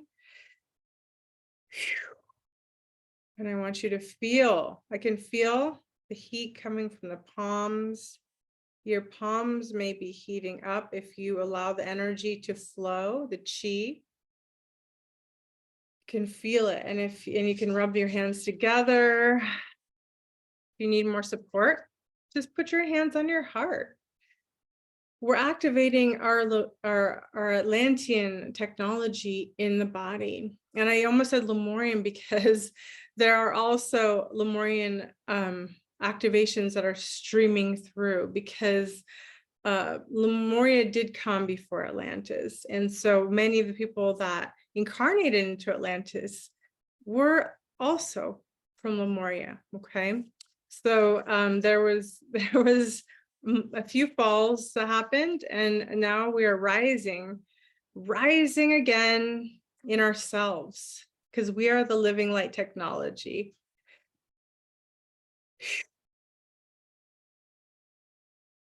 And I'm seeing this beautiful, this green, like this color green light coming down through our cortex, down through our spine, into our nervous system, just re-establishing our true nervous system, because in many ways our nervous system has been degraded, but also it's not the full nervous system we had that was really strong and vibrant. And so we're going to bring that vibrancy back online, because chi, kundalini energy, that is the gift of life. And I'm just seeing that green light. It's like almost like a laser light going down your spine, and it's really starting to ground into you, and it's going into the nerves, starting to bring healing. Many people now in these days have a lot of nerve issues and nervous system issues. So it's important that we come back online with our true divine nervous system, and really bring healing to our nerves and our nervous system. In Atlantis, we had really strong nervous systems. Let me tell you, we were really strong and very healthy, you know, and that's one thing that we face in these times is a lot of health issues. And I know I've gone through so many myself, and so reestablishing it. But then I remembered, wait, it's almost like we're pulling down parts of ourselves that are already established, that are very strong, that are fortified, that we have encoded many eons ago, such as Atlantis, before the fall. So we're going to ask that nervous system come back in, because it has a really divine intelligence. And it wasn't before the fall, it wasn't tormented, it was really fortified in who we were, and it helped build us up as a society, because when our nervous systems are strong, we can go into the world and be who we are. And when it's weakened artificially or through traumas after traumas, it becomes harder to do the things that we are really meant to do. So we're really activating that and bringing that online. All you have to do is, if you want to receive, is just say yes. This is your own. This is your own technology. So we're not overlapping anybody's. What's coming online for you is your technology from your former or your timelines of yourself, where you were fortified in that. And I'm just feeling a huge rush of energy going all the way down. I'm feeling the energy moving now again through the body, through the organs, through the bones, into the hips. Really feeling the hips. Like I feel like the hips are going like this. There's a stabilization that's wanting to occur, so we can stand on solid ground, because we got to stand on solid ground. So we're going to reactivate that solidity within ourselves, and just take a deep breath and imagine yourself now like really feeling that like openness coming through your body. And your hips are getting balanced here. And this green light is really wanting to work with us. This Indara, beautiful Indara green light, is coming in, and it's so powerful. It's incredible technology. I'm feeling it move now through the legs, through the knees. A lot of people lately have been having knee issues, and at least a lot of my clients have. And that's because we know we're moving forward. We know that it's inevitable, but it's still very challenging and hard. And so the knees, they get stuck sometimes, so we're just bringing that beautiful green crystalline Andara energy straight into the knees, fortifying back to your highest timeline, And this is all about you coming back on your highest timeline so that you can be more fortified in who you are and your divine mission. And it's going down, down, down, down through the ankles, all the bones, and all the ligaments, and through the feet and the toes.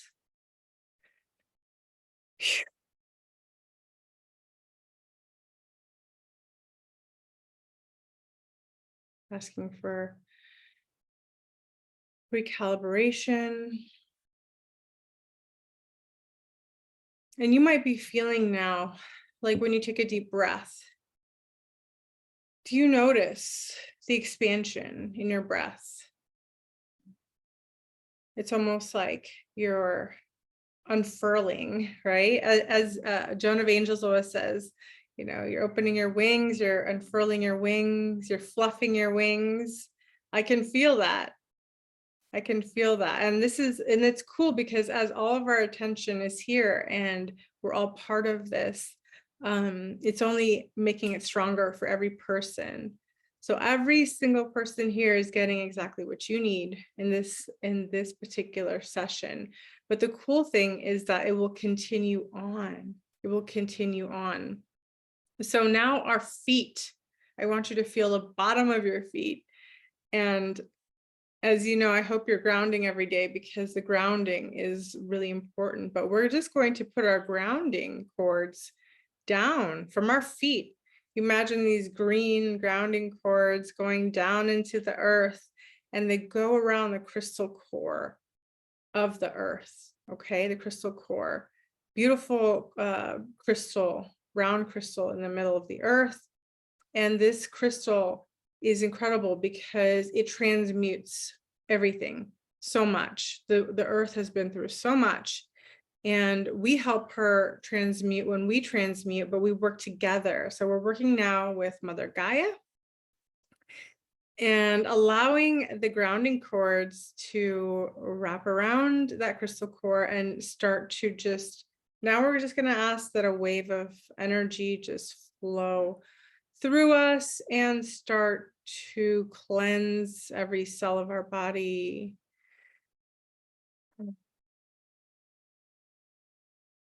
And flushing down through the grounding cords. And the way that I see the crystal ball in the middle of the earth is it spins so fast, like faster than the speed of light. And so what that does is when we are conscious of it and we co-create with Mother Gaia, we can actually spin that energy and then bring it back through our grounding cords into our body. And it has the essence of Gaia. So now we're more attuned to that frequency. And right now, you know, Mother Gaia is asking for our help by doing our own inner work and also grounding with her and imagining the pillars of light on the whole earth, which we will do at the very end. But I can feel the energy spinning for each one of you. It's faster than the speed of light. And then that pure crystalline energy is going back into your cords, back into your body, reestablishing your divine connection, because that is what we had in Atlantis too, was this reverence for Mother Gaia, where we would work in unison with her. So we knew that she's a superstar ship. And excuse me. And so we knew that there was that we had to work in unison with her. So for the highest timeline of Atlantis, we were very much utilizing all of the Earth's crystal grids, all of her earth medicine, the frequencies, we were harnessing those frequencies. And we were at one point, we were really running through high frequencies through all the grid lines throughout the earth, and that raised the vibration. So as we're doing this, we can also imagine that as we raise our vibration, that all of the ley lines on the earth, we're going to bring Mother Gaia in the middle of all of us is here, that all the ley lines and all of these, they're crystalline, like ley lines are really activating to the highest timeline, because that is how we transcend the darkness. Okay, you're all alchemists here. You wouldn't be here if you weren't alchemists. That's why we're doing this together. As we heal, so does Gaia. As Gaia's heal, so do we. We work together. And I know that there's so much noise and chaos going on outside, and every day it's another catastrophe, but it's important that we just keep on attuning, that we keep really raising that frequency within us and within Mother Gaia. Okay, because there's two timelines going on right now. So we really want to just keep on going on the highest timelines. And the incredible thing is that we have a lot of dragons supporting us now.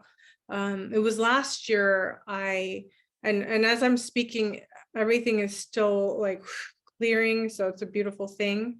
You can just relax. But last year I was with my mother, Maya the shaman, and we were driving to the hot springs, and I just got this vision that these like white dragons were unleashing onto the earth, and they had been sort of trapped in another timeline, but now they're coming in, you guys. We have dragon energy that's coming in to support us, to help clean up the earth. They're really coming in strong, and these are benevolent, dragons, because dragons are truly benevolent. It was only through a lot of darkness that some of them got infiltrated, but the benevolent, beautiful dragons, and we're also here to help rehabilitate them through our healing. So they're coming in right now into this moment with all of us, and I can feel it. Each one of you has this incredible dragon that's working with you, unbeknownst to you, or maybe and it's part of your team, and it's part of your Atlantean team. We had Atlantean dragons, and it was just very normal. They could shapeshift, and so they were able to be these beautiful dragons that were flying around, and they would help us, and it was just part of our life. And if you're wondering why didn't they save the fall, it's because that was an agreement that we all agreed to. So again, we're bringing in the forgiveness, because you're all masters. And here's the thing, we do have roundtables, and they happen when a lot of times when we're sleeping, we all meet up, or different groups of us meet up in the higher echelons, and we come together and we talk about things, and we know that we're back again, and we are teams of light. So that's really important to know, that you're not alone, and you have your dragons. So I always say, like, when I go someplace new and I don't know what the energy is like, I have two white dragons, and I ask them to go around the place I'm staying and check it and cleanse it, purify it, and they can do that really fast. So when I first saw that these dragons were coming in, I was so amazed, and I was like, wow, this is unbelievable, this is amazing. And they do want us to work with them, because they want us to ask them to help us.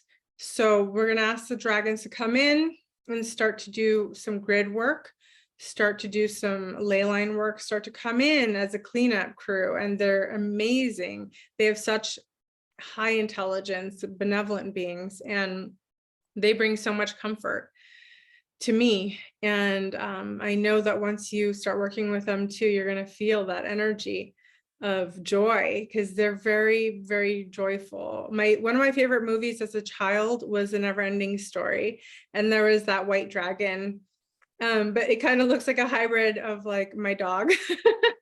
But it's like that white beautiful dragon, because I had that memory of the dragon being my ally, as you might as well. So we're just going to invite that energy to come in, and that's really reinforcing your positive vibration.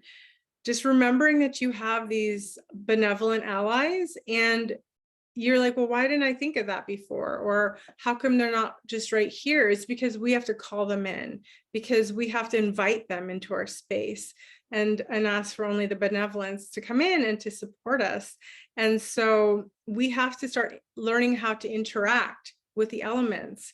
And that's something we used to do in Atlantis. You know, we some of us could shapeshift too. We could turn into like mermaids, or, you know, have different experiences.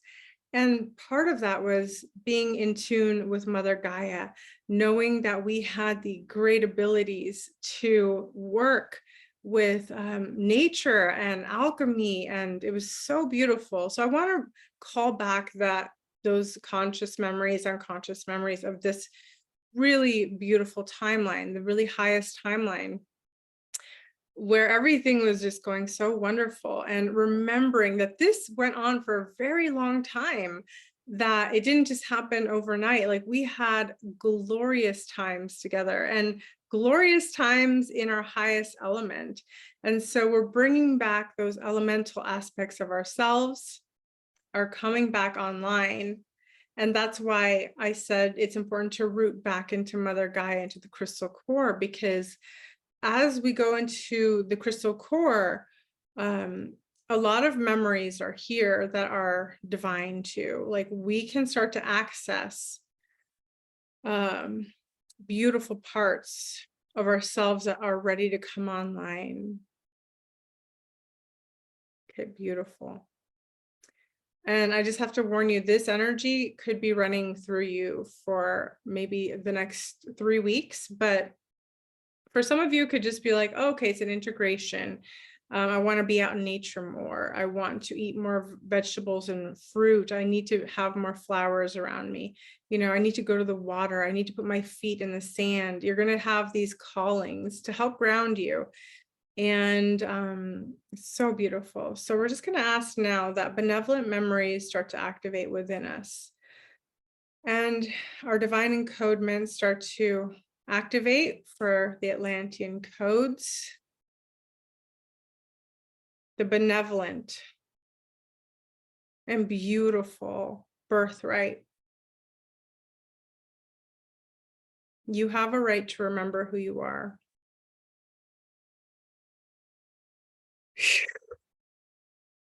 And I feel one more really big, beautiful plasma light energy washing through everybody. It's almost like this shower of this beautiful light. And anything that no longer serves, we're going to ask that each person have this vacuum cleaner around them. Just send it back to source. I feel a really big expansion in my heart now, because that is our natural templating, is that our hearts are wide open, because we didn't have to be so defensive.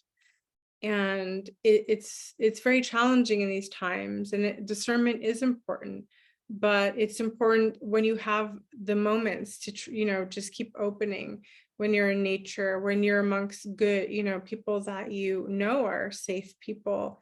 Keep opening that heart, because that's also where the codes are coming, and this great memory is awakening within you. Aho. And we're just going to ask now to anchor, lock, and seal.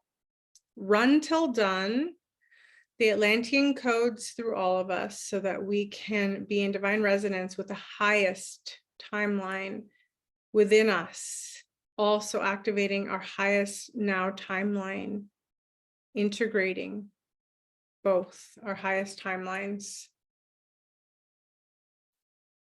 As Sri Sri Nandamurti says, the future is brighter than you can ever imagine. And I believe that to be true. And I know that in your heart of hearts that you know that to be true as well. We may still be traversing through, you know, what appears to be disasters around us, but keep honing in your light and calling your dragon to help you.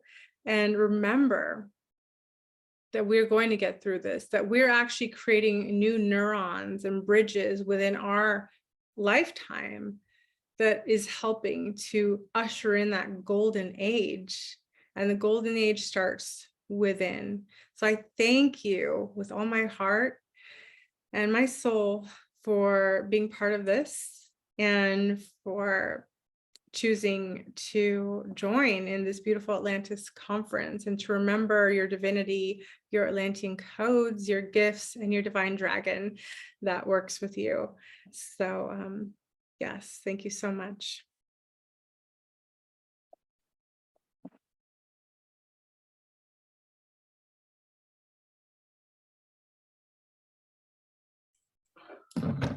Hey, Radha. Hi. Thank you so much. You know, I wanted to bring up one of the things that you had said earlier, which was when we go through a lesson, it's very important we mark it as complete, right? And a few people in the chat room, that became a conversation in the chat room. And there was questions about, like, what does that even mean? How do we mark something as complete? You know, and are we talking about generally just that specific when it comes to what we experience in Atlantis? Or are we talking about even the nitty gritty experiences on Earth? Because even Wendy said, well, I better mark my mom wound lesson this lifetime as complete, but how do I complete it now though? I'm still living with this. Yeah, that's so important. Thank you for asking. So, you know, because with my the shaman, I call it infinite cosmic records, but I think it's similar to the Akashic, right? So in our records, we have these grand books. And what happens sometimes through the incarnation cycle is that we get repeats a lot. So let's just do this together right now. It'll be really quick. So you just close your eyes and think of, first of all, by doing this, we did mark that Atlantean lesson as complete, but let's do that as a out loud. So it is commanded now that everyone present here and everyone that comes to listen to this, that we download all of the valuable lessons that we needed to learn from Atlantis, from all aspects, from the glorious to the downfall and to the rise again. And we're going to mark the lessons as complete so we don't have to repeat the fall. And by doing that, doesn't mean we're not going to get to the glorious part, because now that we remember we have downloaded those lessons, we are now getting a chance to go back into the swing and swing upwards once again. So our trajectory is going up.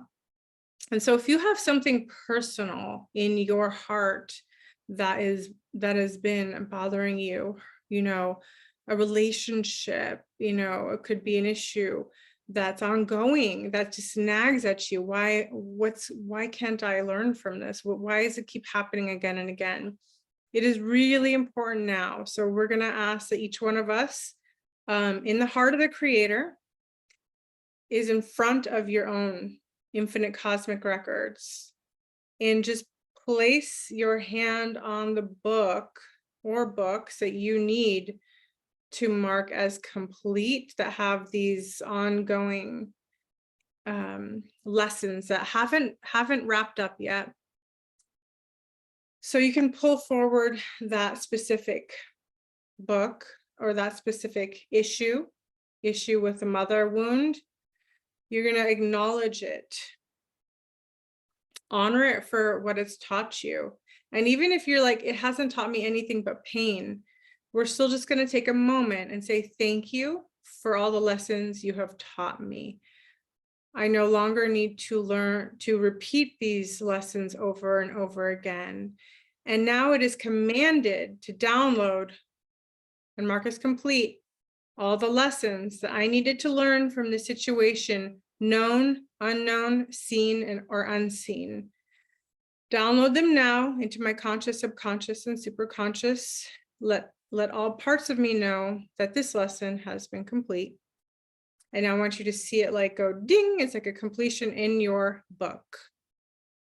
And now you can close the book, put it back, and just say thank you. Thank you. It was rough, but thank you so much. I'm grateful for all the lessons, and even if I'm not quite 100% sure what they are, I know that in my awareness that it's going to unfold now. the unfolding is going to happen. The wisdom, I'm going to take the wisdom now. So the wisdom is now going to be available. So I want you to start looking for the wisdom instead of the problem.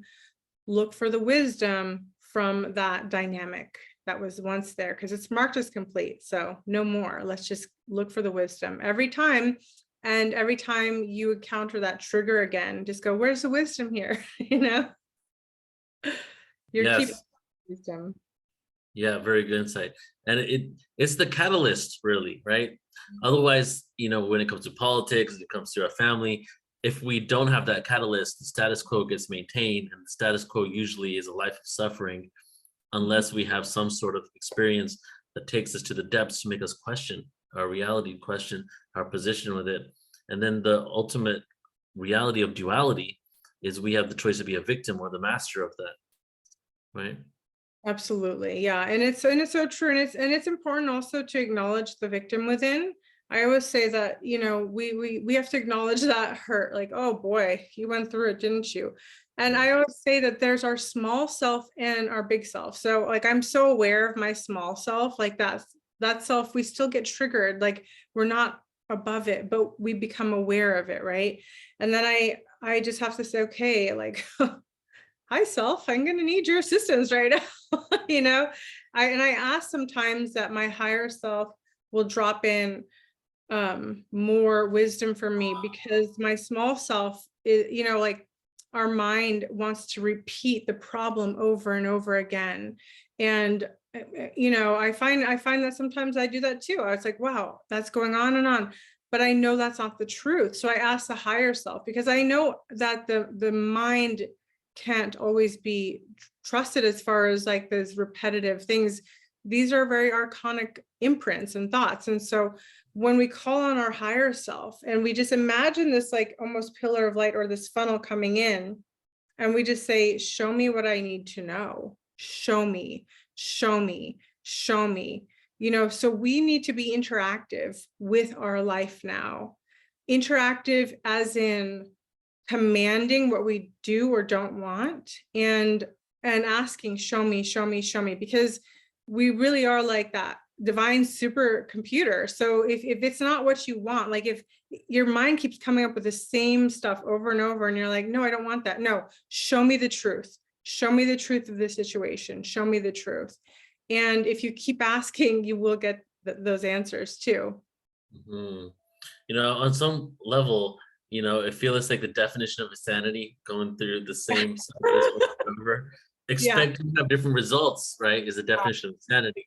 But I guess this time we're going to have different results. We're no longer insane. Exactly, because because the mind really is, I mean, the finite mind is very insane. So we have to say, okay, this is a crazy mind. Okay, great. Now that we know that, creator, higher self, show me. And it really will. So it's like, where should I go? What should I do next? The mind will it'll loop back into the same patternings. Don't do this. This might happen. All the looping. So we have to know that the brain it's a reptilian brain wired for looping, and it can be very torturous. And so the way out is we can't like escape, but we bring in more of ourself, because you know we're just part of our bigger higher self, right? And our higher self is infinite. So you know, sometimes I just have to open up that space and be like, please download me now, because I'm not getting it. It's interesting that as you're saying that, and I'm thinking that, you know, the reptilian brain is responsible for looping. It's almost like we need that loop in order to experience the things that we're holding away, pushing away, the shadow self that we're not seeing. So that part of the brain is allowing us to keep reflecting on it until we deal with the actual lesson from it and gain the wisdom out of it, right? Exactly. Which is why we need to chant over and over and over again and keep repeating so that we keep our mind really clear. That was a really beautiful presentation. Yeah, thank you, Anna. Thank you. So wonderful to be with you. And I'm glad you got to meet my that's so beautiful. And Crystal and Dara. Yeah. Oh my goodness. No idea you were a skull keeper of an Atlantis crystal. Beautiful, beautiful. And we're going to see you in Glastonbury, right? Yes, so excited. Yeah, So we'll see you soon there. Very And I just want to say before we let you go, the dragon information, so on point. I've been going deep into the dragon awareness. We're doing a conference on dragons, and it just seems like the energy of the dragons are just coming left, right, and center. Joan and I were in Amsterdam and Germany just recently, and we're sitting at a cafe, and we met some regular people. They're part of some medical thing, like they're in the mainstream world, and we started talking about angels, and she didn't really know how to respond to us, and her response was, "Oh, our daughter used to have an imaginary friend as a child that was a dragon," and and I was like, wanted to say a million things, because the dragon energy is actually the custodians of the birthing process too. They actually help bring the souls in here. And I had a past life regression where I saw dragons attached to the souls of the child for the first 3 years of their lives, and actually are literally the custodians to bring in that soul into the womb. So it's coming from every direction, and I feel it's really healing, right? It's coming here to help heal us. that's epic. Neil, that's so cool. The first time I've ever heard that, but I felt this truth of that resonate in my being, like, whoa. And it's just wild how I've just been feeling those energies too. My mom and I, since I think it was like November last year, December. And we were just like, wow, the dragons are here to help, but we have to interact with them. Like, it is important that we're in communication, because they're really here to be of service. So when we ask, please help clean up this area, please help clean up this energy, they work with us. So I think we're trying to remember like how to navigate that again, because it's a whole new way of being. But I love that you two are earth angels, just going everywhere in Europe now. And I was just thinking today how lucky Europe is to have both of you there. Because, because you're anchoring so much light, angelic codes, and it's incredible. Feel it, yeah. Thank you, Alan. I love it. Thank you so much, Alan. Love you so much. Thank you. I'll see you next month. Love you both so much. Can't wait. All right. Guys, she's going to be in Glastonbury. So if you have not gotten a ticket to Glastonbury and you love Radha, come over and come to the conference and see her. Alan, can you turn your phone sideways? Like on Zoom, it's better if it's sideways. Yes, much better. That way I'm not bigger than you on the screen, okay? And when you get settled, guys, I'm going to introduce you to Alan Steinfeld from New Realities TV. Alan is quite the man. Let's see, we'll get his attention though.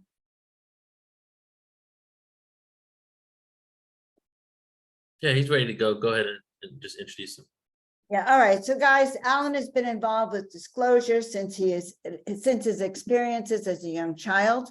From that time, he realized that the only way for humanity to accept the fact that we are not alone is to shift our worldview about what we think is possible. In this way, he feels we must transcend the old limitations of our mind and tap into what is beyond the mainstream psychology, beyond our education, our religions, and our political ideologies. He also feels that disclosure is an inside job, and that when we wake up to who we really are as galactic beings, then the cosmos will come to greet us in our magnificent. And to this end, he hosts and produces the internet sensation New Realities TV and on his website. And Alan and I also occasionally do a show together that's quite fun called Out of This World with Joan and Alan, where we really get into some great subjects. He has interviewed many major researchers, by the way, every top researcher in the UFO field. And he has also been one of the main MCs at Contact in the Desert for the last few years. So I am very happy to introduce everyone to Alan. Alan, are you ready? I am ready, Joan. Thank you. And I want to say, because we're talking about old and new civilizations, I'm actually in one of the Atlantis rising civilization communities right now, Alex Gray's Chapel of Sacred Mirrors. I am broadcasting you from there, from their beautiful home. And let's just see here. I've always wanted to go there. Look at that. These are the Alex Gray pictures. This picture, I know it's not about Atlantis, but it's about the ascended body. This picture reminded me of the power of turning our bodies into light, which is what Atlantis was sort of the beginning of. The Atlantis was the beginning of a kind of coming together of a new humanity, except we just couldn't hold it together at that point. We just couldn't bring it all under one sort of umbrella, so to speak. So Atlantis was the time where we could start to imagine ourselves as almost gods, but there's too much ego there to get in the way. But now we're in a different cycle, and these beautiful images like of Alex Gray's and Allison Gray remind us of what's possible. They remind us of that we still have that energy in us to activate the higher consciousness. So let me just come back to myself here. Let me see. I'll just keep talking this way. Okay, this picture here was this picture actually was done in 1989. And you could see these two planes over the World Trade Center, which was a kind of prelude to this world that we've just been in.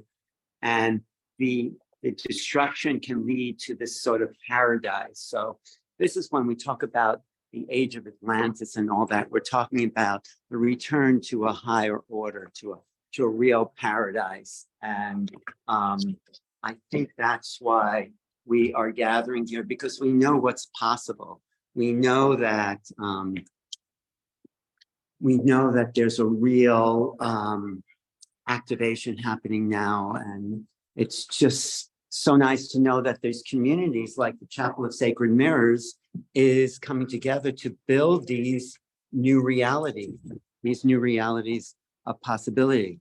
So I'm just staying in this little room here. So let me just tell you what I know about Atlantis and why I think it's so important that we understand that this cycle of time is revolving to its next level of activation. And so before Atlantis, there was Lemuria, and they kind of coexisted at the same time. But in the Lemurian civilization, and who knows how old, this probably goes 200,000 or 500,000 to 100,000 at its prime.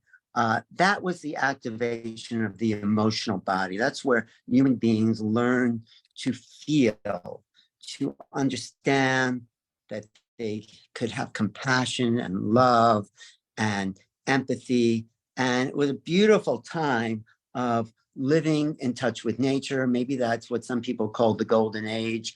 And that eventually evolved or transformed into this Atlantean age where people were no longer interested, or they had integrated what they could of the emotional body, and then they wanted to develop their intellect. So it's great to be emotional and feel, and that's a really important part of who we are as human beings. But there was this other need in humans to start to understand that they also had this intellect, and they developed these possibilities of intellect for creating things, creating machines, and where we're at now, artificial intelligence, and all those areas of creativity and intellect and inventions and buildings and structures, and that period of the Atlantean times. And just to know that Atlantis, if people wonder where Atlantis was, well, as Plato says, it's outside the Straits of Gibraltar. And it was really called, and the ocean that's outside the Straits of Gibraltar, which they called the Pillars of Hercules, is of course the Atlantic Ocean. It was the Romans that changed the Atlantis Ocean with an S to the Atlantic Ocean with a C. For some reason, the Roman, the Latin language wanted C's where S's were. It was still, it's actually called the Atlantis Ocean, even with the C, because the C could be exchanged as S. So anyway, Atlantis was there. And my theory is that the earth is not flat, but it's expanding. The earth is expanding, and this is why Africa looks like it was pulled away from South America. And so if you put all those continents together, there was a sort of Pangea, the one continent. And in the hundreds of thousands of years of continental drift and evolution, we had these separate parts of the U.S. and the Earth is still expanding. The ocean floor inside the Atlantic and Pacific rifts are pulling apart from each other. So that's my theory. I mean, can't prove it, but it makes sense if you look at a map. And so Atlantis was the kind of continent right there in the center. And it lasted from about 100,000, I'm just not guessing, but I'm just tracing the history for that I know, to about 10,000 years ago. And there were 3 different major sinkings of Atlantis. So the high civilization of Atlantis, where intellect and invention and lasers and levitation and pyramids and all those things kind of went from 100,000 to 50,000 years. And so Lemurians were a time of the emotional body development. Atlantis was the time of the intellectual, the conscious mind thing. It was the activation of the third eye, the pituitary pineal system. The Lemurians was the activation of the heart. So as we come up the chakras as civilizations to this next level, which is really the development of frontal lobes and technologies and all those things. And that paralleled an incredible development of a civilization for 50,000 years. And that really set a kind of human frequency in place. And of course, there may have been the Anunnaki and the gods and the kind of, I think when in that bridge between the Lemurian and Atlantean times, there was some interventions and upgrades to the DNA. So that was actually probably part of the intellectual upgrades and hybridization of humanity that happened that made us sort of disconnect from our natural spirit. But so that Atlantean civilization, with the help of our ET friends, was incredible development of technologies and times and civilizations, and a lot of the monuments, a lot of the, what do they call it? The Paleolithic ages that weren't done by primitive people. I mean, primitive, like people just living hunters and gatherers. It was done by a very sophisticated civilization. They still can't duplicate the pyramids, the Egyptian pyramids that were built, or a lot of the great monuments around the world. I think this is sort of what Graham Hancock's Ancient Apocalypse was also pointing to, a great civilization. It's definitely worth checking out. But I think the focus of that civilization was the Atlantean continent. And also one of the reasons they call it Atlantis was because the first king, at least according to Greek mythology, was Atlas. Atlas was the first king or ruler of Atlantis. And the myth of Atlas was that he carried the world on his shoulders.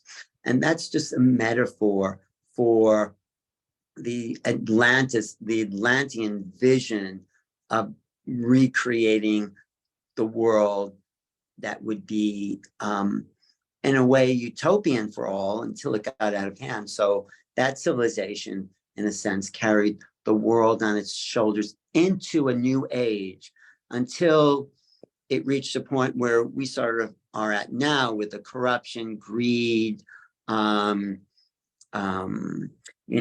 pure intellect disconnected from the emotions, started to get in the way of the common humanity. And I learned a lot of this from the teachings of Ramtha the Enlightened One, who claimed to be a warrior from Atlantis.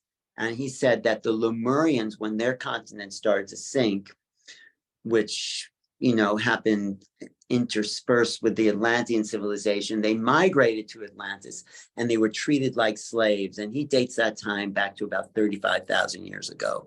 And so 50,000 years ago, there was one quaking of Atlantis. The next was 35,000 years ago during the time of Ramtha's time, where he led an uprising of Lemurians and other people to overthrow the tyranny of the Atlantean tyrants and rulers. And he says he took a lot of the Lemurians who had immigrated from sort of the Pacific, where Lemuria was in that area of the world, that had migrated to Atlantis, and he marched this army across southern Europe into the Indus Valley. And really, it's the Lemurian seeds that gave birth to the Hindu race, this is according to that legend.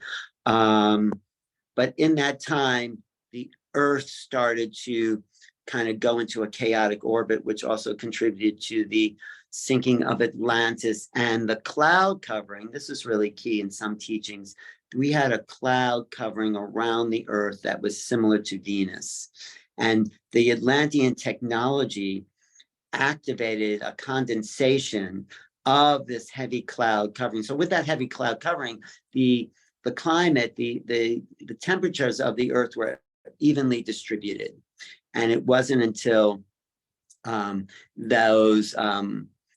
condensation of the heavy, thick clouds, which of course caused the floods, which we later hear about, where the sun, the naked sun and the stars could be seen. And of course, the oceans filled up even more. There was, of course, water and oceans, but it wasn't as dramatic and present, I think, as the oceans are right now. And that's because there was heavy condensation. So that all created the chaos of the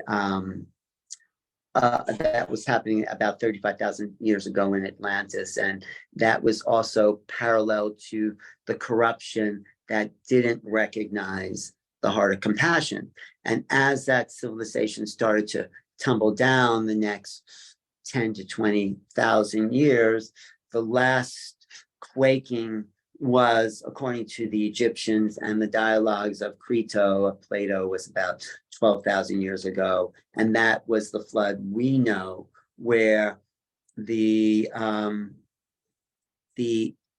third eye, which had been open, started to shut, and the expanded consciousness of a big world vision started to close in, and the dramas that now are in conflict with the intellect and the emotional heart started to arise in the human species. So we started an age of history, where modern history, where countries would invade other countries, and there was a playing out of this conflict between the intellect and the emotions, and this shutting down of our intuitive self, and the inability to see the totality of the planet. And so we lost the technologies that had built the pyramids, that created the lasers, that created the machines that would fly from pyramid to pyramid around the globe. And there was also a shifting of the Earth too. And there's actually a wall in the Temple of Edfu in Egypt, where it talks about the migration of the last of the Atlantean technologies to Egypt. And that was probably about 10,000 years ago, although the Temple of Edfu was more recent than that. But so we get this transfer of knowledge going back 100,000 years or 500,000 years, Lemuria, Atlantis, Egypt, to start now the next round of human civilization, which will, and it's taken us about 5,000 years to come to the point where we are integrating our intellectual, emotional, psychic, astral, cosmic, spiritual bodies into the new humanity. And that's why I'm so happy I'm right here at Alex Gray's Temple of Sacred Mirrors, because he is one of the architects of the new time. You can see this is where these the evening celebration is, and there is also a new temple here called Entheon, which is part of this new revival of art and consciousness. So we are about to enter a new age. The disclosures of UFO truth is being revealed. Actually going to be talking about that at the full moon tonight at Alex Gray's. You can tune in, go to cosm.org, tune into the full moon, because you'll be able to see this new time, new community, new possibilities are arising.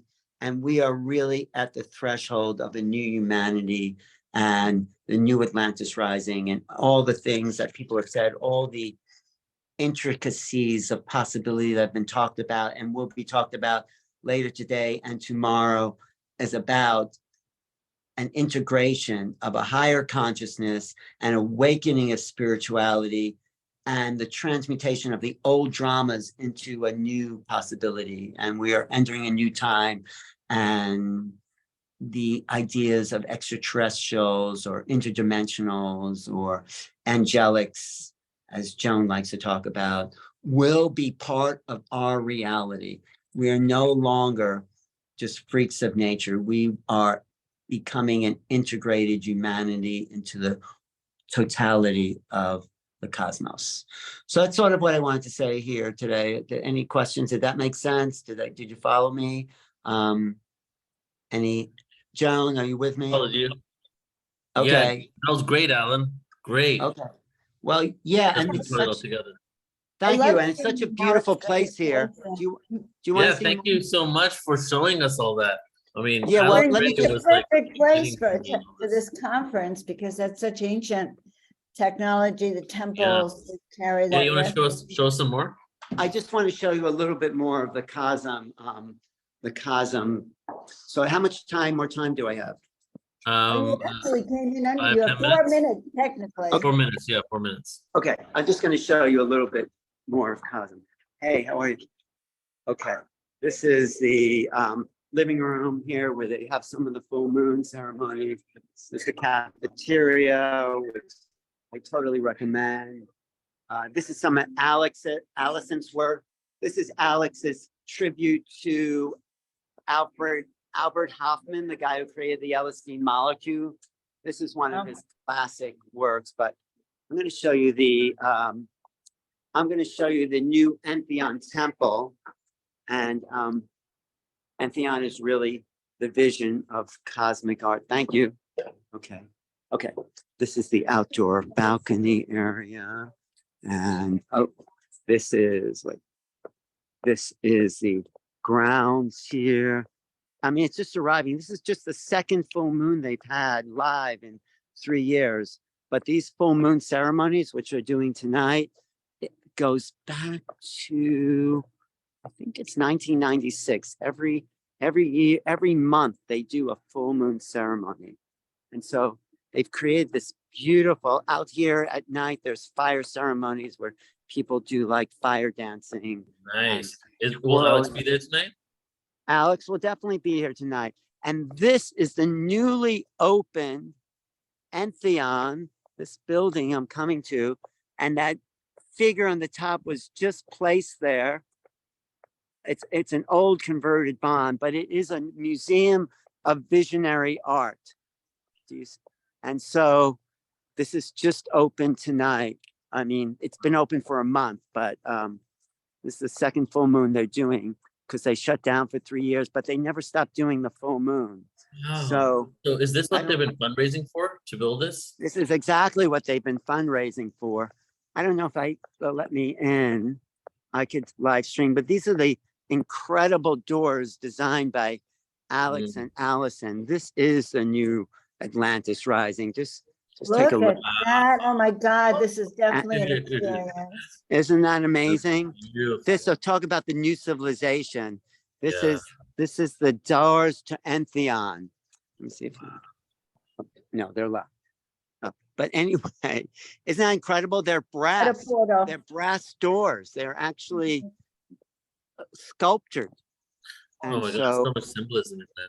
So I mean, Atlantis is not a lost dream. It just sank for a while, and now it's re-emerging. Yeah. And we have communities like Cosm and stuff Portal to Ascension is doing, and what we'll be discovering in Egypt and in Glastonbury and with the crystal skulls, that we could bring together a new humanity and create a new world, because this is truly our destiny, to create the new world. That's why we're coming together. That's why all this information is a reminder of who we really are. So, Alan, come forward so we can see what's behind you. okay. Take it forward. And aim it, no, where you just were. Where you just. Okay, here, this is Yeah, it. yeah. Isn't that- That's so powerful. It is amazing. I remember when they drew this out on paper, and it's like, could they really create this? Are those all religious symbols around? Yeah. It starts with the Sikhism goddess. there. It starts with the goddess here, and it goes up. I don't know what that is, and then Hebrew, Christian, Muslim, all that there, and then Yeah. down the center is the serpent. It's the Kundalini rising up, Right, and the tree of life at the bottom there. and the tree of life. The Kabbalah, right? Yes, the Kabbalah, and the and the male and female drawing the heart. or I think That's it's the too heart, good. inside the serpent, inside the Kundalini serpent to meet there. Isn't that fantastic? That was the symbol of Atlantis as well, was the Caduceus, the two. Oh, was it? Yeah. Well, that's why we're here. And this is, of course, the symbol of Cosme. I recommend Cosme to anyone who's in upstate New York. If you're there watching this, come tonight. It's a full moon ceremony. I'm going to be speaking about disclosure, and there's a lot of people performing. Hey, how are you? Hey, good to see you. Wow. All right, let's go. Let me just ask you if I can get in. Is it possible to look inside? It's 7:15 will be there. Oh, okay. I just was going to do some live streaming there. Yeah, we're doing a mic check in there. Oh, you're doing mic? I'm supposed to be actually on stage tonight. Yeah, so the mic check for performers Oh. will be at 6. We're doing like an overall system. Oh, so I should come at 6. Yeah. Me and come over. I want to just introduce you. But Here. let me bring your instruments up. Okay. We're actually going to go and drop the instruments. Oh, you are? Yeah. Okay, I'll just follow you there. Okay. Anyway, do you want to say anything about what you're doing tonight? Yeah. So we're doing an offering here at Cosme. And so an offering is generally, it's part of an offering where we give ourselves of our craft, and everything in Cosme is related to art and the expression of creativity and harnessing that. So what this is just a sacrifice. That is all the energy that went into there, we give to the audience tonight. And so we're very happy that you're joining us. Okay, well, that'll join us for whatever they can. Maybe I'll do some live streaming from there. Hey, okay. Anyway. All right, thanks, Okay, Alan. Alan, thank you All right, so let's- much. let's go- Have a let's go knock- beautiful night. Let's go knock on Alex's. I'll join you tomorrow for an early broadcast. All right, cool. We'll start it out tomorrow. Okay. All right, Thanks, Good brother. luck, guys. Bye I'll make for that now. call now. Thanks, Joan, Neil. Talk to you. Thank Bye. you. Bye. So he did remind me, Nice. I'm sitting here, I have this huge window looking out at the full moon. There is a full moon right over the water here in Portugal. Can we see it? Well, I can show it to you, but I'd Yeah, have we to. got show- good quality camera. Let's see. You got to take your background off though. Oh, yeah, I'll take the background off and show you, because I had the lights off when we were doing the meditations and both Tamara and then Radha's, and definitely it's so different to have this full moon right behind me or in front of me right now. Okay, you ready? Yeah. Oh, I don't know if you can see it. Oh, Yeah. It's- there it is. Oh, it's Nice. really exciting. In fact, I'm going to sit and listen to Flo in the dark, because I want to gaze upon the moon. I feel like I'm being bathed in the light tonight. Yeah, it's a good idea. No, Yeah, that with was all- a great improvised tour. That was yeah, I'm so happy Alan was there. That was a good dynamic to add to this experience today. I've always wanted to go there. I too. tried, actually, I used to see drawings of this new building, and I Yeah. would try painting it. Never came out the same, but I feel like it and they did a big coffee table book for Dom and her, Alex. Oh Gray. yeah, I've heard about that. And we have Asperity from Dom and her tomorrow, which is Mhm. one of the largest mystery schools around the planet. Right. And they use a lot of Egyptian and Atlantean technology. Right. And they also built these temples for humanity. So I think you're going to find it really fascinating. And now it all ties together with Alan being at Alex Gray's place. Right. Well, and it's also interesting because I mean, Alan, before I even woke up in 2000, like I started waking up in 2001. In 2000, I started listening to the band Tool, and Alex Gray was the artist for their album. And so it was all, and Tool was talking about 46 and 2, about the chromosomes, Arizona being the new bay of the US after a pole shift. And I had no idea that they were talking about conscious stuff and ancient civilizations, but I was looking at Alex Gray's art. And then a year later, after looking at his art, I found out about the Sumerians, and that was my start into this whole world. Unbelievable. I think, actually, I'm learning today again. I'm not learning. I'm really anchoring in that this is not you're learning what you've already known. Right. It's just consciously in this physical body that is, this consciousness of ours that's been forced to reincarnate all these years, just so you could forget every 80 years. But now we're really getting it. I think we're really getting it so clear that even a conference like this is going to take us on that ascension pathway. Right. The more these memories open, the more we're going to be there. So I know we have one more speaker, right? We have one more speaker, yeah. By one of our favorite people. Yes, and it's Flo Karuna, also known aka Nature Flo. He's sent me a pre-record, Joan, because he doesn't have good internet where he's at, solid connection. So I got a pre-record. I'm going to play a Flo. This is our last presenter for today, and then we will just, after that, we'll kind of bring it all together and just tune into what we've experienced today. And as Kevin says, this is a deep remembering. We're bringing back ancient memories, and that's something you say a lot these days, and I've just really taken on as well. We're bringing back ancient memories. We're not only remembering who we are, where we came from, but remembering actual detailed descriptions of our experiences and what we did. And by that, we're pulling forward these memories. And every speaker we've had so far has been talking about these ancient memories. In fact, I had ancient memories when Tamara did her activation. I remembered her as a teacher of mine. When was this? That was today? That was today. That was in that activation. It was like, oh my God, she has been my teacher. Right. Because I recognized her voice. And I don't know if any of you had that experience. I'm looking to try to put the calendar in the chat without my glasses. Is that not working? All right, Okay. so let's get into our final presenter for today. And as you can tell from behind me, it's nighttime in Atlantis, so it's getting a little dark over here in Atlantis. And we're getting ready for our finale for the day, the headliner for tonight. So and I put tomorrow's schedule for all of you guys to take a Perfect. peek at, so they know. All right, I'm Okay. over. All right, everybody. So we're going to bring on Flo Karuna, who is a dear brother, one of my closest brothers right now. And we've collaborated on many levels. And it's just a beautiful soul to bring forward amazing information when it comes to star seeds, his music, when it comes to dragon races and different types of extraterrestrial races. He's really providing a source for people to tap into their own starseed nature. And I'm going to do his official bio here, and then we're just going to go ahead and play his pre-recorded presentation. Flo Karuna is a planetary guardian and visionary creator who has dedicated his life to spiritual awakening and the empowerment of others. Flo's spiritual journey began with an instant awakening in a crowded downtown city street that opened up to a deep level of sensitivity and psychic powers overnight. As a messenger for Great Spirit and devoted servant of Mother Earth, he has traveled the world engaging in good work, planetary service, and working with ancient sites, honoring the ancestors before him from the earthly and universal perspective.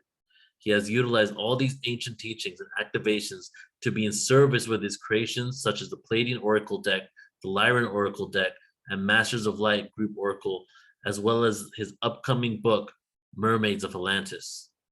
Flo is also the founder of star-codes.com, an organization that has grown to a community of over 82,000 starseeds, dedicated to empowerment and bringing forth galactic knowledge to the Earth. He is down-to-earth soul that seeks to loosen up spirituality with fun and play. He's helped me bring a lot of joy and play into my life too, while integrating higher dimensional codes through the body in servitude to the new Earth. So let's go ahead and play this from Flo.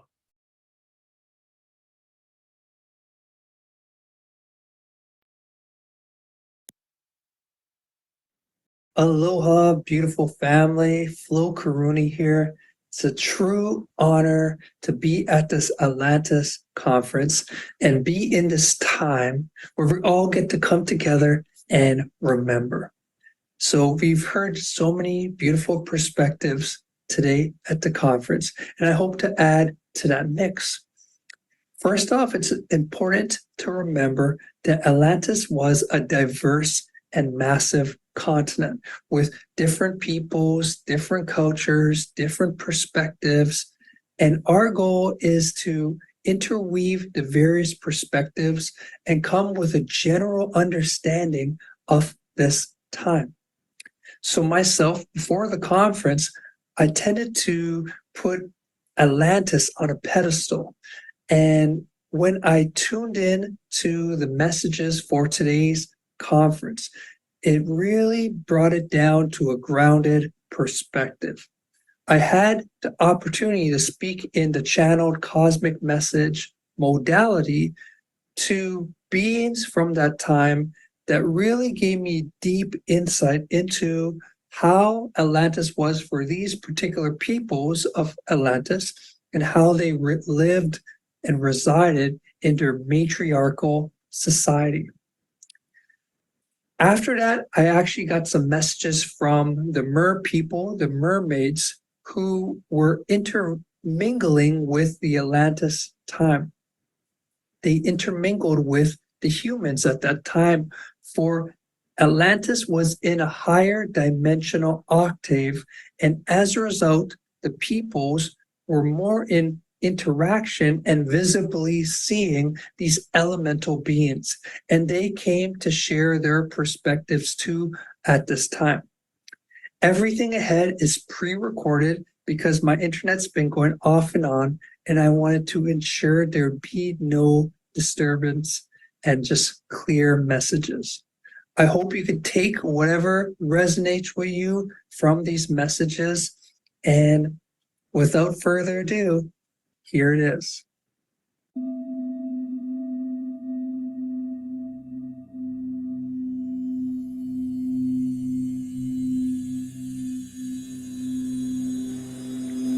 In ancient Atlantis, we were different people. Our civilization was stone in principle, and we operated with a different chromosome template. Our genetics were pure and non-corrupted. We sensed the meridian lines, energies, and vortices of the planet and the great stars. Our awareness was likened to a unified field, and we were in telepathic communion with all of existence. We seldom vocalized, but when we did, it came in the form of clicks and gentle sounds.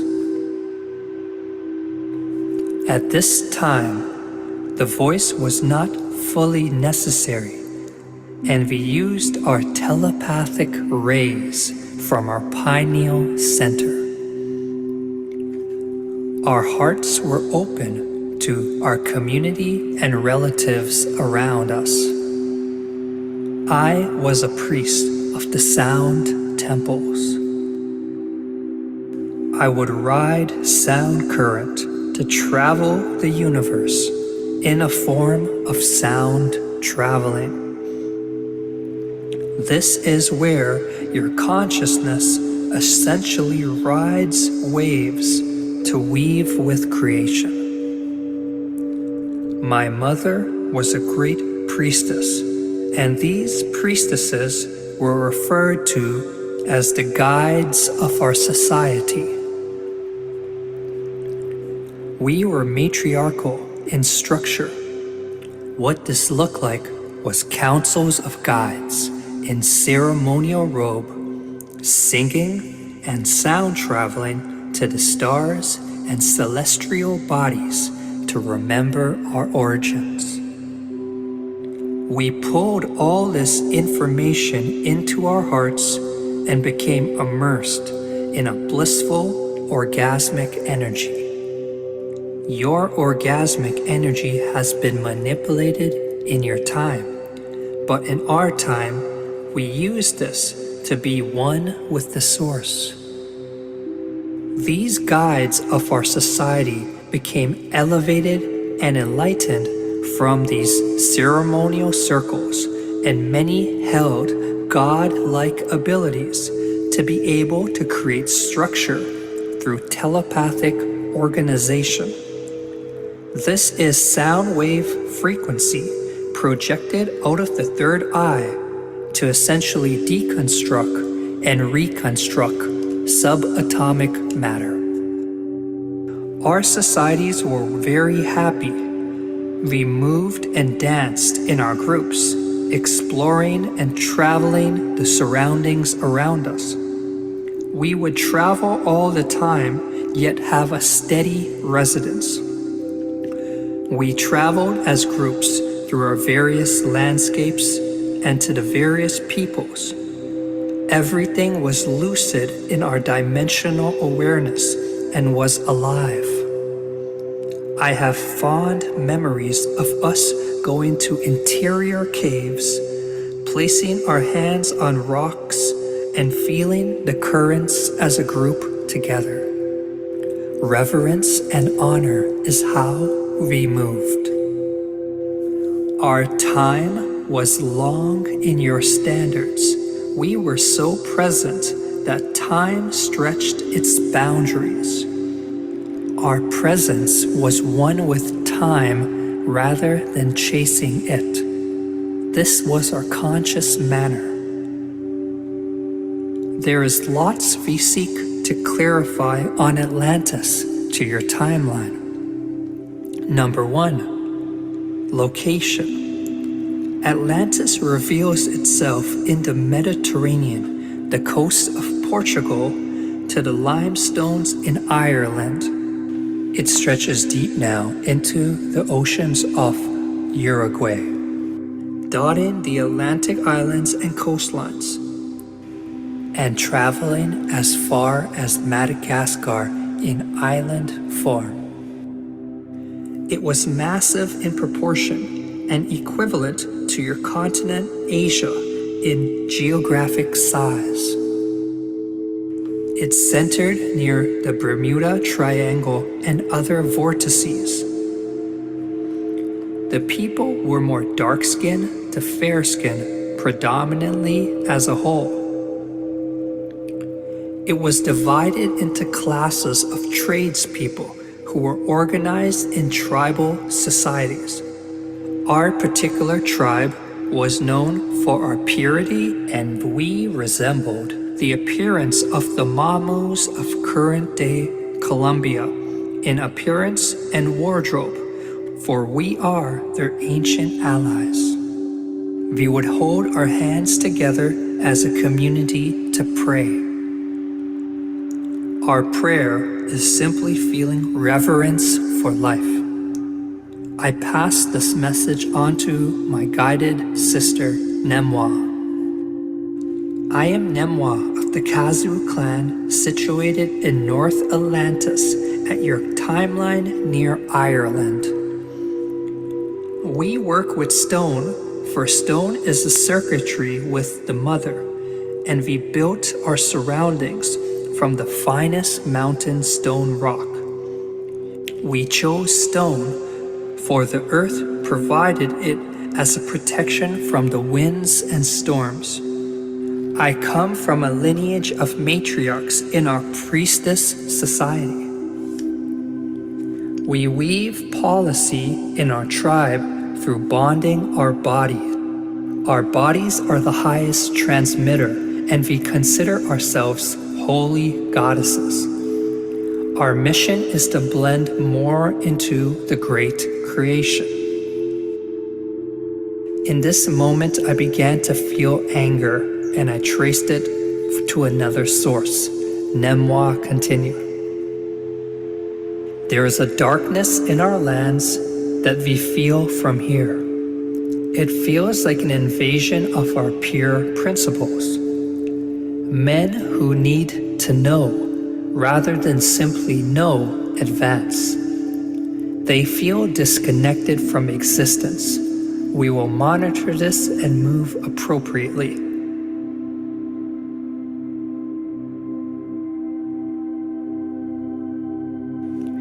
I am given images of stone pyramids, and men of armor have arrived. Blood is pouring. People are being killed. Memoir continues. The earth is so dimensionally interwoven that the suffering of this invasion is affecting the consciousness of the entire planet at this time. She has never felt this brutality in her time. The invaders seek gold, luxury, and control, modern-day amenities. She continues, our crystalline networks of group consciousness are being severed. This is how we talk to the planet. We are losing our abilities. A shield of protection on the planet has been broken. We are feeling pain and suffering for the first time. What is happening is our elders are starting to decay and age. We are praying and doing all sorts of ceremony to stabilize the grids. It is working. Ceremony is now not what we simply are, but now what we must do to live in peace. I'll repeat that one. Ceremony is now not what we simply are, but what we must do to live in peace. It restores our connection. Our youth have to work harder now for spiritual gifts. We have invoked a rites of passages to the youth given by the gods. Our world is changing and the sea is angry. Waves are higher, there is more water. We must move, we must go now. Gather the children and elders, the councils have spoken. We are charting a course to current-day Mexico. We land in the Yucatan. Through gravity engagement, we have opened passage. We prayed to the elements and worked hard for this collective teleport. We sense our lands of our ancestors have sank deep into the water. Now we rebuild our home in a new land. We still are with the past, but it's becoming a flickering memory in this new land. We are forgetting. Storytelling and song shall preserve our tradition. The cenote waters of this area remind us of who we once were. Our peoples have moved across the lands. Many have spread across these new lands to you known as North and South America. We are safe for now, but we'll forget even more. We must tell the stories of our past. This is how we remember. Prophecy says we have peace, but not forever. The invaders may one day come back. We must be strong and make a new world here.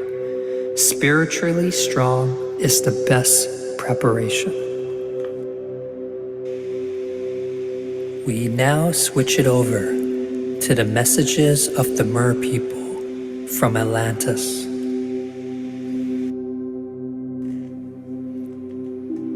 We come from the great ice waters of the Arctic Circle.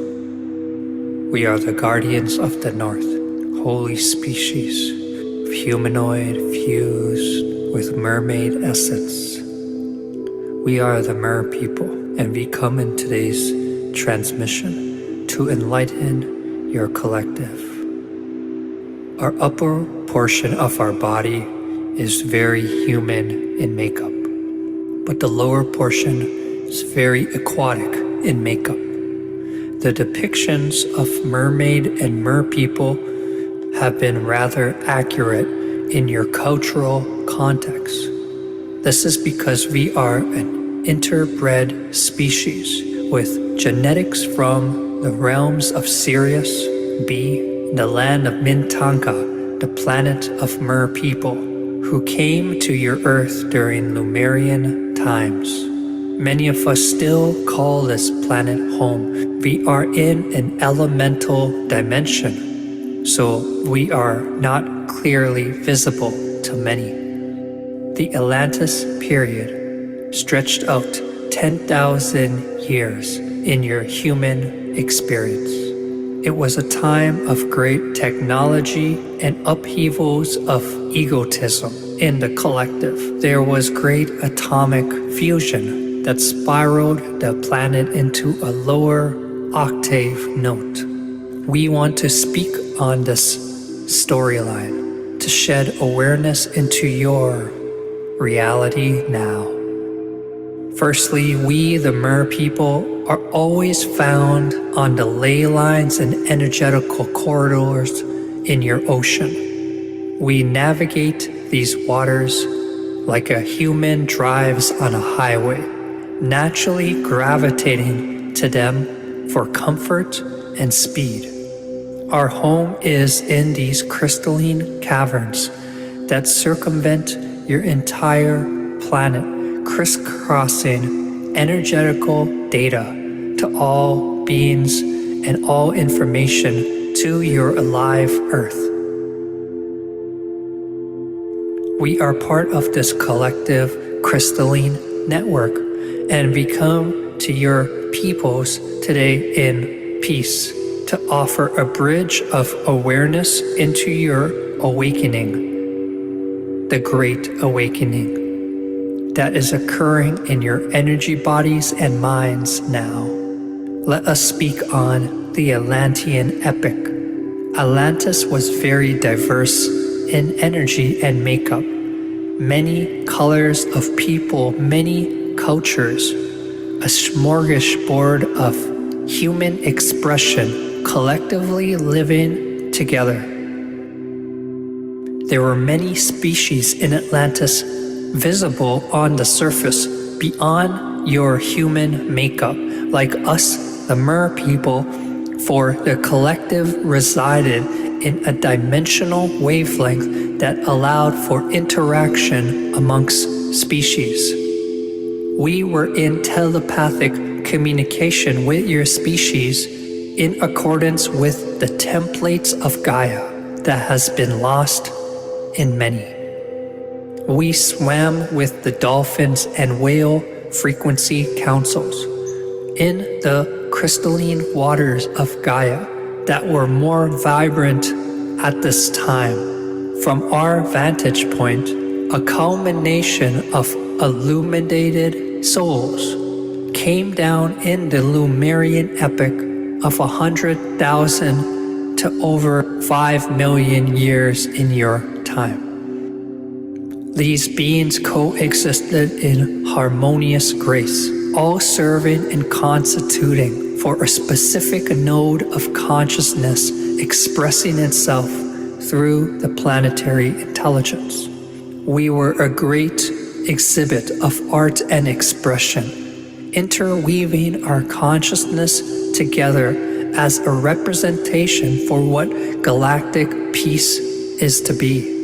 The planetary ecosystem or biosphere was highly protected at this time. Asteroids, meteoroids could not penetrate through the protective layer on Gaia as established through the intergalactic councils for this experiment on Earth. We were coexisting in harmonious peace and tranquility for millions of years from the Lemurian epic to the Atlantean epic. What separates Lemuria from Atlantis was Lemuria is more etheric in nature, etherical beings who were integrating into the dimensional tree of life. This grand experiment called for an integration on many dimensional scales, and it is by design that the sentient souls on this plane called Gaia were to experience different dimensional wavelengths and coexist. So Lemuria coexisted on a higher frequency, which paved the doorway for Atlantis, where the being shifted from simply etheric makeup to a bridge between etheric and the physical that you reside in now. So to experience Atlantis would be to be and reside in a fourth, the fifth dimensional consciousness. What this means is a humanoid and species that is aware of the subtle realities of universe. And in this opening of subtle realities, you naturally encounter dimensional beings such as us, the Mer people. And this explains of our connection in Lemuria and Atlantis. Part of our arrangement was to simply observe the experiment taking place. The experiment being a new birthed species that would hold certain cosmic proportion DNA strands. The species, which we refer to as yourself, humanoid, human, was embedded with star crystalline codes to demonstrate a peaceful universe of different species operating through different bodies from different star races in a diverse play of unity. The true experiment began in Atlantis when the dimensional downgrade began. To root this encoded unity in all levels of creation, you call it the yugas, but this is the great cycle of existence. We see in Atlantis great civilizations of divine buildings that were made of glass nature and stretched up to the heavens. These cities were crystalline blueprints based on the consciousness of the people in the surroundings. When we zoom in into these Atlantean cities, we foresee the frequency of every being in the vicinity co-creating this society.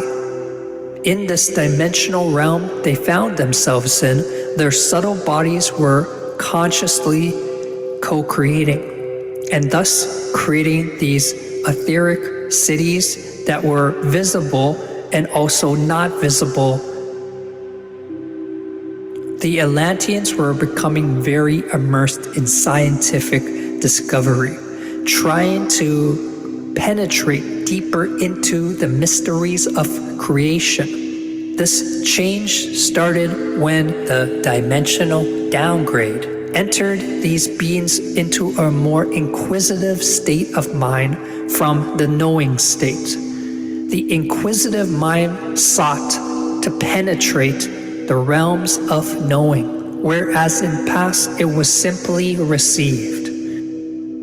These inquisitive minds of the new human, more mentally engaged, began to experiment with various scientific awareness and equations. Deeper and deeper they penetrated the subatomic realm until many Atlantean scientists began to play with the atom and nuclear energy. Certain scientists began to manipulate the natural order of existence and co-create unnatural actions. When certain atoms were forced together, a nuclear reaction did occur in a specific point in Atlantis, causing great tremors throughout the lands, leading to a giant wave that covered 87% of this continent. The remaining islands are found in the Caribbean, off the coast of Greece, and parts of northern Europe. The civilization perished unnaturally through the scientific pursuits of truth.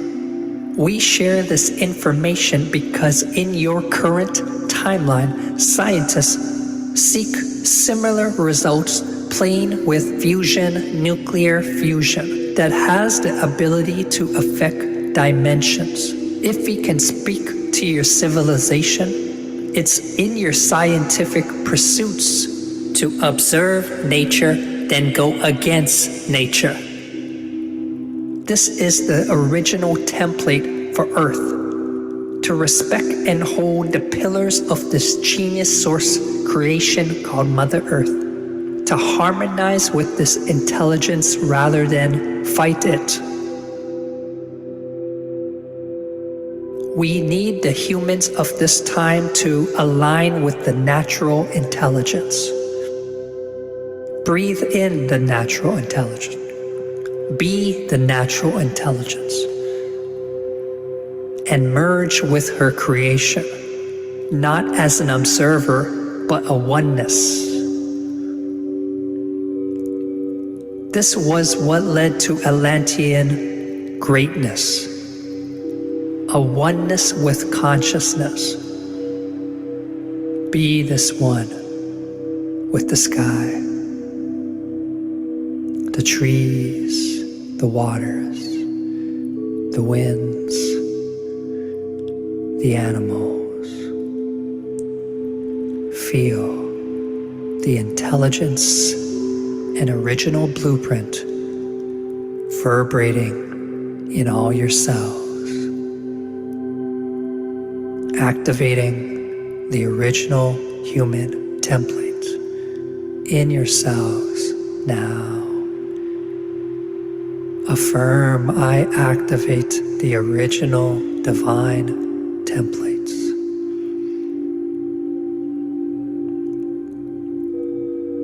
I merge my energy body into all source creation. I harmonize with the living field.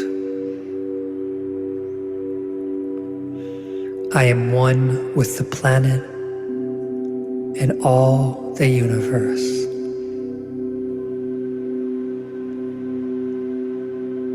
I am God, and God is me. We are the collection of God. Breathe in this dimensional upgrade as we recalibrate you back to the frequency of Atlantis through the water vessel that is your body. We call the water intelligence in your body to activate the dimensional memory now in all your cells, genetics, and DNA.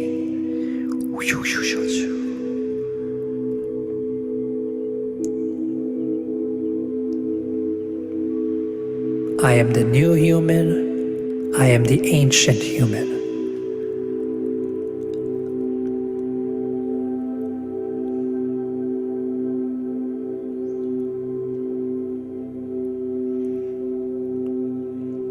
Shanta Shamana Yamana Shanta Yamana Shatya Seta Shamana Shambo Shayamana Shamanata Shamanata O Shayamana Shete Shamanata Shamto Mani Penmeham O Shashete Shamanatam Shete Shamana Sha Shatyo Mania Shamanata Matshet Shamanato O Mania Shamanata Shete Shawo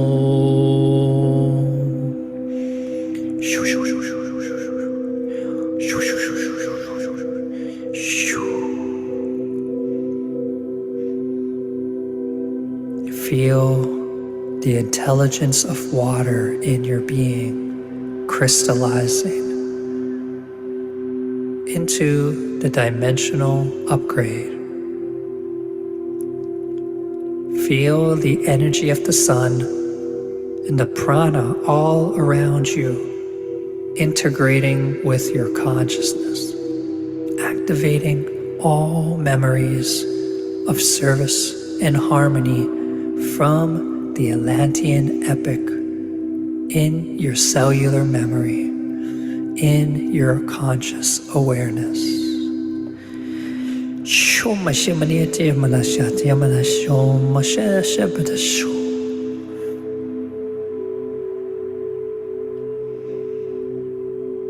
Breathing in and feeling the energetical ocean of consciousness and the codes from the aquatic life intermingling in your cellular templates, in your physical body. Etheric and physical is where you return. Shamana shamana shamana shamashu. Opening the priestess codex of the Atlantean sisterhoods. Opening the priest codex to the divine masculine and re-embedding them in this timeline for all sentient souls through your vehicle. Receive Shamana Shamana Shashamana Shapshu Om Shanti Om. I am the new being, I am the ancient being.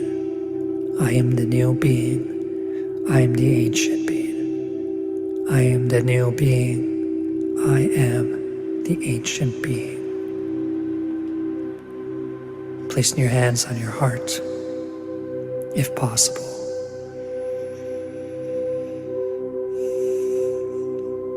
Breathe in the reverence for life.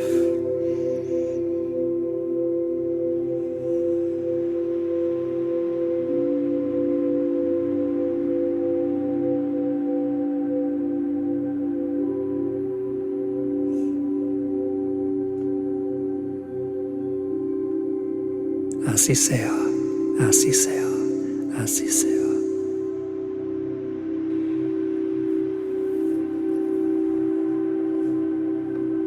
And let's breathe this down into the soles of our feet.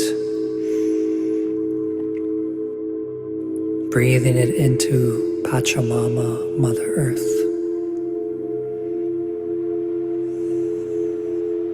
And on the next inhale, taking a deep inhale through your nostrils, breathe it to the base of your spine, the coccyx, and when it gets to your base, hold it with a root lock, tightening the sexual organs, allowing yourself to vortex in through this tightening all the light codes into anchoring. Hold for as long as you can. Feel these Atlantean codes crystallize in your DNA now, grounding this into physical reality. Exhale, let go.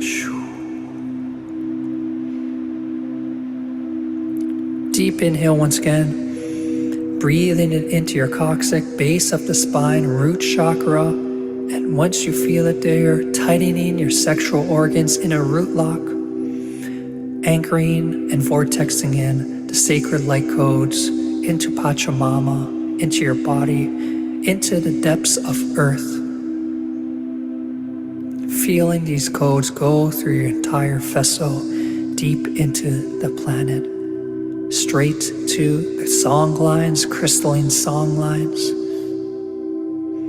Feel a conscious connection to the song lines, a restoring of these veins of truth.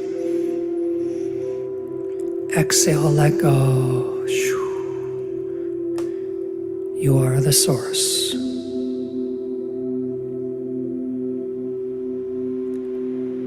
So it is. Namaste.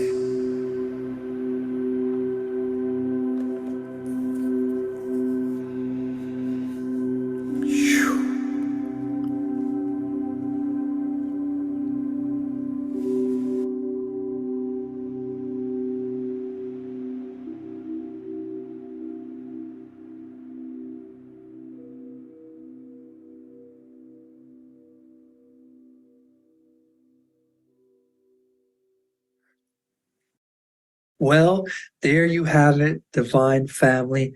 I hope you took something from the cosmic messages, from the activation and meditation, and feeling really honored to be at this conference today and allow for healing to occur on our collective field.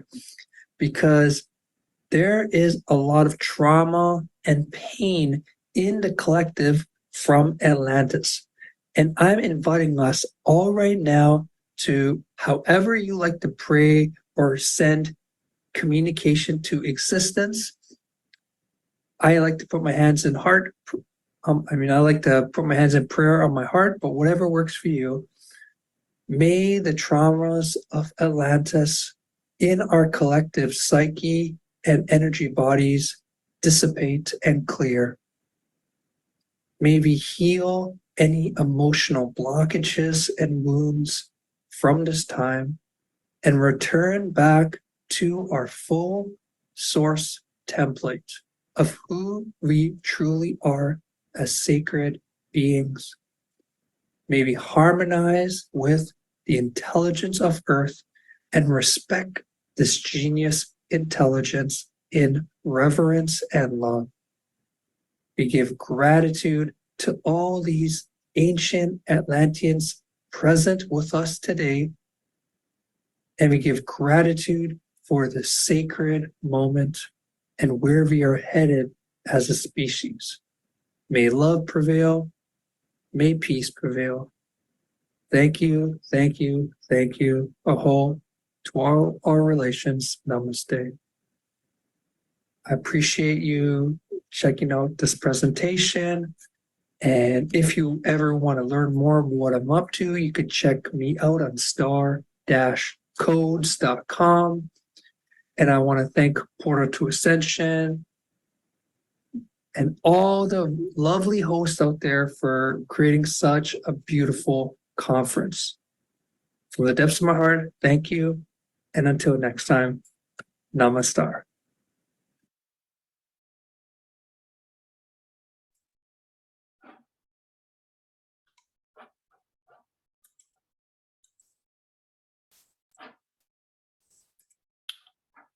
Joan, are you with me? Oh, wow. Check. Can you guys hear me? Okay, here we go. Wow. Kind of speechless. That was beautiful. Let's take a few moments here in silence just to receive that code, all the codes that were just emanated.